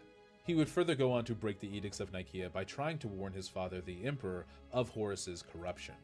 He would unknowingly destroy the Emperor's Webway project, and the Emperor would send the 6th Legion along with the Custodians and Sisters of Silence to censure and bring back the 15th Legion.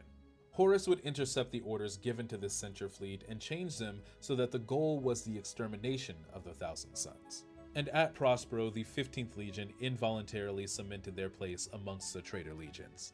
They would fight tooth and nail against this armada, but in the end would be defeated by a combination of a rampant outbreak of the Flesh Change and the defeat of their Primarch Magnus Ared at the hands of Leman Russ. In defeat, using some of his greater sorceries, Magnus transported the rest of his legion and Tizca, the capital city of Prospero, into the Eye of Terror. The entire legion in their city ended up on the demon world of Sortiarius, also known as the Planet of the Sorcerers. Here, for a large part of the Horus Heresy, the Thousand Sons would lick their wounds and learn about their new patron god, Tzeentch.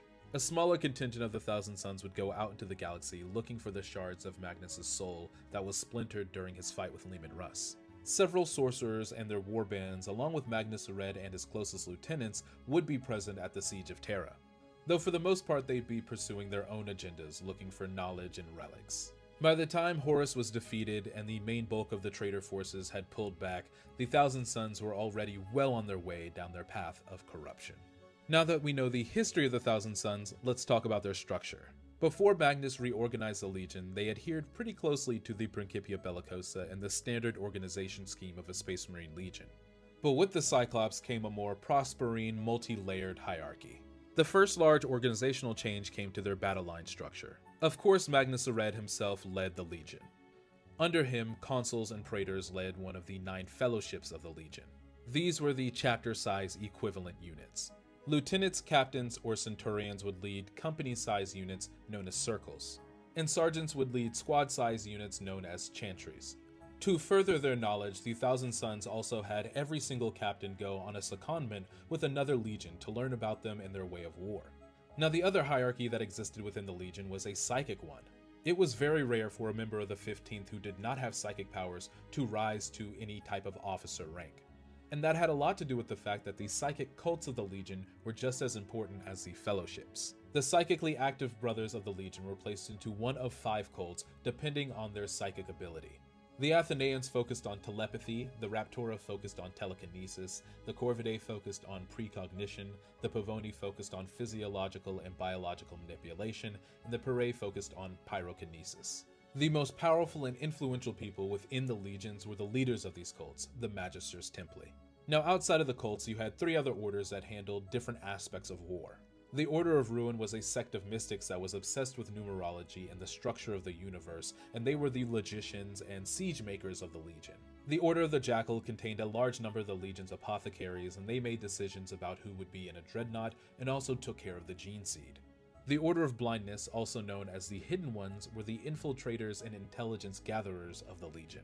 You also had an organization known as the Rahati, which were Magnus's senior counselors. This was kind of like Magnus's Mournival, and inclusion in it was highly dependent on a Marine's standing within the Legion. And lastly, you had the Scarab Occult, the Sekhmet. These were the veteran Terminators of the First Fellowship, and they all held high ranks within the psychic cult system of the Legion. So what's going on with the modern Thousand Sons? After the rubric of Ahriman that turned all of the non-psychic members of the Legion into dust automatons, the Thousand Sons have been harassing the Imperium for thousands of years. They have a special grudge against the Space Wolves and have assaulted Fenris numerous times. Most recently, Magnus was able to bring the planet of the Sorcerers into real space above Prospero. He now uses these two planets to produce war material in order to expand his own domains. From the Eye of Terror to the dusty battlefields of Luna, even to the officer ranks of the Black Legion, the Thousand Sons are everywhere, serving Tzeentch and advancing Magnus's plans. Thank you all always for watching. Let me know if you have any questions in the comments. We'll next be covering the 16th Legion, the Luna Wolves, and I'll see you all in the next one. Let's talk about the most zealous Legion today. Warhammer fans, welcome back to 40k Onboarding, where I assist you with navigating through the complex universe that is Warhammer 40,000. This is the 15th installment in our Legion series. We last covered the 16th Legion, the Luna Wolves or the Sons of Horus. Today we're covering the 17th Legion, the Word Bearers. Make sure to hit this plus button so you don't miss your favorite Legion, and make sure to go to the top of my profile to see where I'll be posting content after the 19th. The 17th Legiones Astartes is the Word Bearers. Their Primarch is Lorgar Aurelian, and their homeworld is the feudal world of Colchis. The Word Bearers have always really been a pariah organization. Their beliefs, even their way of war, went against the typical Astartes grain. But if anything, their story goes to show that even the black sheep of the family can have profound influence on a story. So let's get into their history. The 17th Legiones Astartes got their start on Terra just like the majority of their other brother legions. Like those other legions, their first recruits were pulled from the sons of the conquered of the Unification Wars. But unlike their brother organizations, there were some differences in the inception of their legion. First and foremost, their legion was given a name by the Emperor along with their number assignment. He dubbed them his Imperial Heralds, and this was a clue into their purpose later on in the Great Crusade. However, their training also included a different perspective on what war and battle meant. Whereas other legions saw their martial orders as glorious and righteous, the 17th Legion viewed it as a duty, as something somber to do for the Emperor. And of course, this duty included being the Emperor's heralds. At the start of the Great Crusade and the Unification Wars, the Emperor denounced any type of religion worshipping gods or demons. At the start of any battle, the Imperial Heralds would send one warrior to the opposition. He would go and proclaim the Emperor's secular imperial truth and give two options. They could either kneel in repentance or be destroyed outright.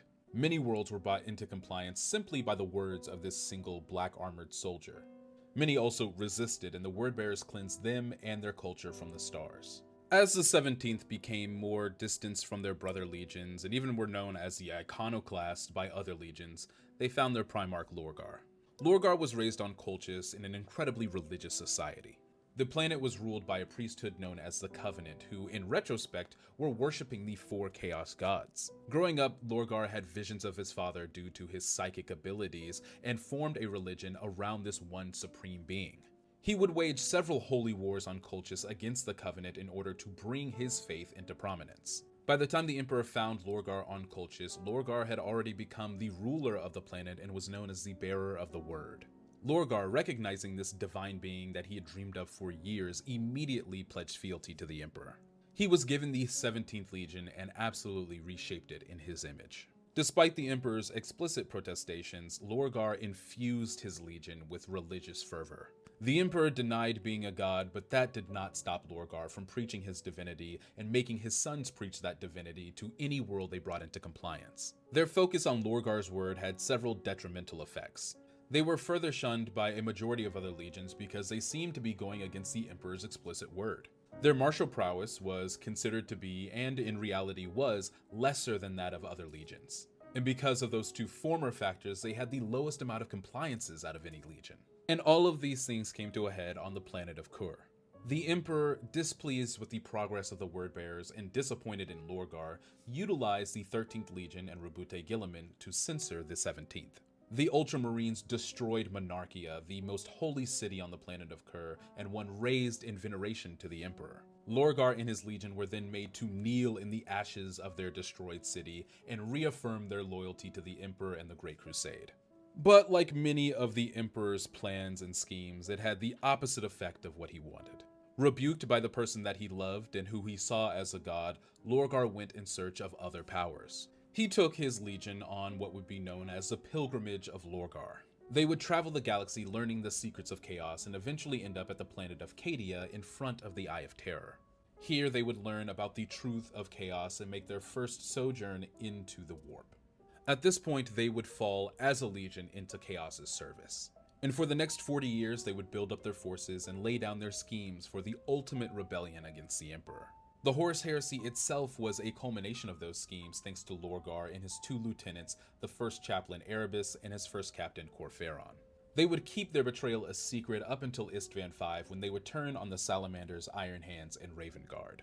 But this war was something that they had been preparing for decades. At the outbreak of the heresy, the entire Imperium would come to know the full strength and zealotry of the Wordbearers. Their greatest contribution to this war effort would be the betrayal at Calth and the Shadow Crusade that they would undertake in Ultramar. They, along with the World Eaters, would savage the Ultramarines and keep the largest Imperial force tied up within their own realm. From Sotha to Armatura to Nuceria, the Wordbearers would harass the Ultramarines wherever they could find them. This, along with the other missions that they undertook throughout the galaxy and their insistence on using demons in their warfare, made them one of the more feared armies throughout the heresy. But due to Lorgar's own hubris, this was not to last. Lorgar started to see Horus as a weak leader of chaos, and on the planet of Olanor at the traitor muster before the Siege of Terra, he tried to betray him. But like most of Lorgar's plans, it fell apart and Horus defeated him before exiling him and the majority of his legion to the warp. The only Wordbearers that would fight at the Siege of Terra would be Zardu Lyak and his Unspeaking chapter, about 5,000 Marines strong. The rest of them, along with their Primarch, would retreat into the Eye of Terror and the Maelstrom and prepare for the coming long war. Now that we know about the Wordbearers' history, let's talk a little bit about their structure. Starting out, the Imperial Heralds stuck very closely to the standard military organization of the Principia Bellicosa.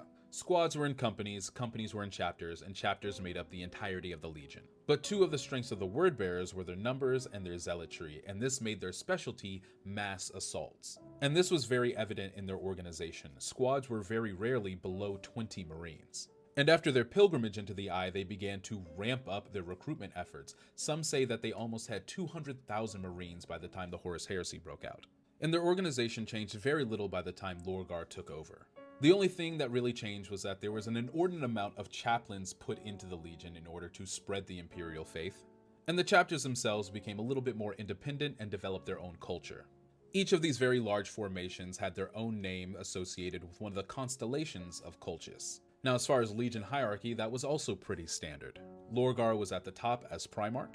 Underneath him were all the chapter masters that led thousands of Space Marines themselves.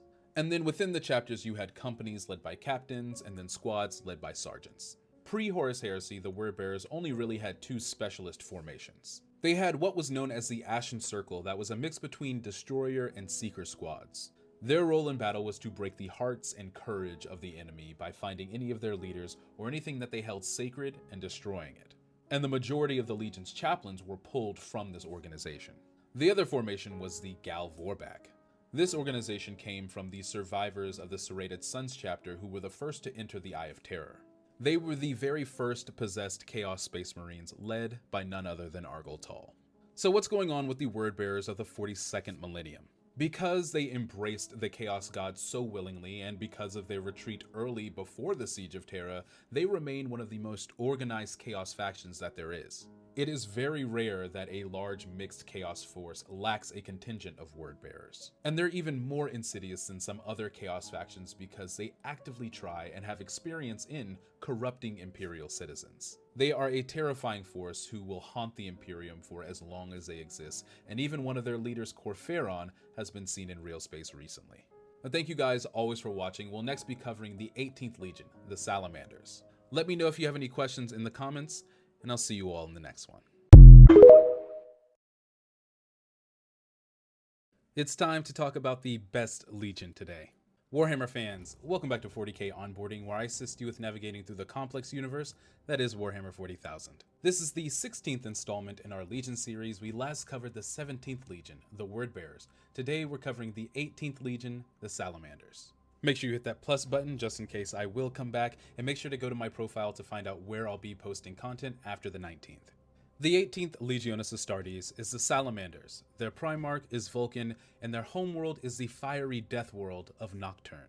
The Salamanders have always been a very special legion, and not only to me, but to the Imperium itself.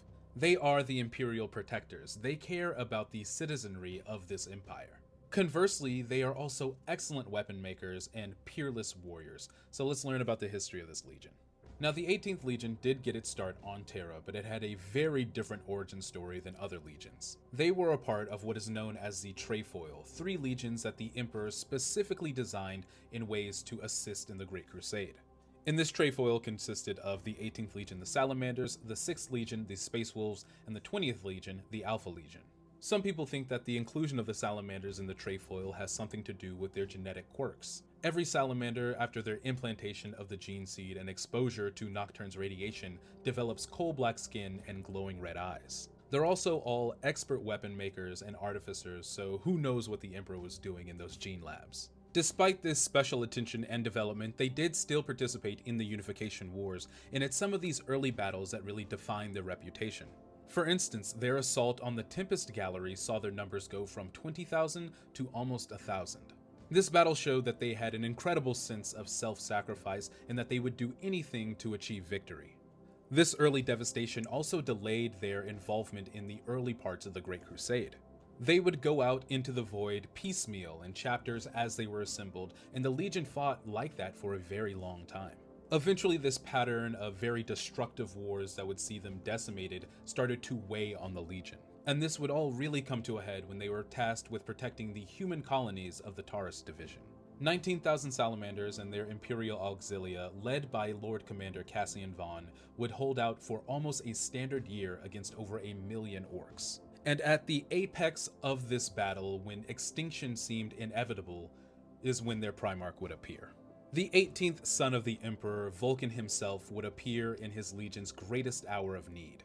You see, Vulcan had already been found by the Emperor some years before, but he took a very special interest in Vulcan and trained him himself alongside Ferrus Manus.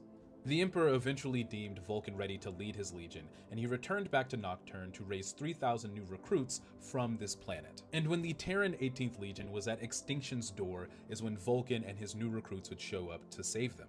Vulcan would reforge his legion in his own image and in the culture of Nocturne. Vulcan would also rename his legion. Initially they were known as the Dragon Warriors, but Vulcan would rename them after the Saurids that inhabit Nocturne, the Salamanders.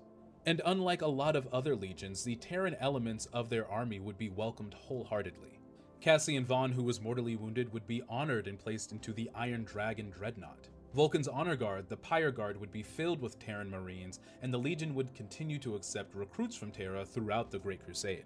Vulcan would teach his sons about the Promethean Creed, the kind of religion and morality that was taught on the planet of Nocturne. It was all about self-reliance and self-sacrifice and community, and the Legion really did take it to heart. They would go out into the Great Crusade and really show the strength of Nocturne. They would care for Imperial citizens, but they would also bring hundreds of planets into compliance. But it wasn't to last, and Istvan V would end up being one of the greatest trials that the Legion would ever go through.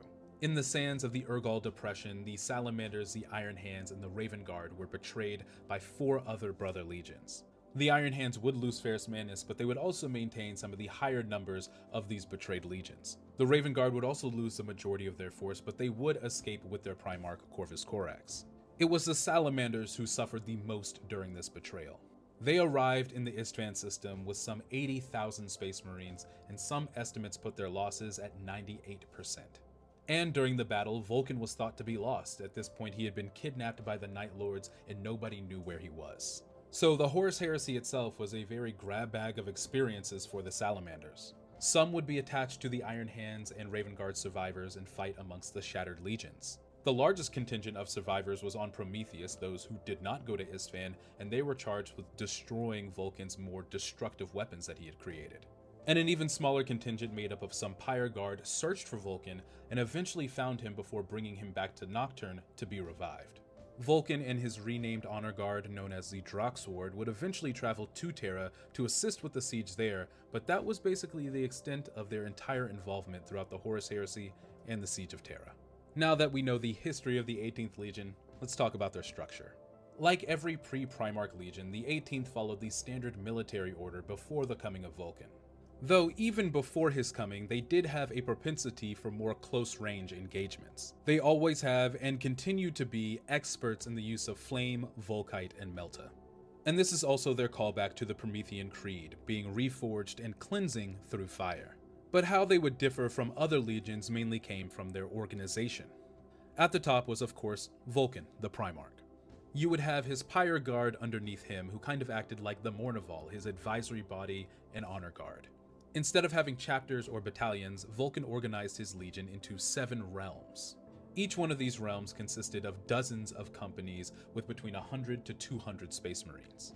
The Space Marine leader of one of these realms was known as the Lord Commander or Protector. Each realm was connected to one of the 7 sanctuary cities of Nocturne, and this is where they recruited and where they got a lot of their realm culture from.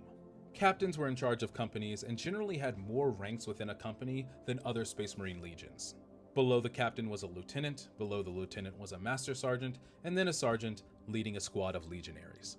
They also had given titles that represented some aspect or deed of the warrior. For instance, if you received the title of Fire Drake, that meant you were an incredibly wise warrior of the 18th and had a lot of experience. In fact, many Fire Drakes were chosen as chaplains after the Council of Nicaea due to their wisdom. Like I said before, the Salamanders were incredibly enamored with the ways of flame, melta, and volkite. And due to some other gene seed quirk, the Salamanders were considered somewhat slower than other legionaries, but markedly stronger. This physical aspect led them to be more partial towards melee weapons like the Thunderhammer or Power Sword. Because each realm of the Salamanders fought somewhat similarly, they didn't really have too many specialist formations. However, the only one of note would be the Pyroclasts. Vulcan really didn't like having destroyer squads in his legion, like most Primarchs. The workaround for this, however, was to have a group known as the Pyroclasts. They used extremely powerful and advanced flame and melta weaponry to cleanse anything that a destroyer would with fire.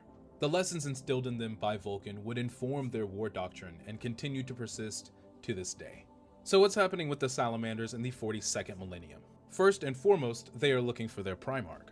Vulcan disappeared after the War of the Beasts and has not been seen in the Imperium since. But it's rumored that if the Salamanders collect all 9 of his artifacts, that Vulcan will return. They are also, like every other Space Marine chapter, participating in the Indomitus Crusade. After the Horus Heresy, the Salamanders couldn't really split into smaller chapters, and so they had very few successors before. With the coming of Primaris Space Marines, they have a slew of new successor chapters to teach the Promethean Creed and the ways of Vulcan. Thank you guys always for watching. We'll next be hopefully covering the 19th Legion, the Raven Guard. Let me know if you have any questions in the comments, and I'll see you all in the next one. Let's talk about one of the sneakier legions today. Warhammer fans, welcome back to 40k Onboarding, where I assist you with navigating through the complex universe that is Warhammer 40,000. This is our 17th video in our Legion series. We last covered the 18th Legion, the Salamanders. Today we're covering the 19th Legion, the Raven Guard. And make sure to hit the plus button so you don't miss the upcoming chapter series I'm doing. The 19th Legionis Astartes is the Raven Guard. Their Primarch is Corvus Corax, and their home world is the mining moon of Lycaeus, renamed Deliverance. As far as Space Marine legions go, this is one of the more unconventional ones. The Raven Guard were and are the masters of guerrilla warfare. Frontal assaults are really a last resort or the final decisive blow for this legion. They prefer to stick to the shadows and position themselves behind enemy lines so that when the order is given, the first strike is the last.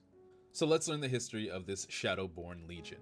Like every other legion, the 19th got their start on Terra during the Unification Wars. Their first recruits were pulled from the savage techno-barbarian tribes of the Asiatic Dust Fields. And almost immediately they showed a propensity for infiltration and target acquisition. They were the Emperor's hidden hand and were responsible for many compliances of the Terran factions during the Unification Wars. And due to the culture of their tribal origins, they were also tasked briefly with watching over the conquered populations of Terra. But as the Great Crusade began and the Emperor's armies began to push out of the solar system, they were turned elsewhere. The 19th wouldn't find their Primarch until almost 100 years after the start of the Great Crusade. But during that time, they were often called on by Horus Lupercal and the Luna Wolves to assist them in different campaigns. The Luna Wolves would enact some type of shock assault, and the Raven Guard would be there to cut off any type of retreat or resistance. This team-up happened so much that the Raven Guard were almost seen as a type of chapter of the Luna Wolves. But their very warlike disposition and their general secondment to the Luna Wolves would end with the rediscovery of Corvus Corax. The Primarch of the 19th was found on the prison mining moon of Lycaeus. It was a moon of a world called Kievar, which was ruled by tech guilds that had been long separated from the Cult Mechanicum. On this prison moon, Corvus became the leader of a rebellion against the masters of Kievar. This is where he honed his gene-wrought stealth powers and learned the ways of guerrilla warfare and hit-and-run tactics. Eventually, the Emperor would come and discover Corvus at the height of his rebellion. But interestingly enough, the Emperor would have an hours-long conversation with Corvus and then leave. It's really unknown what passed between them that day, but afterwards, Corvus finally made the decisive action that ended this war with Kievar. Using atomic weaponry that was stored on the moon of Lycaeus, he would bombard Kievar until the Tech Guild surrendered to him.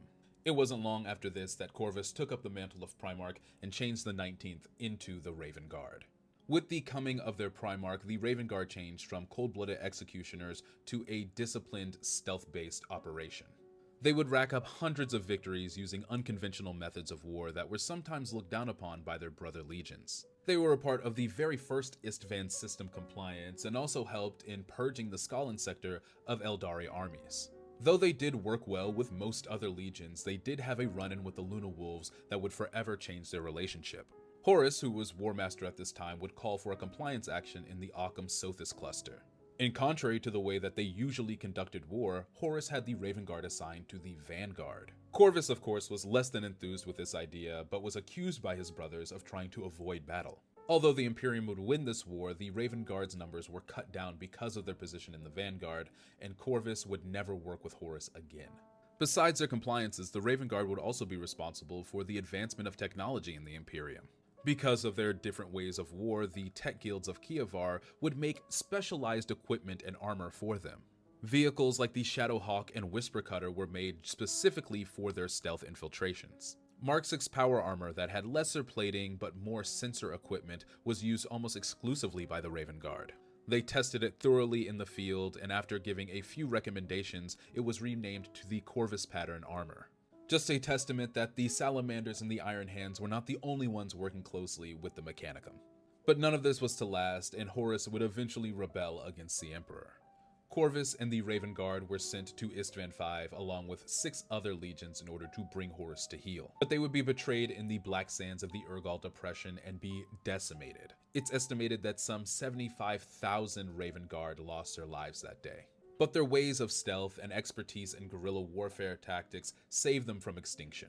Corvus and a small group of survivors would last for 98 days, being hounded by traitor forces all over Istvan until they were finally rescued by a small detachment of Raven Guard coming from Deliverance. After escaping the hellhole that was Istvan, Corvus vowed to rebuild his legion as fast as he could. After going to Terra and begging his father to help him rebuild his legion, Corvus was given the tools to do just that. He returned to Deliverance with unsullied, unchanged Primarch gene material. At first, these experiments seemed to work. They were able to create Astartes in days rather than years. But during Istvan V, the Alpha Legion had infiltrated the Raven Guard and its survivors, and at this point sabotaged the experiment.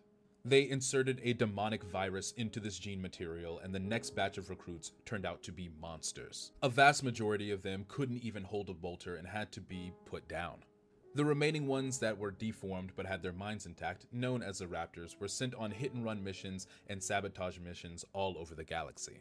And this was to be the extent of the Raven Guard's involvement in the Horus Heresy. Corvus would abandon this experiment and was resigned to build his legion up the traditional way.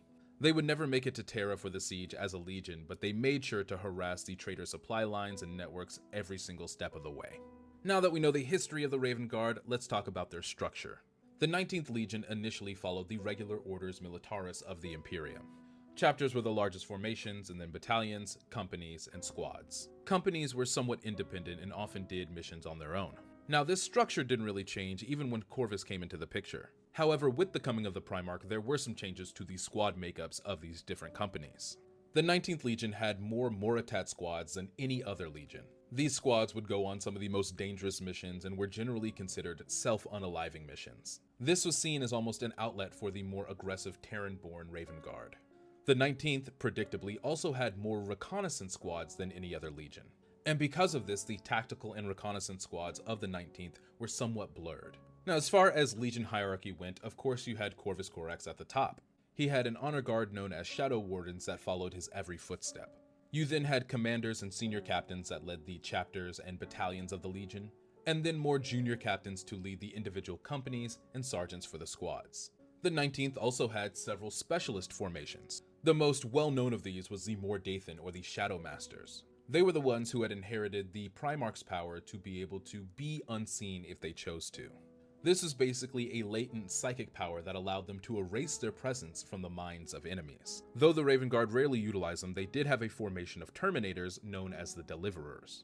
But if they really needed shock and awe, they would use their Dark Fury Assault Squads. And these were jump pack boosted Marines, as you see above, wielding dual lightning claws. So what are the Raven Guard up to currently? The Raven Guard in the 42nd millennium are a largely Codex compliant chapter who have had their share of misfortune. They have fought valiantly for the Emperor, including in the 13th Black Crusade and the defense of Ultramar. But they are somewhat ignored by other chapters, even with their first founding status. They also had their share of gene seed degradation before the Primaris Revelation. They now fight alongside their brother chapters, trying to beat back a large incursion of Tyranids during this fourth Tyrannic War. Thank you guys always for watching. The next installment will be the last in our Legion series, where we'll be covering the 20th Legion, the Alpha Legion. Let me know if you have any questions in the comments, and I'll see you all in the next one. We're talking about the last Legion today. Warhammer fans, welcome back to 40k Onboarding, where I assist you with navigating through the complex universe that is Warhammer 40,000.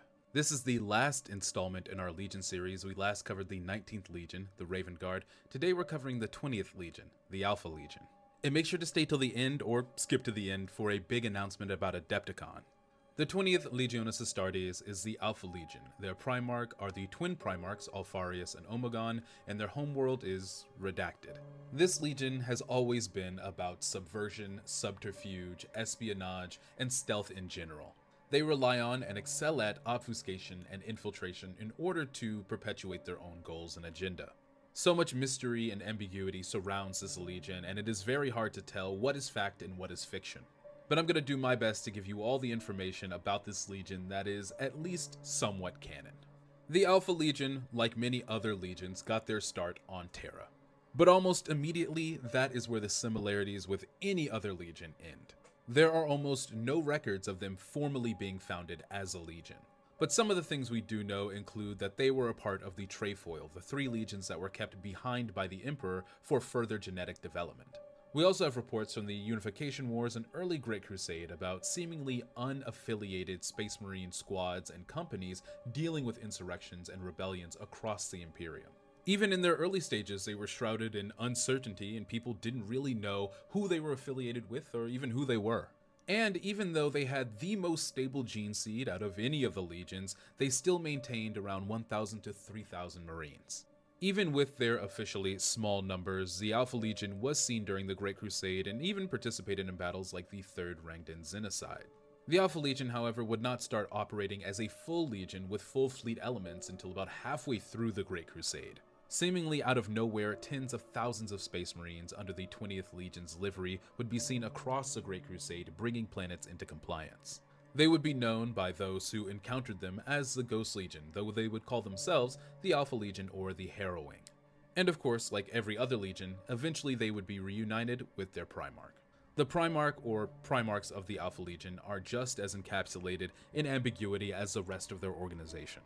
What we know definitively is that there were 2 Primarchs of the Alpha Legion, Alfarius and Omegon. They were twins and essentially saw themselves as one soul split between two bodies. The rest of their origin story is up to supposition and theory. Some theories say that the Luna Wolves found Alfarius leading a band of renegade systems. Others say that Alfarius was captured and raised amongst the Xenos known as the Sloth. And others say that Alfarius landed on Earth itself during the dispersal of the Primarchs and was raised by the Emperor in Malkador.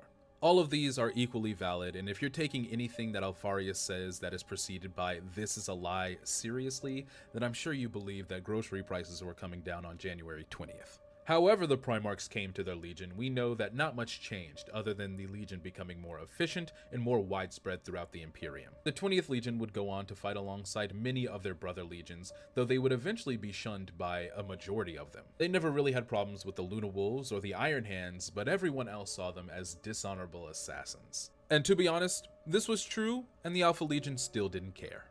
Now, how the Alpha Legion got involved in the Horus Heresy is also somewhat different from the others.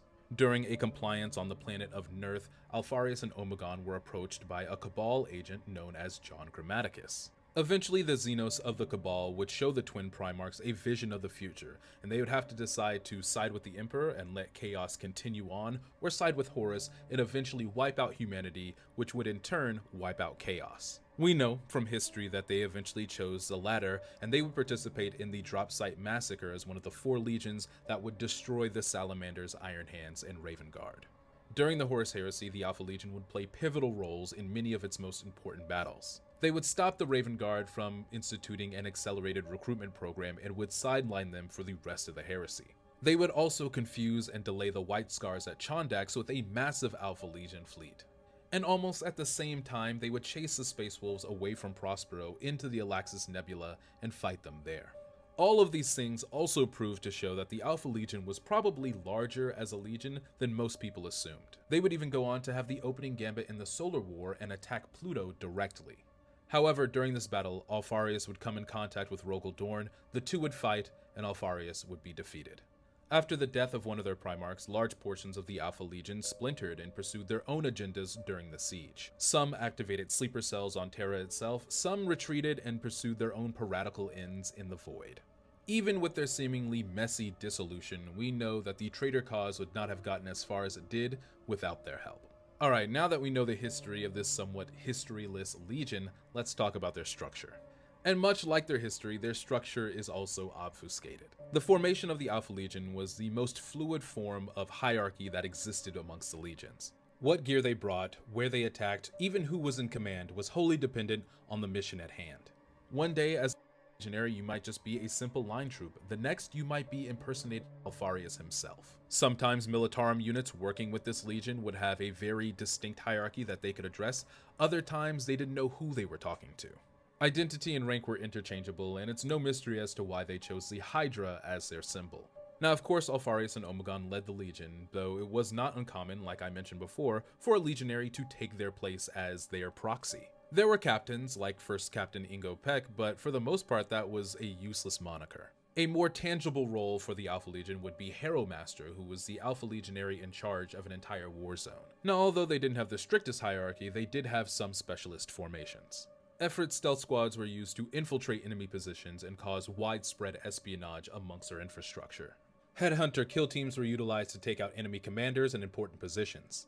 The Alpha Legion also had a very wide network of non-Astartes human agents. Using blackmail or coercion, or even finding people who were like-minded, the Alpha Legion would utilize these agents to move in ways that Astartes couldn't.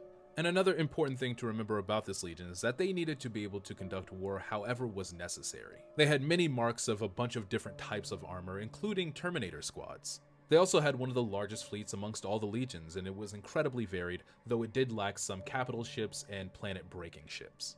They were the masters of what they did, and very few factions can even come close to it. So what is the modern Alpha Legion up to today? After the Horus Heresy, the Alpha Legion split into a bunch of different cells, and the majority of them retreated into the Galactic East instead of going into the Eye of Terror. They would go on to subvert the Imperium for 10,000 years and would work in smaller sects rather than coming together as a full. Though in the 42nd millennium, with the opening of the Cicatrix Maledictum, this has started to change. Pictured above me is Solomon Okura, who is the Hero Master of the newly reformed Ghost Legion. The Ghost Legion is an amalgamation of a bunch of different Alpha Legion warbands who have come together for a common cause. And this is a very diverse of Alpha Legionaries, from ones who are chaos corrupted, which is very rare for Alpha Legionaries, to the penitent ones who still face some type of guilt for what they did to the Imperium. Solomon Akura himself has gotten parts of the Pale Spear, Alfarius' ancient weapon, and is now leading his brethren in new wars against the Imperium. Now for our announcement. As some of you may know, Adepticon 2025 is coming up. This is one of the largest wargaming Warhammer conventions that takes place in North America. And I'm honored to say that I'm partnering with Adepticon to give away 11 registration passes to this convention. I'll also be at the Content Creators Meet and Greet on the first day of the convention, so make sure to look out for me there. I'll have more details about the giveaway in a dedicated video on it tomorrow. If you haven't registered for Adepticon yet or missed out on the advance tickets, you're going to want to see tomorrow's video. And thank you again to Adepticon for including me in this, and I cannot wait to attend. Thank you guys again for always watching. This is the end of our Legion series. We're next going to start getting into chapters. Let me know if you have any questions in the comments, and I'll see you all in the next one.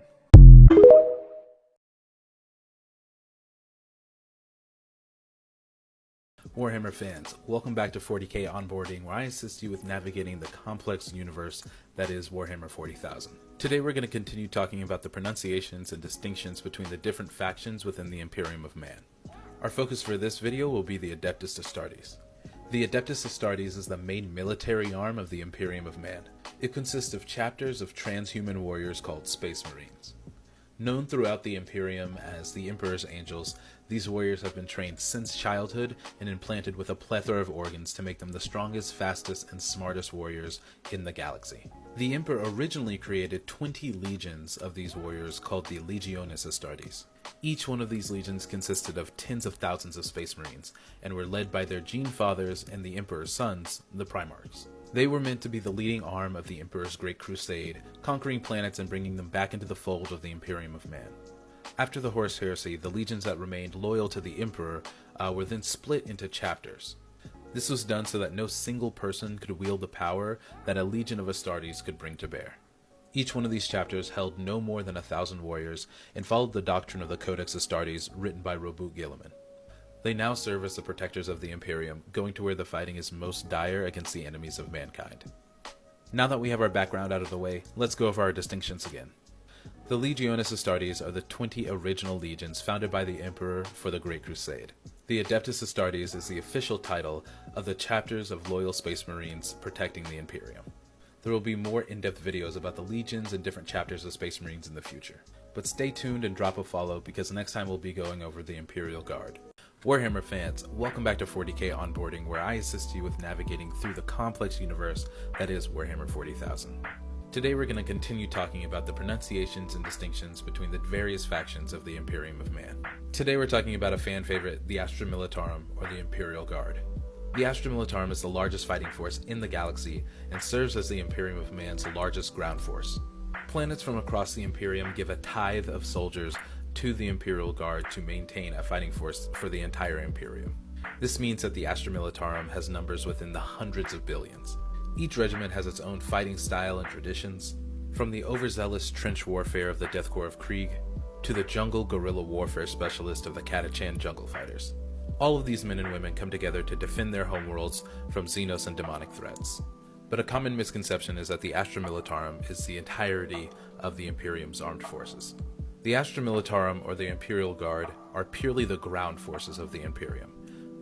The Navis Imperialis, or the Imperial Navy, is over the starships and void warfare of the Imperium. Now, back before the Horus Heresy, there was the Imperial Army, and the Imperial Army was an entire amalgamation of all the Imperium's armed forces at the time. But just like with the Astartes, the Imperial Army was split into ground, air, and void forces.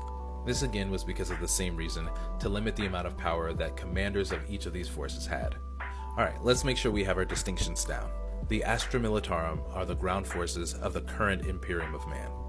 The Navis Imperialis, or the Imperial Navy, is over all void warfare of the Imperium. And the Aeronautica Imperialis are the atmospheric combat units of the Imperial Navy. The Imperial Army is the entirety of the Imperium's forces before the Horus Heresy. Thank you all for watching. Make sure you drop a follow. Next time we'll be going over the Adeptus Custodes. Warhammer fans, welcome back to 40K Onboarding, where I assist you with navigating through the complex universe that is Warhammer 40,000. We're continuing our series on the pronunciations and important distinctions between the various factions of the Imperium of Man. Today we're talking about the Imperium's secret police, the Inquisition. The Inquisition, formerly known as the Holy Orders of the Emperor's Inquisition, is a secret entity that exists outside of the Adeptus Terra, meaning they do not fall within the administrative hierarchy of the Imperium. They're charged with hunting down threats to the Imperium and maintaining the stability of the realm. The organizations that make up the Inquisition, and the Inquisition as a whole, was founded by Malcador the Sigillite. With the outbreak of the Horus Heresy, the Emperor charged Malcador with finding people of an inquisitive nature that could hunt down the enemies of the Imperium. The Inquisition consists of three major orders, or Ordos Majoris. These are the Ordo Malleus, the Ordo Hereticus, and the Ordo Xenos. There are also smaller offices within the Inquisition called the Ordos Minoris. This includes offices like the Ordo Chronos, which watches over and studies the warp, or the Ordo Militum that monitors the Imperium's military arms. But just for today's purposes, we'll be talking about the three major orders. First up, we have the Ordo Malleus, or the Demon Hunters of the Inquisition. They're concentrated on facing down any demonic threats to the Imperium. Now, every Ordo has its Chamber Militant, or its military arm. For the Ordo Malleus, that would be the Grey Knights. Next is the Ordo Xenos, or the Alien Hunters. They investigate, catalog, and figure out how to defeat any alien threats to the Imperium. Their Chamber Militant is the Death Watch, which is an amalgamation of different Astartes from different chapters that come together to hunt aliens. This Ordo also works closely with rogue traders since they're on the frontier of the Imperium. Lastly, we have the Ordo Hereticus, or the Witch Hunters. They deal with any threats within the Imperium that come from humans. Whether that be traitors, or rogue psychers, or chaos cultists, the Ordo Hereticus is there. They also watch over the Ecclesiarchy, the Adeptus Arbites, the Adeptus Astartes, and the Adeptus Sororitas. Their Chamber Militant is a part of the Orders Militant of the Adeptus Sororitas, or the Sisters of Battle. So those are the basics of the Imperium's most secret organization. If you have any further questions, let me know in the comments. Warhammer fans, welcome back to 40k Onboarding, where I assist you with navigating through the complex universe that is Warhammer 40,000. Today we'll be going over the magic users of the 40k universe, Psychers. Psychers are individuals who are able to access the power of the warp to use psychic abilities and powers. These powers can be something small, like being able to see the moods of people around you, up to and surpassing being able to throw boulders and shoot lightning out of your fingertips. Psychers also have a power scale. Using the Greek alphabet, Epsilon through Alpha Plus are considered Psychers. The lower end, Delta and Epsilon, might be able to read someone's mind, while the Emperor, who is an Alpha Plus level Psycher, could break a Titan in half with just a glance. Sigma level and below designates anti-Psycher powers, or someone who has the Pariah gene, which we'll go over in another episode. The Psycher mutation is one of the most important developments in most races. For the Eldar, every single one of them is a Psycher, and it's shaped their society and how they interact with each other. For races like the Tyranid or the Orcs, they are an innately psychic race.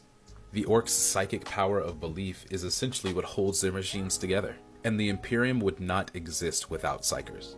Without astropaths who specialize in a very unique form of communication, the Imperium would not be able to communicate over vast distances. Without navigators, who are an even more specialized version of Psychers, the Imperium would not be able to navigate the warp.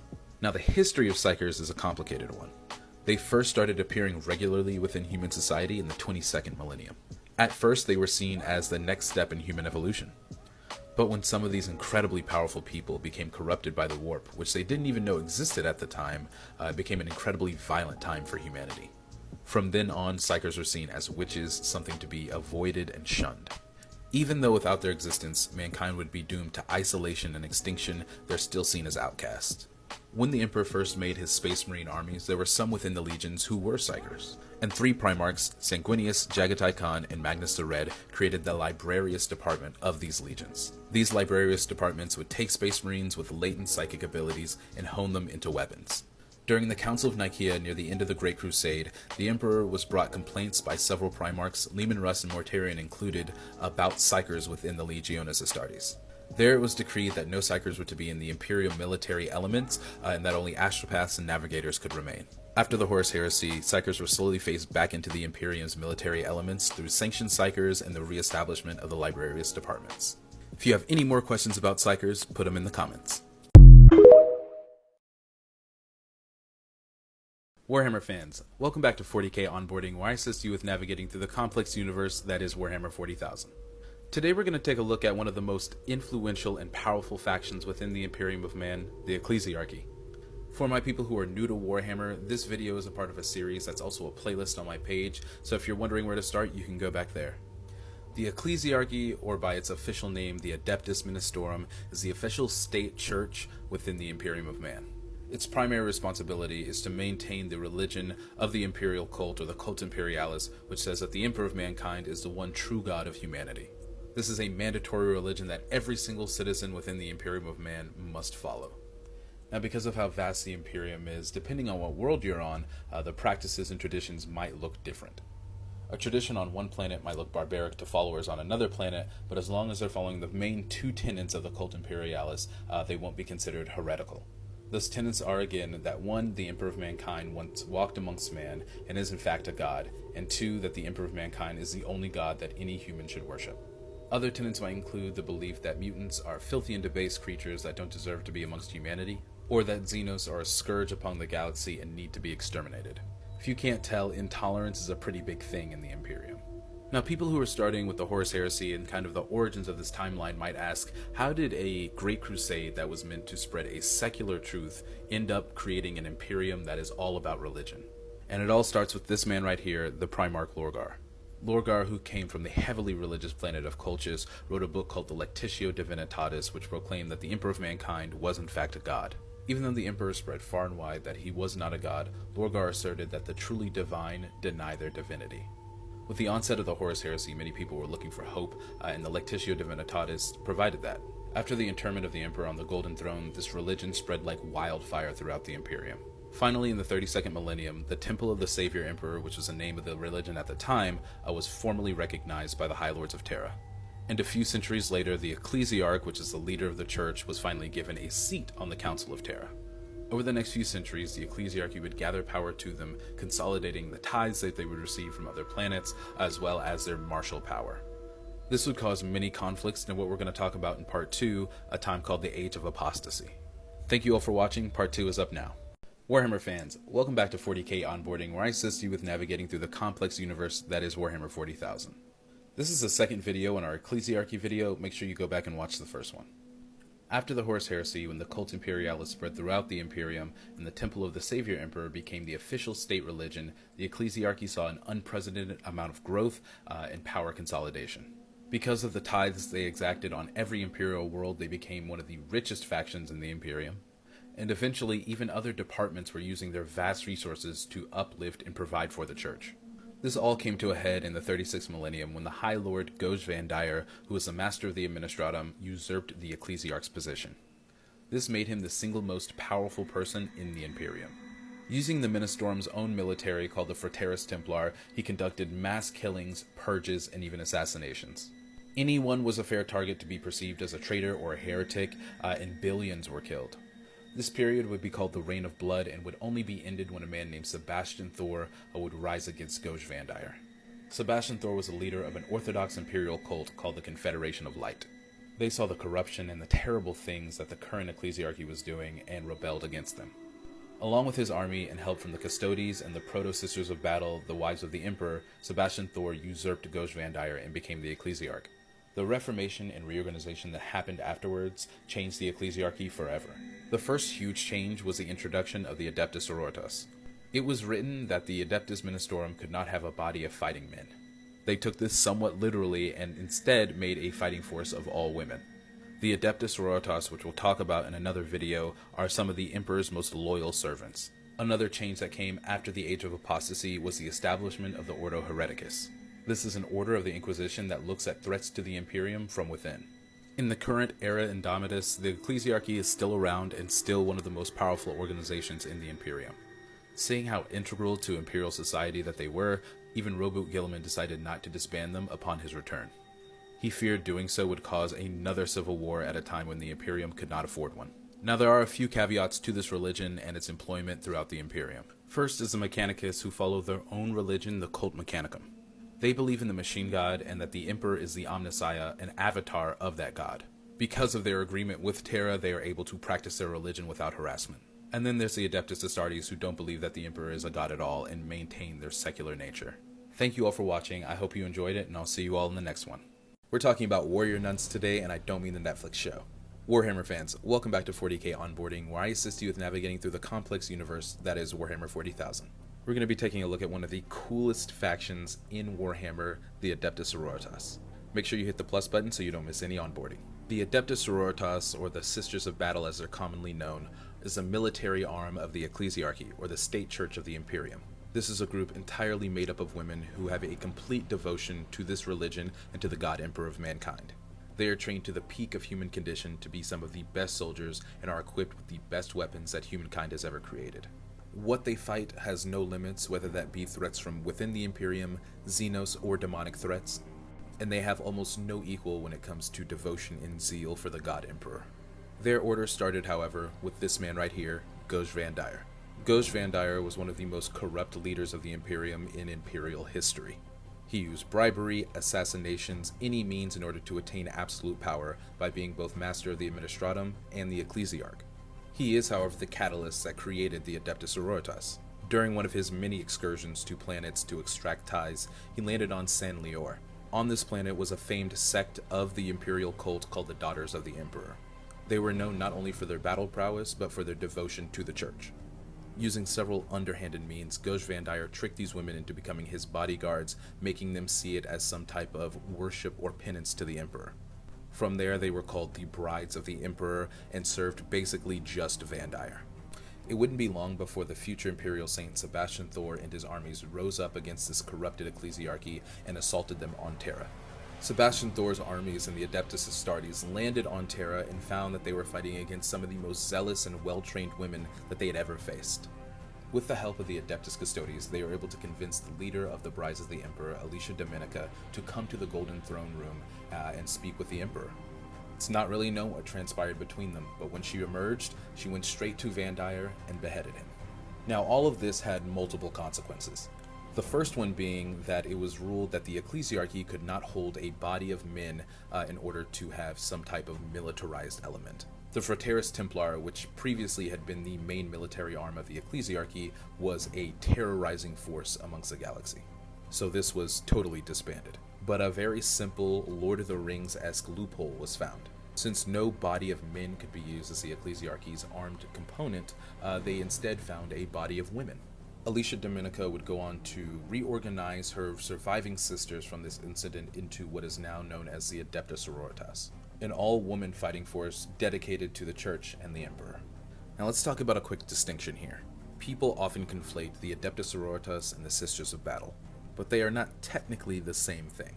The Sisters of Battle are the military arm of the Church and the Adeptus Sororitas as a whole. But the Adeptus Sororitas as a whole is not necessarily all military. They are ministers, they're preachers, they're medics, they do a lot of other things besides go on wars of faith. And not every member of the Adeptus Sororitas is a Sister of Battle. Now let's talk about the organization of the Adeptus Sororitas. So at the very top, leading the entire Adepta, is the Abbess Sanctorum. And below her are two prioresses leading each convent, the Convent Sanctorum and the Convent Prioris. Now each convent holds essentially half of the entire organization. Within each convent are orders. Each order is led by a canoness superior. The orders militant are what you know as the Sisters of Battle.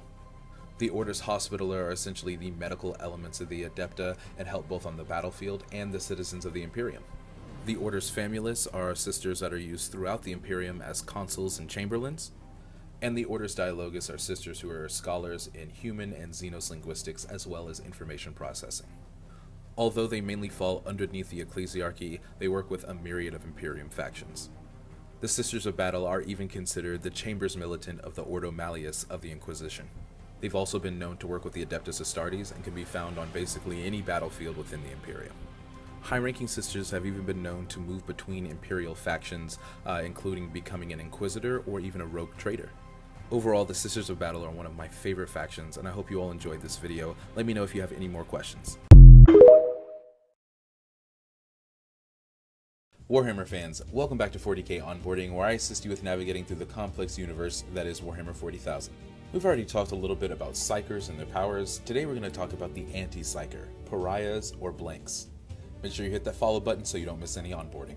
Blanks, also known as psychic nulls, untouchables, or pariahs, are humans that have been mutated so that they have no echo in the warp. This makes them essentially soulless. Whereas psykers have an incredibly strong connection to the warp, more so than any other human, and they burn brightly in the warp, drawing all types of demonic activity, pariahs are the opposite. They have no connection to the warp whatsoever, and are anathema to anything that is connected to the warp. This has two major consequences and effects. First, any psyker that comes near a pariah will have their powers greatly diminished, if not cut off completely. It will also cause people with stronger bonds to the warp extreme pain. This is why very psychic races like the Eldar find them to be abominations. Secondly, they act as a perfect shield against any type of demonic or warp threat. They cannot be demonically possessed, and any demon that gets near them feels intense pain and will even retreat back into the warp. Pariahs, just like their name suggests, are even more stigmatized and feared than psykers. Even people who are not psykers or connected to the warp will feel uncomfortable around them. They'll dislike pariahs for seemingly unknown reasons. And because of that, their history has been one of oppression and persecution. There was even a push from the Navis nobility to have a purging of all psychic blanks within the Imperium. But even with all of this prejudice, they have been used by the Imperium in their war efforts. Most notably, you have the Sisters of Silence, pictured here. This all-woman faction of pariahs works tirelessly to hunt rogue psykers and witches throughout the Imperium during the Great Crusade. They also ran the black ships that gathered psykers from all across the Imperium and took them back to Terra to have them evaluated. The Culexus Temple of the Officio Assassinorum uses only pariahs and is one of the most feared and deadly factions within the Officio. And even Inquisitors of the Ordo Hereticus will use them on their witch-hunting missions. It's not sure where the pariah gene comes from, and there have been a lot of experiments that all have failed trying to figure this out or even weaponize it. It failed so much that the Emperor essentially forbade anyone to do any more research on it. Some people theorize that the Necrons tampered with the human gene thousands and thousands of years ago in order to create blanks so that they would have a weapon to fight against any type of psyker. Some people believe that this is just a simple evolution from mankind interacting with the warp. Now, humans are one of the few races where blanks show up frequently, so this is a very unique ability to the human race. And just like for psykers, the Imperium has a grading scale for pariahs. Using the Greek alphabet, blanks are graded from weakest to strongest, starting with 5+ all the way down to Omega- level pariahs. And one final little note, no Space Marine or Custodian has ever been a blank. Except for maybe Captain Titus, but that's unconfirmed. Thank you guys as always for watching, and we'll see you in the next one. Warhammer fans, welcome back to 40k Onboarding, where I assist you with navigating through the complex universe that is Warhammer 40,000. This is going to be the first part in a 6-part series about one of the deadliest organizations within the Imperium, the Officio Assassinorum. Make sure you hit the plus button so you can learn all about this unscrupulous organization. The Officio Assassinorum is one of the more secretive factions within the Imperium of Man. They use temples to train assassins in a vast array of different killing techniques. Each assassin's entire being is put into the protection and security of the Imperium. There's not a single target that's outside of their boundaries, be it man, demon, or Xenos. Each assassin is trained to be a singular one-man army and can take out entire worlds by themselves. At the beginning of the Great Crusade, there were a group of men and women who would meet, all of which were incredibly skilled in the art of assassination. While the Emperor was out in the galaxy leading his Great Crusade, they and the people that they trained would meet to wage a secretive, less noble war. From this organization came 6 clades, later to be called temples. Each one was led by a Director Primus, and they focused on a specific type of killing art. The very first leader of the entire Officio was Malcador the Sigillite. They would eliminate everyone from rebel planetary governors to Xenos commanders. During the Horus Heresy, an incredibly rare event happened where one assassin from each temple teamed up. Their goal was the assassination of Horus Lupercal. Although they came incredibly close, this operation was doomed to failure, but it did show the power of the Officio. Throughout Imperial history, this organization has been used by the High Lords of Terra to excise anyone undesirable. At one point, this included taking out every single High Lord of Terra and throwing the Imperium into chaos. Their power has been reined in somewhat by the High Lords in order to avoid this. A 2/3 vote is even needed within the High Lords to send out an assassin. But to this day, they still play their role faithfully as the Emperor's knives. Thank you guys for watching. The next 5 videos will be about the major and minor Assassinorum temples. These assassins are probably the best marksmen in the entire Imperium. Warhammer fans, welcome back to 40k Onboarding, where I assist you with navigating through the complex universe that is Warhammer 40,000. This is the second video about the Officio Assassinorum. Today we'll be covering the Vindicare Temple. Make sure you hit that plus button so you don't miss any onboarding. The Vindicare Temple is one of the four main temples of the Officio Assassinorum, and they specialize in snipers and marksmanship. Although this might seem the most obvious route to take as an assassin, these agents take their skills and dedication to even greater heights. After being identified and selected by the Vindicare Temple, neophytes will be trained for years in the art of marksmanship and stealth. They'll also undergo intense physical and mental conditioning, and by the time they finish their training, like every other agent in the Officio, they'll be a one-man army. They become so good at their craft that they'll be able to slot a bullet from miles away into the pupil of a target. Their war gear consists of high-tech stealth suits and spy masks, along with the artisan-crafted Exodus rifles and pistols. Although they can be tasked to take out any enemy of the Imperium, they specialize in eliminating those who are suspected of harboring demonic entities. Now, even with all of their skills and high-tech war gear, their most important ability is patience. They'll spend an incredible amount of time looking for a perfect spot to take out their target. And once they found it, they will wait for months on end to get the perfect shot. Thank you guys as always for watching. We'll next be covering the Calidus Temple. This assassin is the definition of I'm in your walls. Warhammer fans, welcome back to 40k Onboarding, where I assist you with navigating through the complex universe that is Warhammer 40,000. This is our third video about the Officio Assassinorum. Today we'll be covering the Calidus Temple. Make sure you hit the plus button so you don't miss any onboarding. The Officio Assassinorum's Calidus Temple is a very peculiar one. They're one of the more subtle temples, but they have two main distinctions that set them apart. The first being that every single agent of the Calidus Temple is a woman, and because their particular killing art focuses on deception, they use what's called the polymorphine drug. This allows the agents of the Calidus Temple to shapeshift their bodies into any humanoid form, even changing sexes. Now, because these agents are trained for years and years on how to become other people, they are used in more delicate operations. They also specialize in infiltrating chaos cults. They are who are called when the mission is in the highest classifications of top secrecy, or when the Imperium is showing a very rare sense of mercy and wants to take out a threat without wiping out the entire population of a planet. Besides being human chameleons, they're also trained in an innumerable amount of martial arts, and trained on basically every weapon that the Imperium has ever known about, including Xenos weapons. Notably, the Calidus assassin Imshin is supposedly the one who assassinated Conrad Kurz. The war gear that Calidus agents go on missions with is just as deadly as the rest of their abilities. They're known for using Catan phase swords that can pass through any armor, as well as neural shredders that emit a psionic blast that destroys the neural pathways of a target. The dangers of these assassins are very obvious, as it's almost impossible to detect their presence until it's too late. Thank you guys for watching. We'll next be covering the Culexus Temple. If you're feeling more socially awkward than usual, this assassin might be around. Warhammer fans, welcome back to 40k Onboarding, where I assist you with navigating through the complex universe that is Warhammer 40,000. This is the fourth video in our Officio Assassinorum series. Today we're going to talk about the Culexus Temple. Make sure you hit that plus button so you don't miss any onboarding. The Culexus Temple of the Officio Assassinorum is probably the most feared temple out of all of them. And that's not necessarily because of any martial prowess, but rather what each agent of the Culexus Temple is. Every assassin of the Culexus Temple is a pariah, or a soulless psychic null. Their null presence in the warp can make normal humans feel uncomfortable while being deadly to entities like psychers or demons. This temple came about during the Great Crusade when the Pariah Project, put up by Malcador the Sigillite and the Mechanicum, failed. They were trying to harvest the Pariah gene and weaponize it, but ultimately had to scrap the project. But Malcador the Sigillite, being the Grand Master of the Officio Assassinorum, stole away several of the most promising pariahs from that project. A clade and later temple was developed in order to cultivate these beings into weapons against any psychic threat. Their specialty targets are psychers and demons.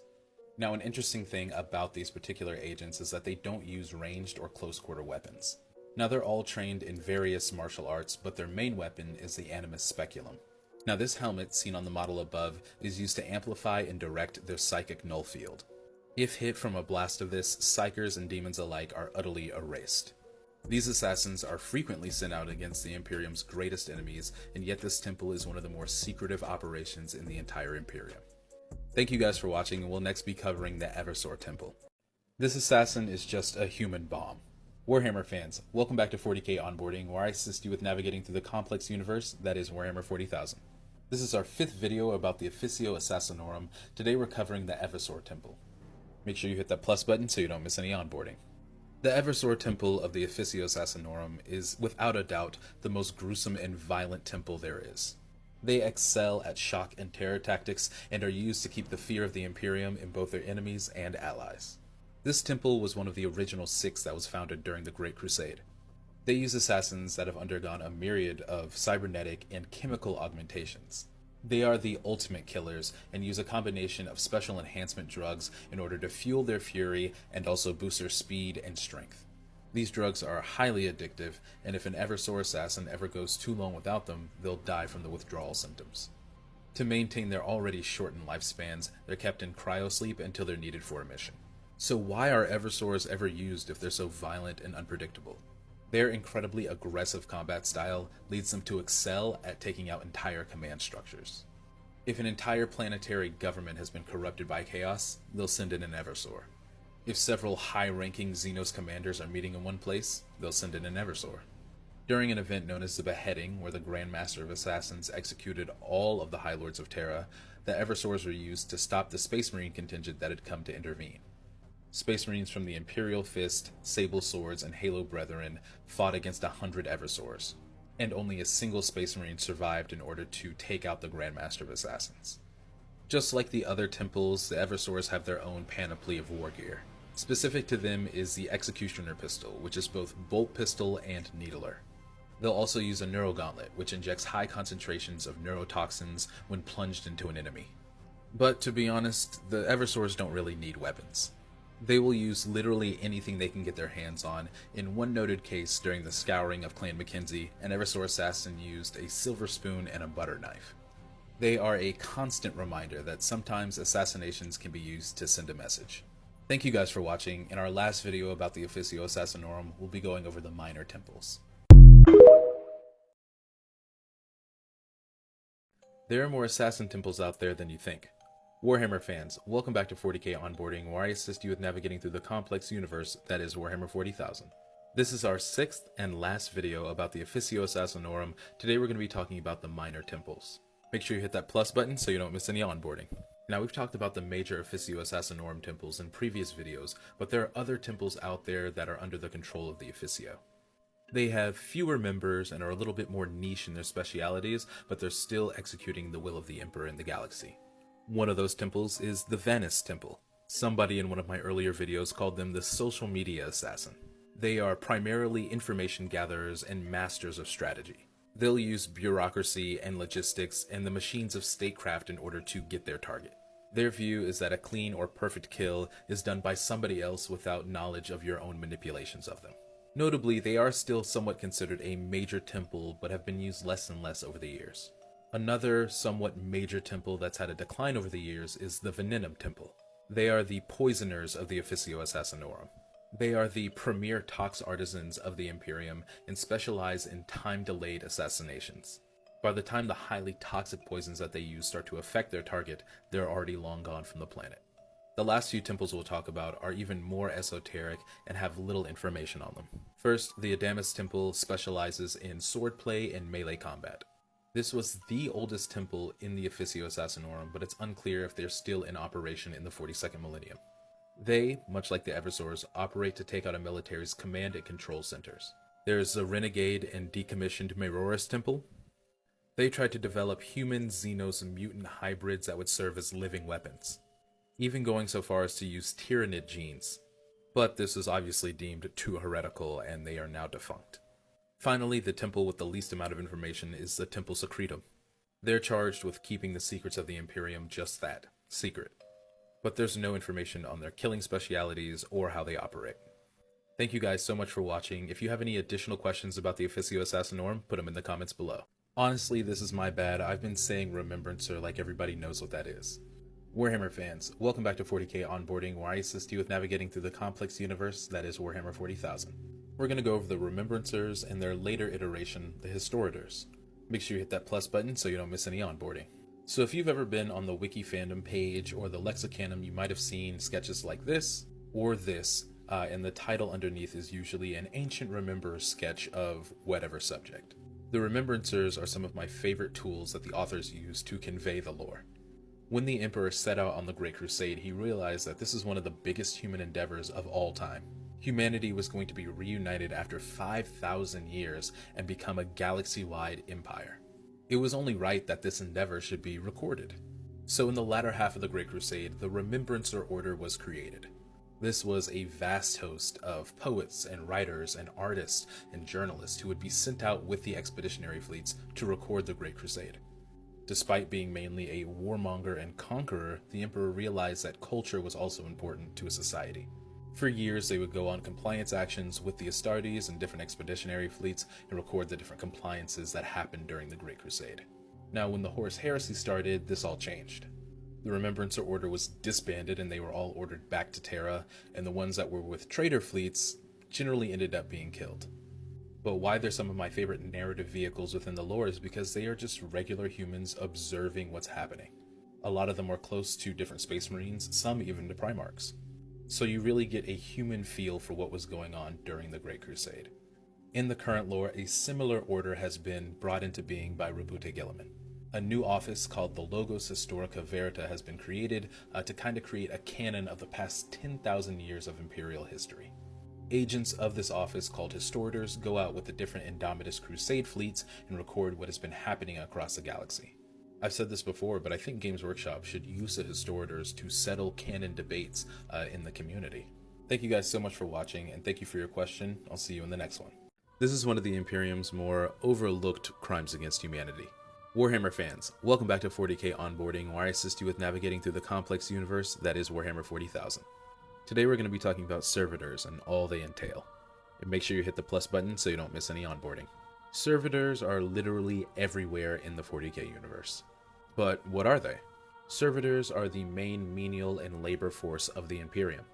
It is a general term for a wide array of cybernetic drones that marry human flesh and robotics. They are created and maintained by the Adeptus Mechanicus, and they were created mainly because of the strict ban on AI.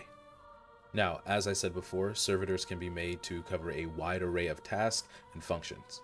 Technomats can maintain and service different machines. Holomats are holographic recording devices. Lexomats primarily serve as cogitators that are able to do complex calculations. But the list goes on and on. Their functions can range from holding an Imperial Adept's cape to being a frontline battle servitor in defense of a Forge world. Although they can use some of their brainpower to make decisions and fulfill their tasks, the humans that are used to create the servitor are actually mind-wiped and lobotomized. So who would sign up to serve the Imperium in this way? The short and long answer is people do not sign up. For the most part, the human material that is used to make servitors is actually vat-grown and cloned by the Mechanicus. But there are quite a few servitors who are actually once members of the Imperium. They are usually criminals who have been sentenced to this life by the Adeptus Arbites. Once their sentence has been handed out, the tech priest of the Mechanicus will take them, mind-wipe them, and add any cybernetic augmentations for whatever task they're being assigned to. There's also a subsect of servitors called servo-skulls. They are basically drones made out of human skulls of adepts who still want to serve the Imperium even in death. They also have a lot of variations, from being a video recording device to a scribe. Many tech priests of the Mechanicus will have a swarm of these hovering around them, fulfilling anything that the priest needs. Servitors are an unfortunate and ugly part of the Imperium and are used in every subsector and system, including the more civilized ones like Ultramar. And they are used as a constant reminder of what happens to those who turn their backs on the Imperium. Thank you all for watching, and I'll see you in the next one. Everybody's gangster till the church starts walking. Warhammer fans, welcome back to 40k Onboarding, where I assist you with navigating through the complex universe that is Warhammer 40,000. Today we're talking about a faction that not only has an incredibly powerful military element, but also a lot of political power as well, the Collegia Titanica. Make sure you hit the plus button so you don't miss any onboarding.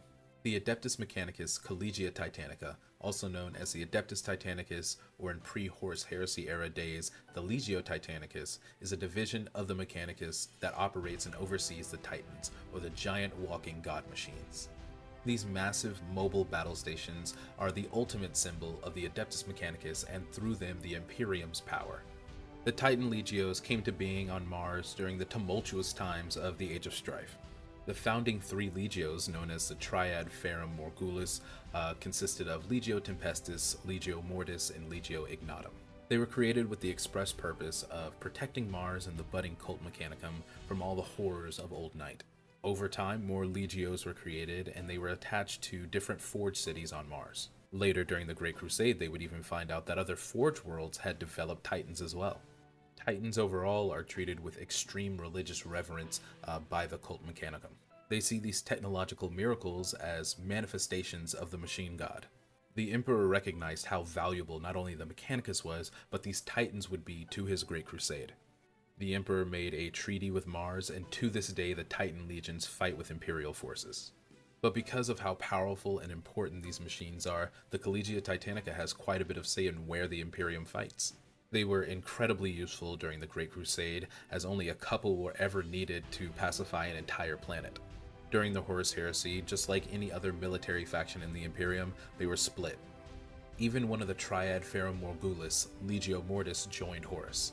And Chaos Titans are still used by the War Master Abaddon in the current timeline. But how do these machines work? In later videos, I'll go over Titan weaponry and the different patterns, but today we'll just do an overview.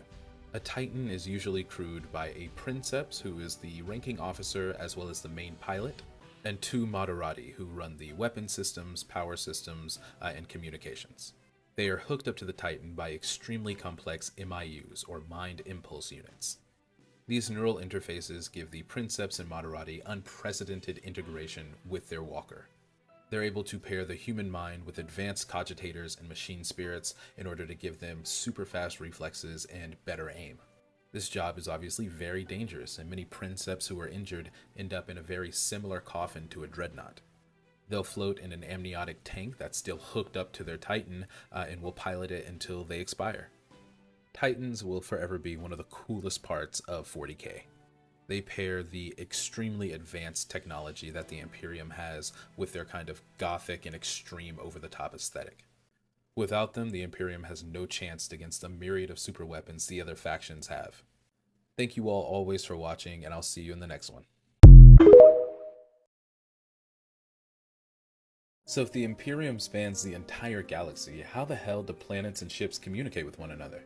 Warhammer fans, welcome back to 40k Onboarding, where I assist you with navigating through the complex universe that is Warhammer 40,000.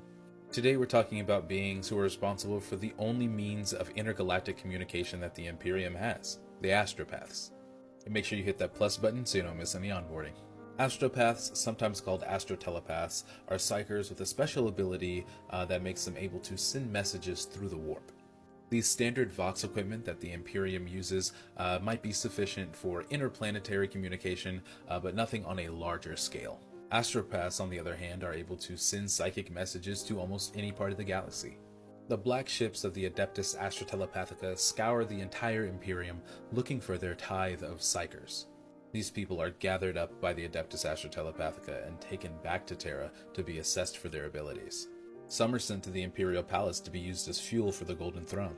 Those who have a little bit more control and a little bit more talent are sent to the Scholastica Psychana, where they're trained to be Inquisitors, Sanctioned Battle Psychers, or Astropaths. After going through years of grueling training to discipline their minds against the influence of the warp and to hone their abilities, the Astropaths go through the soul-binding ritual.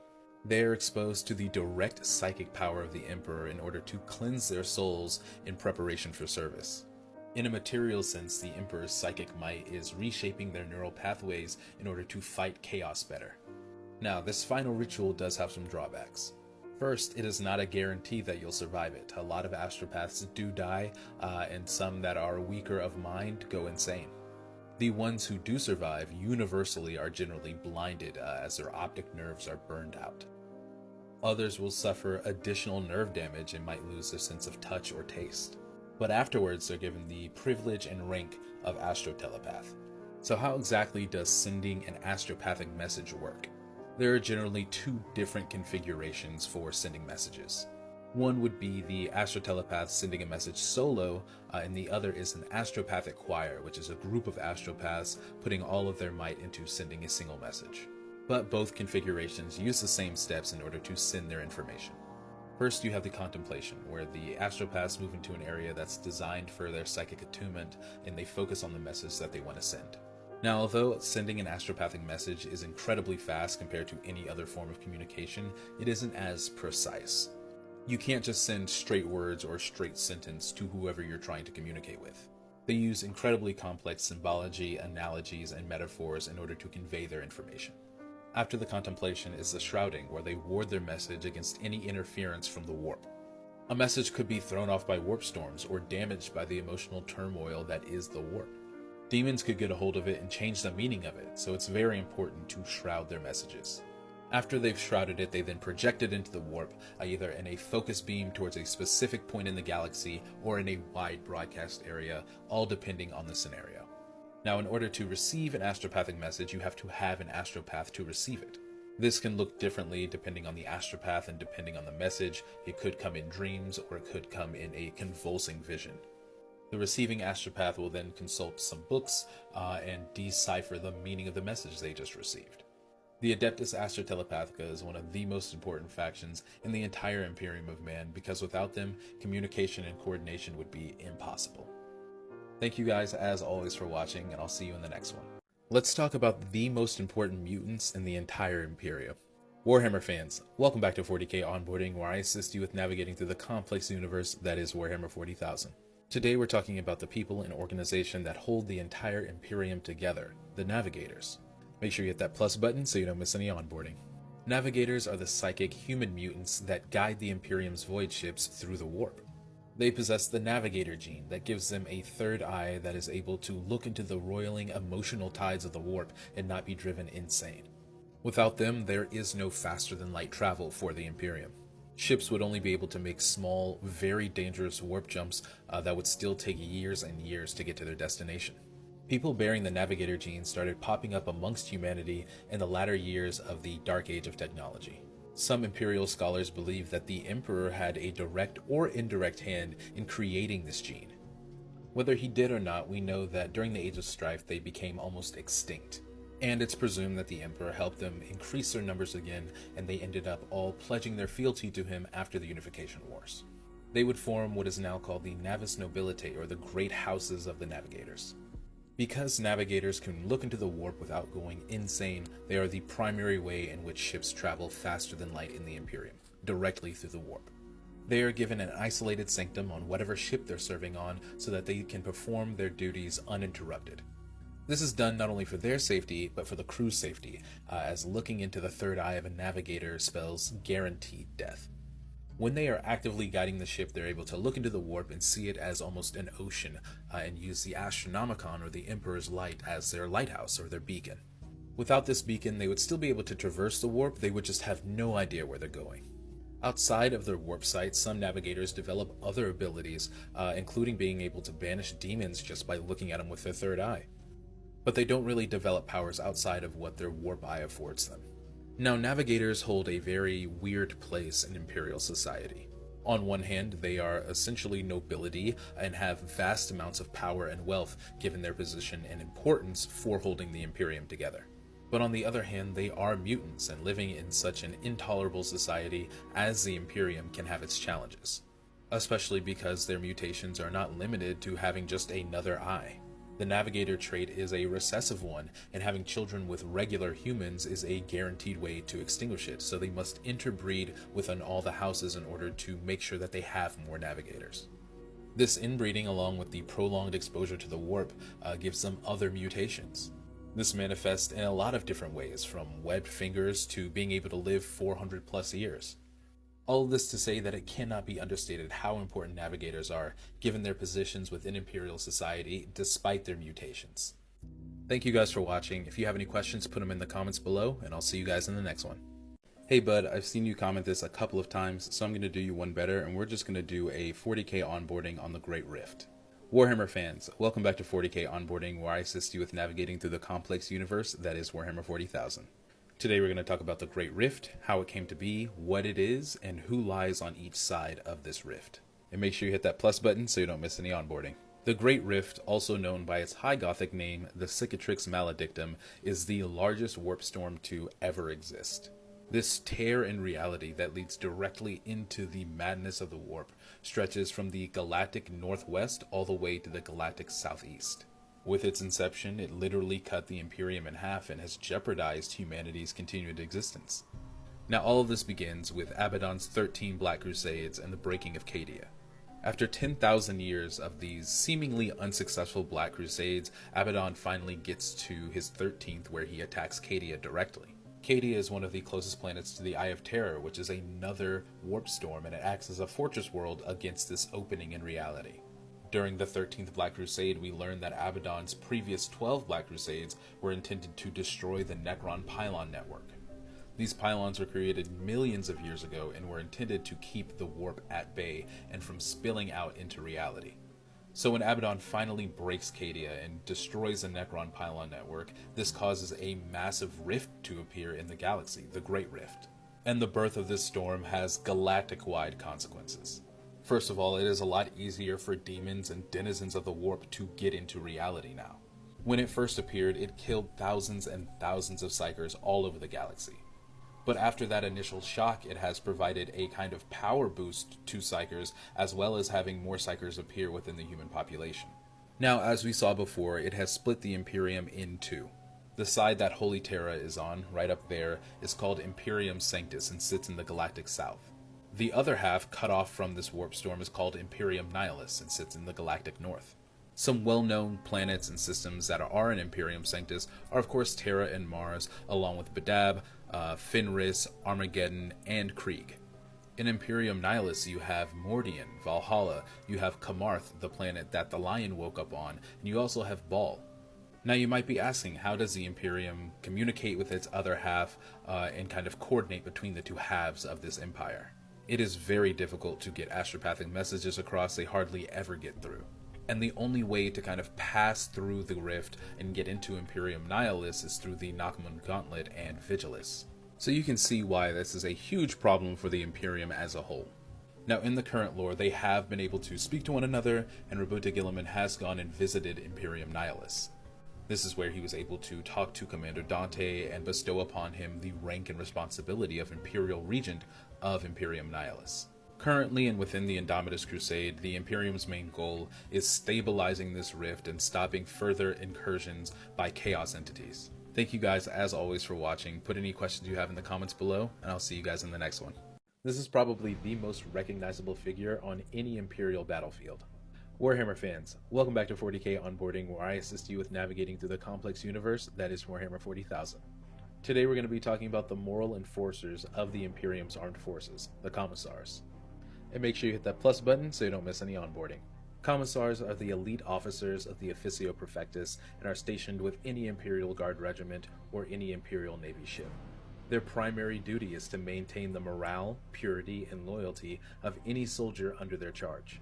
This mandate includes soldiers of every rank, from the lowest new recruit all the way up into the commanding officer of a regiment. And they're endowed with extreme authority, even up to summary execution, in order to maintain the high standards of the Adeptus Terra. Commissars have been a part of the Imperial Armed Forces for thousands of years, but they haven't always been there. In the latter years of the Unification Wars and the early years of the Great Crusade, regiments used discipline masters in order to maintain the discipline of their fighting men. They were mainly there to make sure that the Imperial truth was upheld and propagated throughout the regiments. They were often veterans of the Imperial Auxilia and had a fanatical dedication to the Emperor's will. Notoriously, just like their Commissar counterparts in the future, these discipline masters were tasked with killing anybody that showed any cowardice or disloyalty. During the Horus Heresy, roughly half of the Imperial Army and half of the Imperial Navy turned to Horus's side. In the wake of the traitors' defeat, the Imperial Commissariat was formed.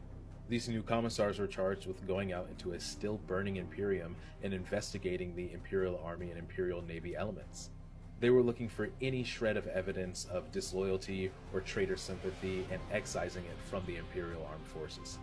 After the Great Scouring, commissars became a regular part of the Imperial Guard and Imperial Navy, and to this day they can be found on every battlefield around the Imperium. But how does one become a commissar? Where do they come from? Like a lot of elite factions within the Imperium, they are pulled from the schools of the Scala Progenium. Students who show an exceptional martial skill and a zealous dedication to the Emperor are chosen for the commissariat.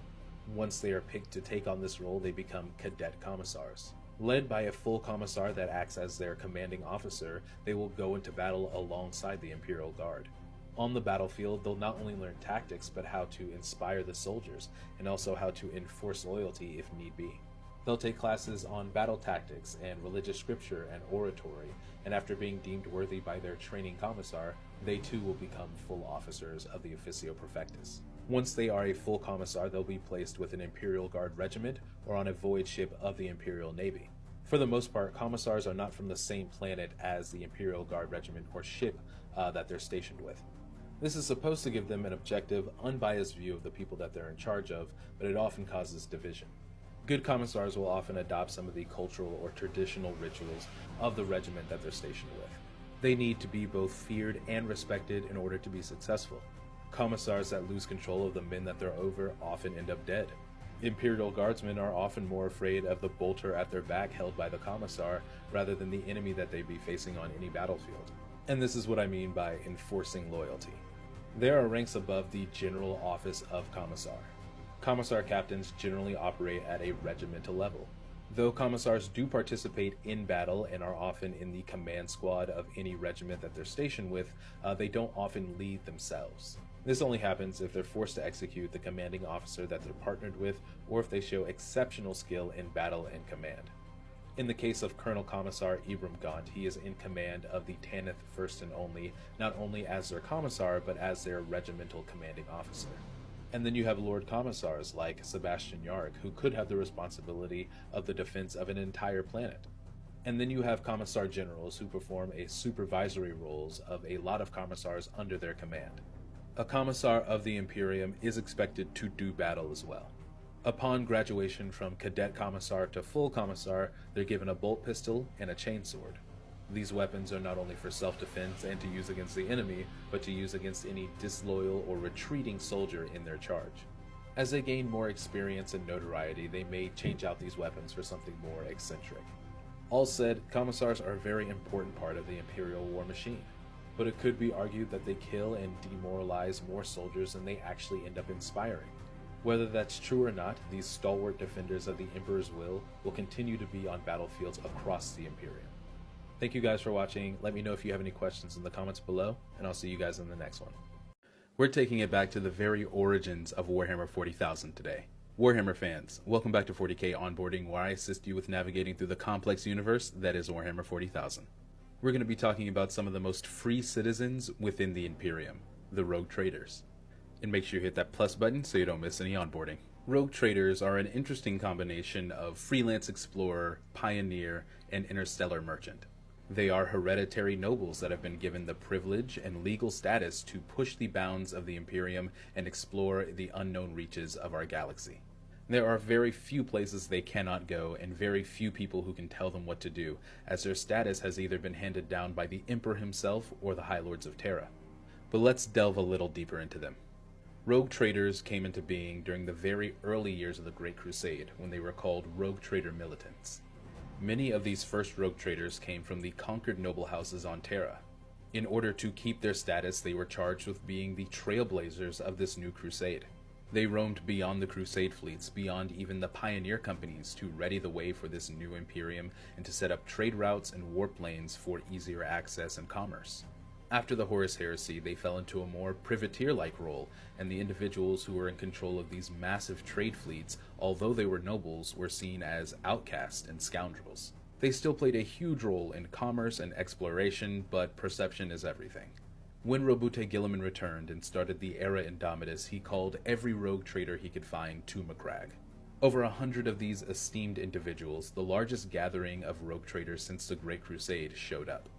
With the birth of the Great Rift, the entire map of the galaxy had changed. He tasked these rogue traders with reassuming their role as pioneers and cartographers. Stable trade and travel lanes needed to be established between Imperium Sanctus and Imperium Nihilus, and planets that had been devastated but could be repopulated needed to be colonized. So like every other part of the Indomitus Crusade, they are essential. Now let's talk about how one becomes a rogue trader. Back in the time of the Emperor and all the way up into the 42nd millennium, the way to become a rogue trader is to be issued a warrant of trade. And this legal document does a few things for the person who holds it. First is that it establishes a new noble line. This warrant of trade can be passed down through generations until the house is wiped out or they fall out of favor with the Imperium. They're considered lesser nobles of Terra and have about the same authority as a lower inquisitor. Secondly, it gives the bearer of the warrant a mercantile status that is even above a merchant charter.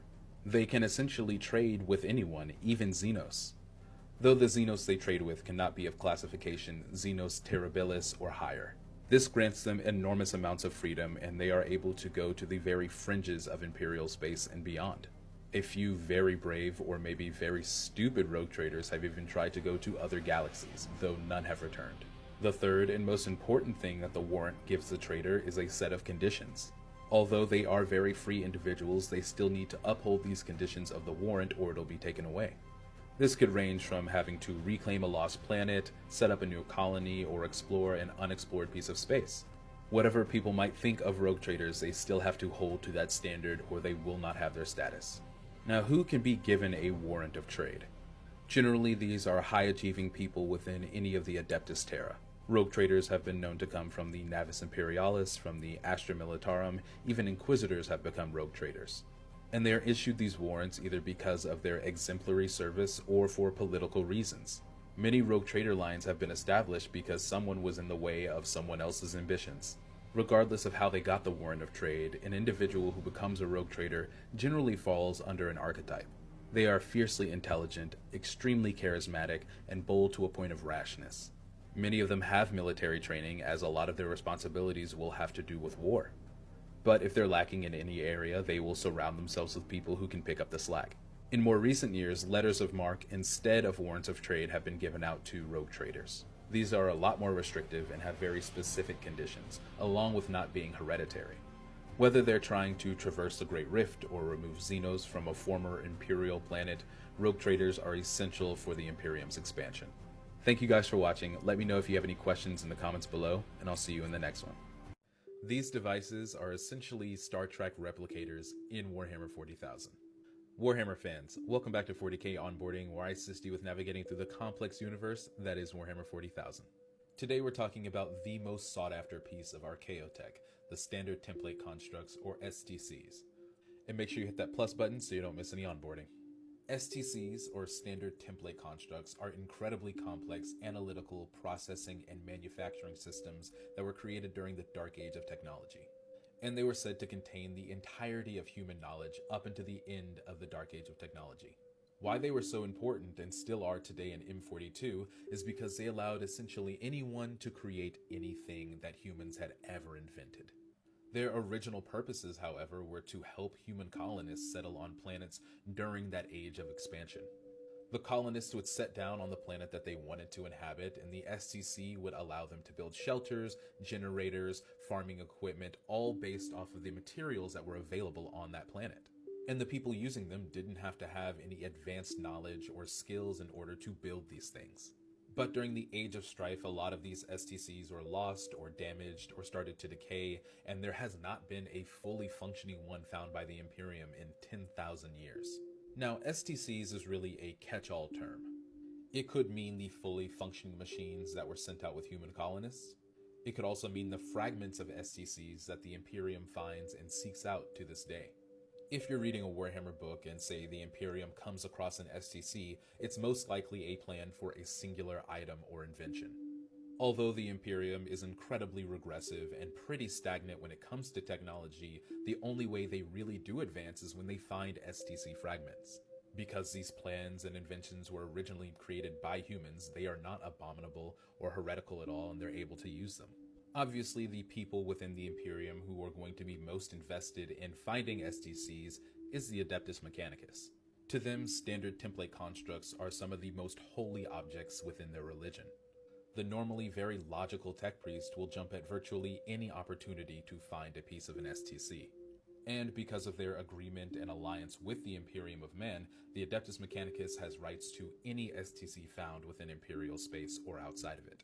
Although standard template constructs were meant to give all human colonists a kind of standard when it came to a technological level within their society, standard template constructs do not all look the same. Some were vast constructs capable of manufacturing ship parts, and some could be the size of a desktop PC that simply prints out plans.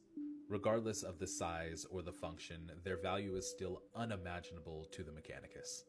There are a few notable STCs, the most well-known being the ones found by Magos Arkan Land. The STC fragments that he uncovered went on to create the Land Raider and Land Speeder.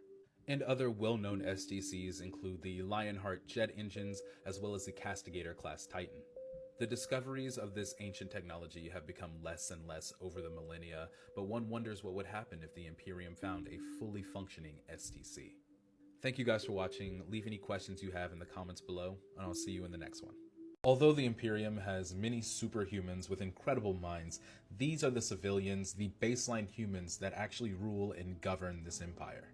Warhammer fans, welcome back to 40K Onboarding, where I assist you with navigating through the complex universe that is Warhammer 40,000. Today we're going to take a look at the history and makeup of the High Lords of Terra, the ruling council of humanity. And make sure you hit that plus button so you don't miss any onboarding. The Senatorum Imperialis, formerly known as the Lords Temporal, Martial, and Ecclesiarchal of the most divine and righteous Imperium of mankind, is the governing body of humans that rule over the Imperium. They are colloquially and collectively known as the Council of the High Lords of Terra. Now, the Senatorum itself is made up of noblemen and lords and dignitaries, but the High 12, the High Lords themselves, represent the leadership of the 12 most powerful factions in the Imperium at the time. They conduct the vast majority of galactic-wide tasks for the Imperium. The earliest iteration of the High Lords of Terra was called the Magisters Temporal. They were bureaucrats that came out of the Unification Wars that the Emperor relied upon to build a foundation for his empire.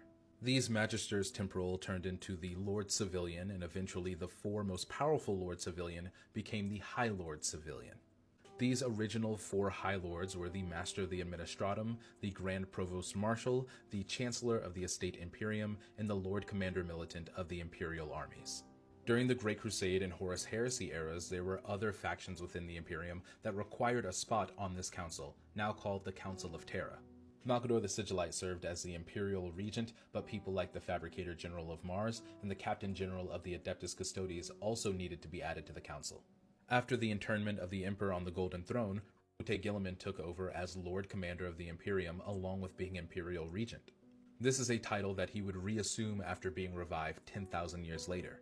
Now, over the next 10,000 years, despite a couple of rocky moments for the Imperium, they solidified which positions were going to be on this council. There are 9 offices that are always going to be on the council.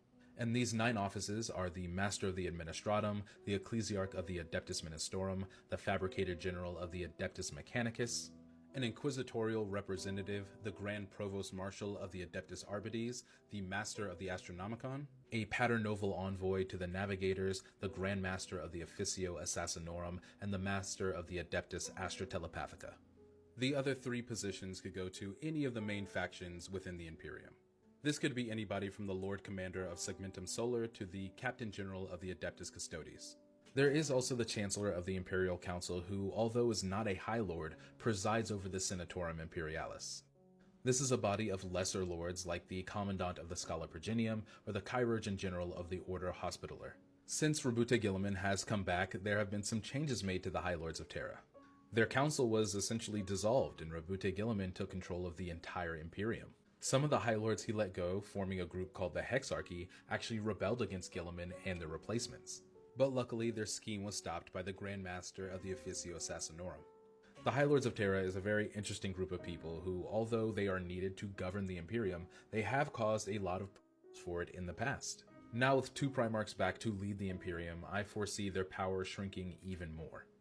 Thank you guys always for watching. Let me know if you have any questions in the comments below, and I'll see you guys in the next one. Maybe the Imperium isn't as prejudiced as we think. Warhammer fans, welcome back to 40K Onboarding, where I assist you with navigating through the complex universe that is Warhammer 40,000. Today we're looking at the people who are on the cusp of the Imperium's bigotry, the Abhumans. Make sure you hit that plus button so you don't miss any onboarding. Abhumans are descendants from baseline humans who, over the thousands of years that humanity was split during the Age of Strife, developed in a specific way. Because of their environment, their genetic makeup was somewhat altered away from baseline humanity. The term abhumans colloquially comes from the term aberrant humans or abnormal humans, but its formal meaning is from ab humanis, which is High Gothic for from humans. The Imperium is well known for its intolerance of the mutant and the alien and the heretic. And during the Great Crusade, some strains of humanity that were too far gone were wiped out by the Imperium.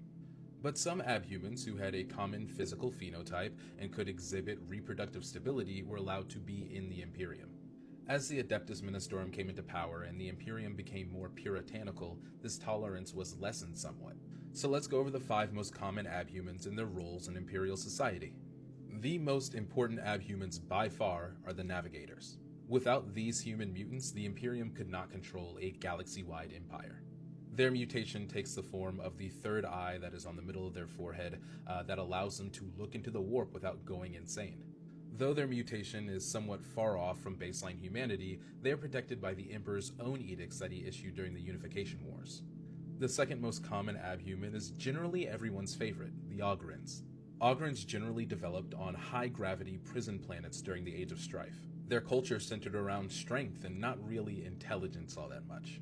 They are one of the few abhumans who have full Imperial citizenship because of their service in the Imperial armies. They generally act as shock troopers and use the heavy weapons of the Astra Militarum. They're also some of the most devout followers of the Emperor in their own simple way. Ratlings are another form of abhuman who have full Imperial citizenship.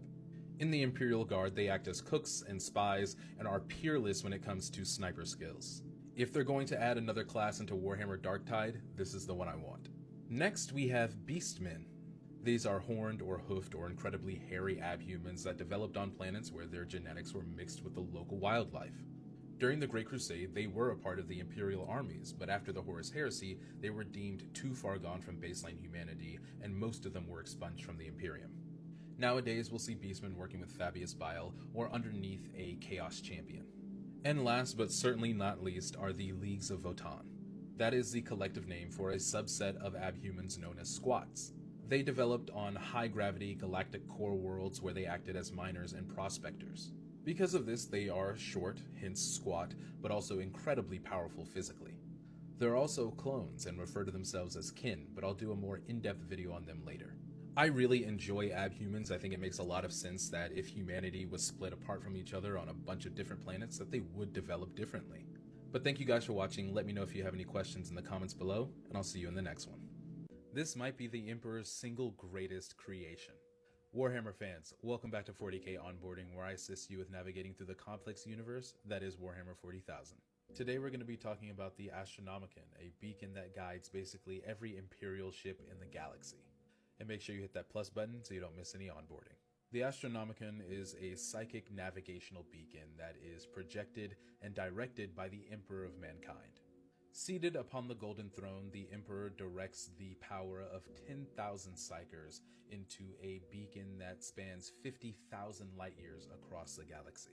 This beacon is then used by navigators who guide ships through warp space and calculate their own position based off of this beacon.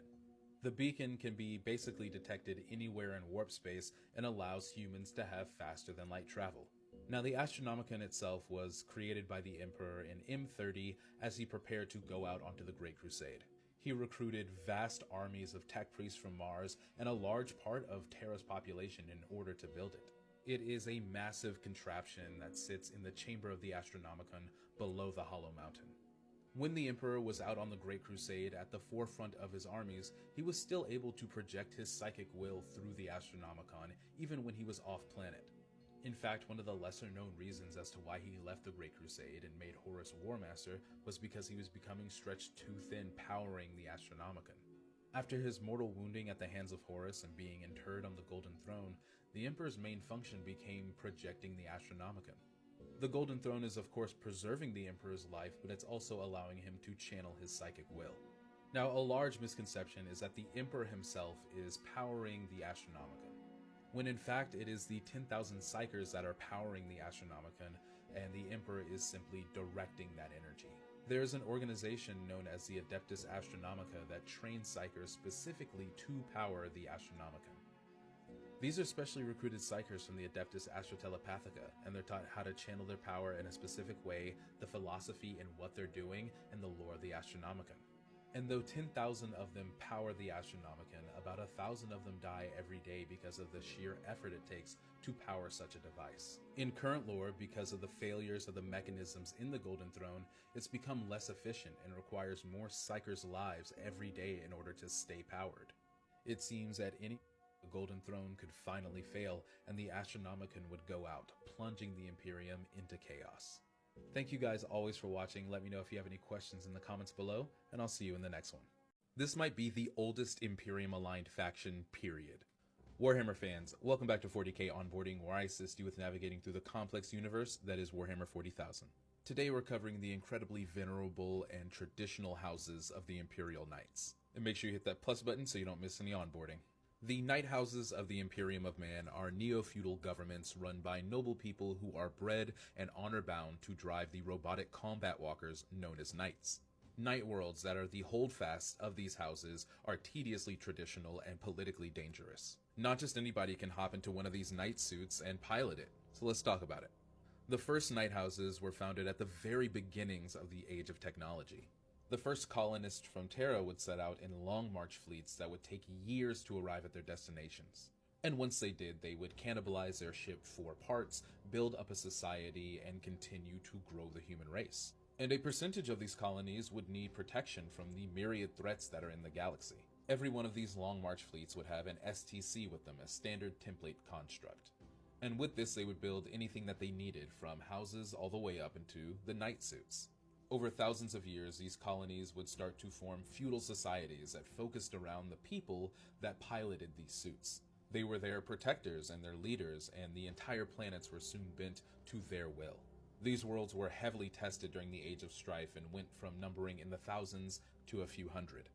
But the ones that did make it through held incredible power politically and held sway over entire sectors.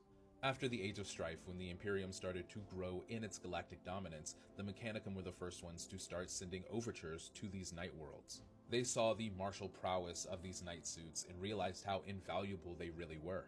They offered up their own expertise, as many of the people who took care of these knights during the Age of Strife had lost the knowledge on how to maintain them. In return, many night worlds became tied to Forge worlds, and they had to offer up their archaeotech to the Mechanicum of Mars. This is also where we begin to see a divergence in loyalties. There are Imperial Knights known as Questor Imperialis, but there are also Mechanicus Knights known as Questor Mechanicus. Though they are very similar in function and they have very similar feudal hierarchies, who can call them to battle differs. But one thing that is the same between both Knight Houses is the fact that they don't really see themselves as part of the Imperium, more an ally of it. Pairing that with the extreme arrogance that the nobles of these houses bring has caused many conflicts between Knight Houses and the Imperium over the 10,000 years. So how does one become a knight? The very first prerequisite is that you have to be of noble blood. You have to be a scion of a knight house. And stations, as within all feudal hierarchies, can differ in importance.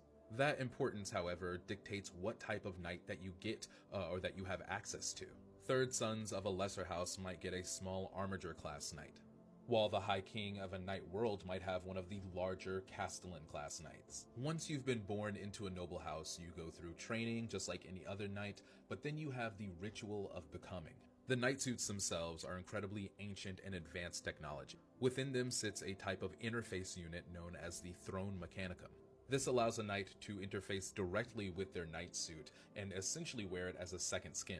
The Throne Mechanicum, however, has some of the most advanced machine spirits there are, and when a knight interfaces with the Throne Mechanicum, their mind is imprinted onto the throne itself. The Throne Mechanicum will contain personalities and memories of past scions. It will be able to understand whether the person that is sitting in the Throne Mechanicum is indeed part of its lineage. So the ritual of becoming is the very first time a pilot integrates with their knight. It is a tedious, ritualized affair that often takes many hours of reciting your house's history. But once you've completed it, you are a full knight of the Emperor and will fight his battles across the galaxy. Now let's get to the good part, talking about the knight suits themselves. These suits, outside of the god machines of the Collegia Titanica, are some of the most advanced pieces of technology that the Imperium possesses. The sizes of knights can vary wildly, from the armature pattern that stand at about 6.5 meters tall to the large Acastus pattern that is about the size of a scout titan. They generally come with two weapon limbs, one that is a ranged weapon and one that is melee. They also have carapace-mounted guns and missile arrays. On top of their inches-thick metal plating, they also use ion shields. These mobile energy shields can be whipped around by the knight to counter any attack angle. And there are two scenarios that they'll typically be deployed in. The first one being infantry support against heavier vehicles, and the second is when the Collegia Titanica walks. Many Forge Worlds will have Titan maniples attached to them, and when these Titans walk, the knights that are beholden to the Forge World will walk with them. They often provide support to these larger machines and keep any infantry and heavy vehicles off of them. The Imperial Knights are a fascinating faction with a very rich history and a very unique way with interacting with their allies. They are very proud and very powerful and makes for some of the better stories in the Warhammer lore. Thank you guys as always for watching. Let me know if you have any questions in the comments below, and I'll see you in the next one. I think it's time we finally talked about the Space Cops. Warhammer fans, welcome back to 40k Onboarding, where I assist you with navigating through the complex universe that is Warhammer 40,000. Today we'll be covering the Servants of the Imperial Law, the Adeptus Arbites. Make sure to stay till the end if you want to see the Arbites I recently painted, and make sure you hit that plus button so you don't miss any onboarding. The Adeptus Arbites are the galactic police force of the Imperium of Man. They uphold the laws put forth by the Emperor in the book known as the Lex Imperialis, which itself is a part of a larger book known as the Book of Judgment that holds all the dictates given down by the Emperor and the High Lords of Terra, along with the Lex Imperialis. The overall objective of the Adeptus Arbites is to act as judge, jury, and executioner of any Imperial citizen suspected of breaking the law. And their jurisdiction is pretty extensive. The only people who would be outside of it are Inquisitors, the Navis Nobilitae, the Adeptus Astartes, and the Adeptus Custodes. But anyone outside of those exceptions are subject to judgment by the Adeptus Arbites.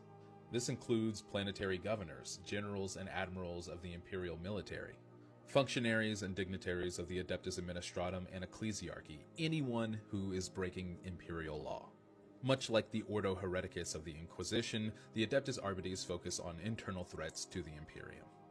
The Adeptus Arbites are one of the older adepta of the entire imperial government. They were established very early on during the Great Crusade to ensure that newly compliant planets were upholding their imperial tithe. And other than adding new threats to their watch list, they have been consistent throughout imperial history. The Adeptus Arbites recruits almost exclusively from the Scala Progenium. They look for candidates there who might have overly inquisitive minds or through force of will have subjugated the people around them.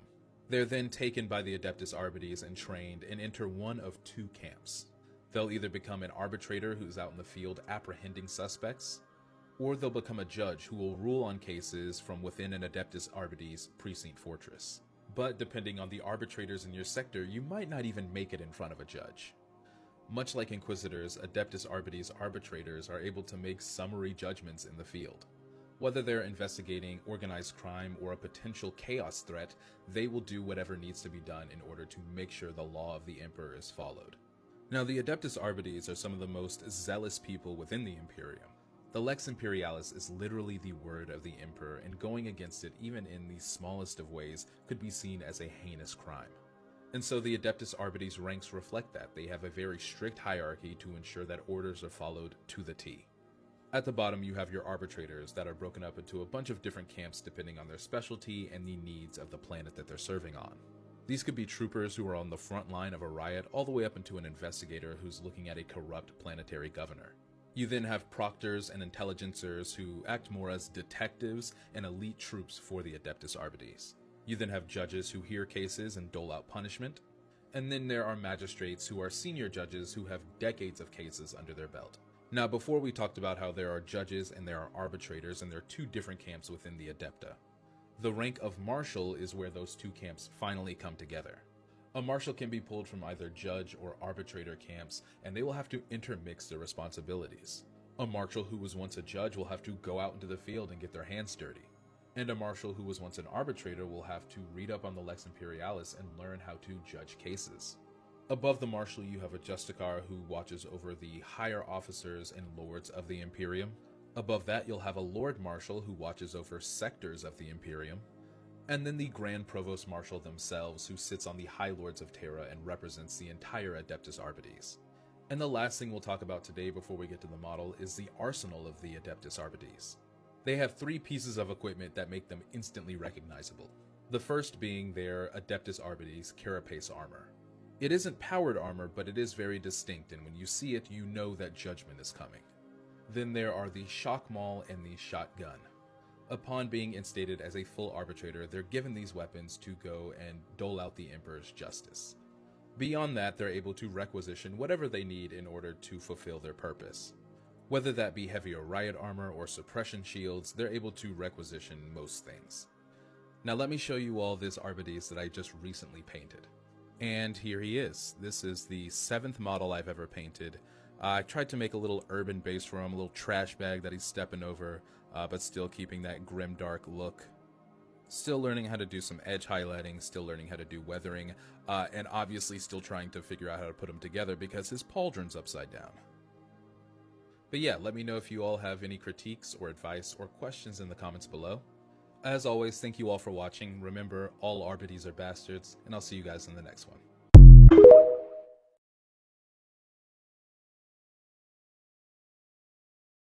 Warhammer Demonology Part 1. Khorne. Khorne, also known as the Blood God or the Taker of Skulls, is the Chaos God of rage, battle, and bloodshed. He is purported to be the oldest Chaos God, and the catalyst of his warp essence gaining sentience is wildly theorized. Whether it was the teeming masses of the early nations that went to war against each other, or the primitive who raised a rock in primordial anger against his brother, Khorne came into being as the avatar of conflict. The philosophy of Khorne is very simple. He cares not at all from whence the blood flows, only that it flows. War, slaughter, and violence is conflict taken to an extreme. And as a major chaos deity, as an embodiment of all of these feelings, this is exactly where Khorne resides, in that extreme. Khorne thrives on the feelings of jealousy and hunger, rage, political advancement, and territorial possession. All of these things drive mortals to generally commit violent acts that will benefit the power of the Blood God. But as with all things, there's nuance to Khorne. He also appreciates martial pride, honorable fights, and overcoming something greater than yourself. These values that he holds are a major reason as to why Slaanesh is his direct rival. He views the hedonism and subtle nature of the Dark Prince as dishonorable and despises them for it. To a lesser extent, he also hates Tzeentch. He views magic as another type of dishonorable weapon. But there have been points where at least they've worked in tandem. Now, like his partners in the Great Game, Khorne cannot himself come into real space and enact his will. He relies on legions of servants in order to expand his influence. There are all types of Khornate demons, from the incredibly powerful Bloodthirsters and Demon Princes of Khorne to the savage Fleshhounds. Every single one of these beings are screaming rage-filled monsters who only seek to slaughter. And their hierarchies are also just that simple. The more blood they spill and skulls that they take, the more influence and power that they gain. Of the Blood God's mortal followers, there are none greater than the World Eaters. During the Horus Heresy, them and their Primarch Ankron fell to Khorne in a major way. By the time they made it to the Siege of Terra, they were fully in the grips of the Blood God, and Berserkers were on the walls of the Imperial Palace. But since then, for the last 10,000 years, they could be seen on every battlefield, even up into the opening of the Great Rift and beyond. Angron and his forces have also been responsible for the destruction of the Coral Engine and helping Vashdor and Abaddon create Wormwood. But these corrupted Space Marines are not the only followers of Khorne. Because Khorne embodies such a basic concept like conflict, it is very easy for a mortal to fall to his influence. Human Khornate cultists gather in large numbers all the time and descend on planets to make their rivers run red. There's no need for rituals or incantations, you just have to make the blood flow.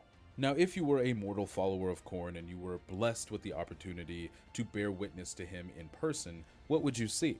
Often Khorne takes the form of a hulking warrior hundreds of feet tall. He has an inner glow made of a pure rage heat that drives anything in his vicinity into a blood frenzy. He has a throne that he sits on that's both made up of and supported by skulls. These are the skulls that his followers have taken throughout time, and it continues to grow every day. And Khorne's realm is no less thematic. It is a hot, wind-blasted volcanic hellscape with red skies and rivers of blood. Khorne's legions fight each other all over this realm, waiting for the next real space war and trying to gain their god's favor. In the center of it all is Khorne's brass citadel. It has 8 gigantic brass towers in reflection of Khorne's unholy number. And even at the gates of this citadel, you have the armies of Tuska Demonkiller forever fighting the forces of Khorne. Khorne really represents some of the basest parts of sentient nature. Everything about this deity is straightforward, to the point, and brutal. In the great game, Khorne might not have convoluted schemes or temptations to offer, but he will achieve his goals through sheer will alone. But thank you guys always for watching. Let me know if you have any questions in the comments, and I'll see you all in the next one. Warhammer Demonology Part 2, Tzeentch.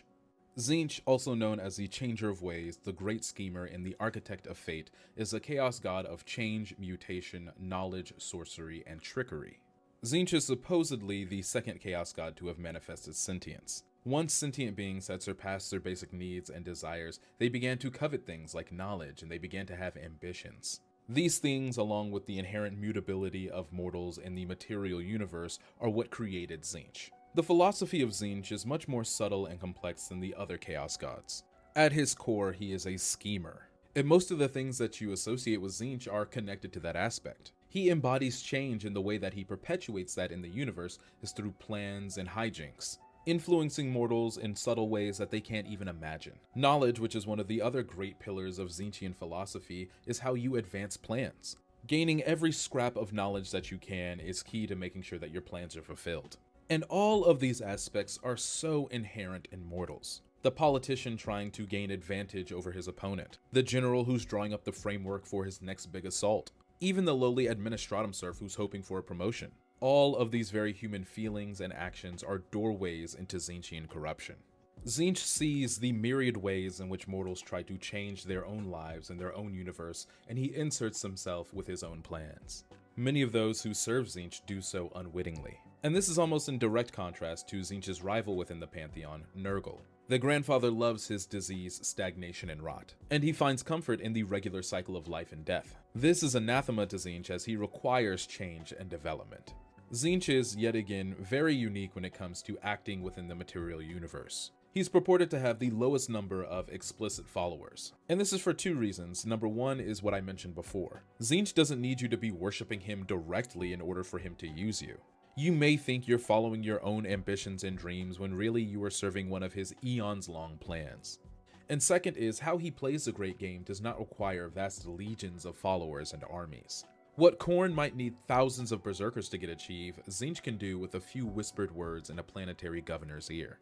But that doesn't mean that Tzeentch does not have servants and demons at his beck and call. Tzeentch's armies, known as the Scintillating Legions, are just as powerful and effective as any other Chaos army. There are slavering pink and blue horrors that are constantly mutating. There are the floating ray-like screamers that rain death from above, all the way up until the great lords of change, who are humanoid bird demons that serve as Tzeentch's generals. All of these demons, who are splinters of Tzeentch, will be some type of talented liar, schemer, or sorcerer. Tzeentch's greatest mortal servants are going to be the Thousand Suns Traitor Marine Legion. Once the 15th Legionis Astartes, this was a Space Marine Legion that harbored the most Psykers out of any of the other legions. And this is obviously important because Tzeentch is the god of sorcerers.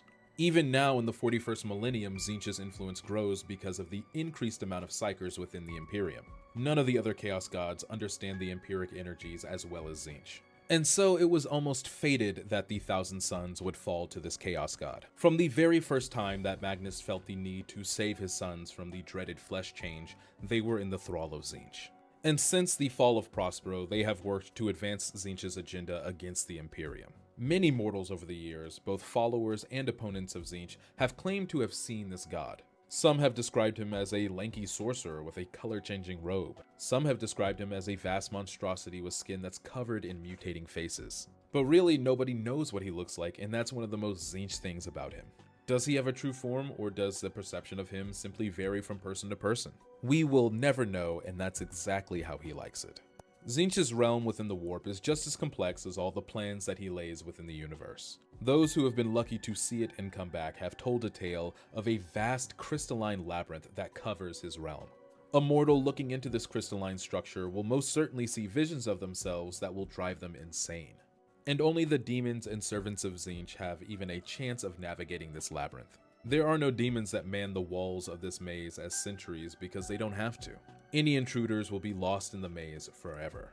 Now, at the heart of Tzeentch's realm, if it can even be called that, lies the Impossible Fortress. This is an ever-changing crystalline fortress made up of the same material as the maze that's constantly growing and shrinking. And the only beings outside of Tzeentch that can navigate this structure are the Lords of Change. Even the horrors that serve as Tzeentch's librarians within his hidden library cannot fathom the rest of the castle. I think that Tzeentch is probably the most insidious chaos god. Change is more inevitable than conflict, disease, or desire. And although lies, trickery, and sorcery are subtle tools, they are incredibly effective. The only thing stopping Tzeentch from winning the great game is that he has no true end goal. Even if he did win, he would be unsatisfied and throw everything back into chaos. And thank you guys always for watching. Let me know if you have any questions in the comments, and I'll see you all in the next one. Warhammer Demonology Part 3, Nurgle. Nurgle, also known as the Grandfather, the Fly Lord, or the Master of Pestilence, is the chaos god of despair, disease, death, decay, and rebirth. Nurgle manifested in the warp due to the overwhelming fear that all living things feel, which is the fear of death. All things in the material universe eventually come to an end, whether that be the heartbeat of a mortal or the chemical reactions within a stellar body. Wherever there is the potential for death, for decay, for rebirth, for corruption, Nurgle will be there. And Nurgle's philosophy is generally just that simple. Nurgle revels in any and every aspect that has to do with the cycle of life. He is the prime advocate for the cycle and especially focuses on the natural aspects of it. When a man looks down at his pox-ridden body and wishes for one more day of life, this is a part of Nurgle's plan. When a mother watches her child get sicker and sicker hour after hour and cries out for any entity to help, that is a part of Nurgle's plan. And these concepts are not exclusive to the organic, to the living. Buildings will eventually crumble into ruins, and metal will eventually corrode into nothingness. All disease, all corruption, all rot are a part of Nurgle's domain. Nurgle is the most hands-on of the Chaos Gods and loves to lend his personal touch to the suffering he releases into the universe. He is a jovial creature who believes that the demonic diseases that he disperses in the galaxy will bring about the great corruption of the entire material plane. This plan for the great corruption often gets in the way of and is anathema to Tzeentch's plans. Nurgle flourishes in the constancy of the cycle of life and death. Tzeentch is the opposite of that and requires change, and so the two brothers are bitter rivals. The allure of Nurgle's gifts are the most prevalent throughout the entire galaxy. Death is inevitable, and so is the fear of it, which makes Nurgle in turn inevitable. Because of this fear that unites all mortal beings, they are very susceptible to falling to Nurgle's corruption.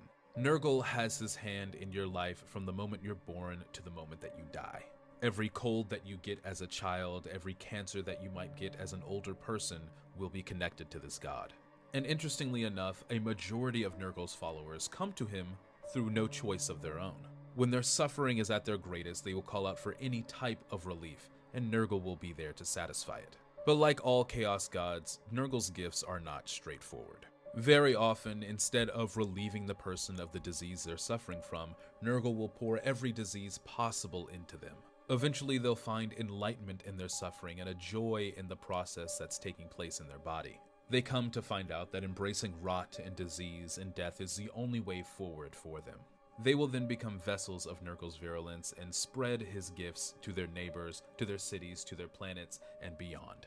Although Nurgle has one of the largest mortal followings out of any Chaos God, he also makes use of his demonic servants. Chittering, giggling Nurglings are always present in battles against the Plague God. There are the one-eyed Plague Bearers, forever counting. There are the sloppity Bile Pipers, playing the soundtrack to the grotesquerie that follows every Plague Legion. And of course, there are the Great Unclean Ones, Nurgle's gigantic generals that he loves dearly. These are the Plague Legions, and their role is as much to fight mortal armies as it is to spread disease. Now, Nurgle's greatest champions, of course, are the Death Guard. They were once the 14th Legionis Astartes, led by the Primarch Mortarion.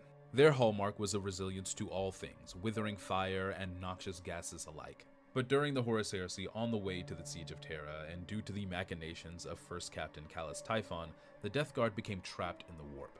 Here, Nurgle unleashed plague after plague that withered even the bodies of the Adeptus Astartes. Wanting to end his own suffering and the suffering of his sons, Mortarion fully submitted to Nurgle, and he and the Death Guard have served him for the last 10,000 years. Wherever Mortarion and the Death Guard show up, you can rest assured that Nurgle's effort is focused there.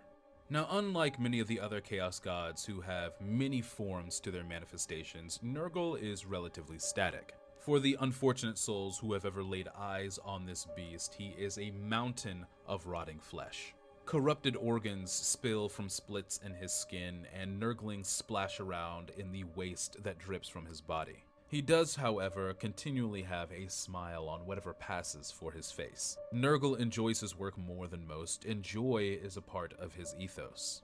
Nurgle's realm, known as the Garden of Nurgle, matches him perfectly. It is a wide expanse of swamps and jungle that contains all types of flora and fauna. There are the deathbeds where unintended intruders and the vanquished are kept in order to be experiments for Nurgle's plagues. The poxyards are filled with scampering plague bearers and Nurglings who are trying to assist Papa Nurgle with whatever he needs on these testing grounds. And at the center of it all is a gigantic, moldering, rotting mansion. This is Nurgle's base of operations. This is where he keeps his cauldron, where he cooks up the most dangerous of diseases. It's also rumored that he has Isha, the Eldari goddess of fertility, locked away in this mansion. He continually tests his new plagues on her, and she in turn whispers the cure to these diseases out into the universe. There's a kitchen in this mansion where Nurgle keeps all of the ingredients he uses to construct these diseases, and in the attic is where he stores them for later use. A mortal who finds themselves within Nurgle's realm will quickly find out how easy it is to become subsumed into the process of life and death. Tzeentch might be the most insidious Chaos God, but Nurgle is without a doubt the most inevitable. And in my opinion, he probably has the greatest chance of winning the great game. There is no aspect of the material that Nurgle cannot touch. Death, rot, and decay come for everything, and it's only a matter of time before the Lord of All properly assumes that title. Thank you guys always for watching. Let me know if you have any questions in the comments, and I'll see you in the next one. Warhammer Demonology Part 4, Slaanesh. Slaanesh, also known as the Dark Prince or She Who Thirsts, is the chaos god of pain, pleasure, excess, and perfection. Slaanesh is definitively the youngest chaos god, having come into fruition during the end of the Age of Strife due to the machinations of the Eldar. Slaanesh is also the Lord of Sensation. Every movement of textured fabric over skin, every caress of a lover, directly feeds into Slaanesh. This makes Slaanesh's realm of authority vast and varied. Even a Khornate Berserker feeling blood splash on his skin, or a Nurgle cultist reveling in the diseases racking his body, are forms of worship to Slaanesh. Most beings feel forms of sensation, and even more can feel forms of obsession, and that is exactly where Slaanesh lies. The philosophy of Slaanesh is incredibly simple. It's experience everything. Pain and pleasure are the most common aspects of Slaanesh that people think about. And although his philosophy is simple, pain and pleasure are only parts of that equation. Pride and hubris, the need to be good at something, arrogance, can also fall into Slaanesh's realm. Something as seemingly innocent as a musician practicing their scales over and over and over can be the road to damnation. Wherever there is a new experience to be had or a new feeling to contemplate, you can rest assured that Slaanesh's hand is all over that. Slaanesh's birth is one of the more interesting things about her. Each of the other Chaos Gods manifested over time due to the feelings of all sentient creatures, whether that be death or rage or change. But Slaanesh is inherently connected to the Eldar. The Eldar ruled over the galaxy for millennia after millennia. Eventually they reached a societal and technological stage where they could turn themselves over to luxury and art. This created a very hedonistic culture where Eldar were constantly trying to find new things to experience. The star-spanning Eldari Empire started to devolve into pleasure cults who were simply concerned with their debaucherous efforts and their degeneracy. And being such psychic beings, all of these things had a reverberation in the warp. As their society grew more and more perverse, warp storms started to occur, and this is why the Age of Strife happened. All of these actions would come to a head with the birth of Slaanesh at the very end of the Age of Strife. Her celestial birth would destroy large swathes of the Empire, and billions upon billions of Eldari died. Slaanesh's birth would also be the cause of death for a majority of the Eldar's gods, except for Isha, Segarak or Kegarak, and Calum and Shakane. Her birth would also leave behind the Eye of Terror, which is the largest warp storm besides the Great Rift in the entire galaxy. The only good thing to come out of this was that Slaanesh's birth finally calmed the warp storms that were happening throughout the Immaterium, and the Age of Strife ended. But ever since that day, the Eldari have a new mortal enemy in Slaanesh. She feeds on the souls of Eldari that have died, and so they are constantly trying to protect themselves and their souls from her consumption. The material universe is full of experiences and sensations, and so it is very easy to fall to Slaanesh. Determination can turn into obsession, which can lead to addiction, which then in turn leads to corruption. People who end up on the unholy path of Slaaneshi worship find it impossible to stop. Because of the inherently addictive nature of the warp, they need higher and higher highs in order to feel anything. You rarely ever hear about someone coming back from chaos corruption, but it is almost never going to happen with Slaaneshi cultists. What can an uncaring Imperium offer that the Prince of Pleasure cannot? There aren't many beings who cannot feel at all, and even less who do things without any care for sensation. That point in particular is why Khorne is the rival of Slaanesh. Khorne and his disciples do not care about where the blood comes from or even how it's spilt, only that it's spilt. There is no savoring the screams of the dying or a blade passing through flesh. Only Khorne's tally of skulls and the amount of blood in his kingdom ever matter. Slaanesh sees Khorne as an unfeeling brute, and Khorne sees Slaanesh as a dishonorable pervert. It's not that it's never happened, but it is very rare that their forces ever fight together. The greatest mortal followers of Slaanesh are the Emperor's Children Legion and their demon primarch, Fulgrim. And I think they are an excellent example of how exactly addictive this Chaos God's power can be. The Emperor's Children were paragons of the Legiones Astartes until they went to the planet of Lair. Here they found a Xenos Slaaneshi cult and were immediately drawn in to the allure of Slaanesh. The Legion began to experiment with sensation and began to change their bodies, and Fulgrim himself was possessed by a Slaaneshi demon. But even in the end, once Fulgrim was exorcised, he still chose to side with Chaos and Horus, and they have been damned ever since. And much like Slaanesh is the black sheep of the Chaos God family, the Emperor's Children are one of the more hated legions amongst all of the Chaos factions. They are hard to organize and even harder to fight with because they are wholly concerned with the feelings that they might experience during the battle. Now, the other Chaos Gods, although they are chaos entities with no real gender, do present, for the most part, a masculine form. Slaanesh, on the other hand, presents herself in all types of forms, including in the feminine form, a masculine form, and an androgynous form. The titles she has and how she's addressed can also vary in gender form. But for the unfortunate mortal soul who has laid eyes on Slaanesh, all they have seen is the most terrifyingly beautiful entity in the entire galaxy. He is perfection of form, and whoever sees him is lost to the addiction that is that perfection. The realm of Slaanesh is interesting because the focus of it is not the Palace of Pleasure at its center. If anyone seeks out the Prince of Pleasure, there are 6 rings that they must pass through in order to even get to the center. Each one of these 6 rings offers a different type of excess that is there to trap and ensnare any intruders. And they are the excesses of riches, sustenance, bodily delights, adoration, achievements, and repose. Slaanesh's realm is also full of the chittering, sinuous demons that are a part of her will. There are the feminine, crab-clawed demonettes that are sirens in their own right. There are the steeds, seekers, and fiends of Slaanesh that all take their own lethally excessive forms, all the way up into the Keepers of Secrets, who are Slaanesh's greatest demons. They are close combat experts that overwhelm warriors with feelings of anguish and ecstasy. All of these demons make up what is known as the Legion of Excess, and they have been fighting Slaanesh's wars for 10,000 years. The path of Slaanesh is a slippery slope. Excess and addiction are, by their nature, very accessible parts of being a mortal being. It only takes a slight nudge and a lingering sensation to fall into the arms of She Who Thirsts. Thank you guys always for watching. Let me know if you have any questions in the comments, and I'll see you all in the next one.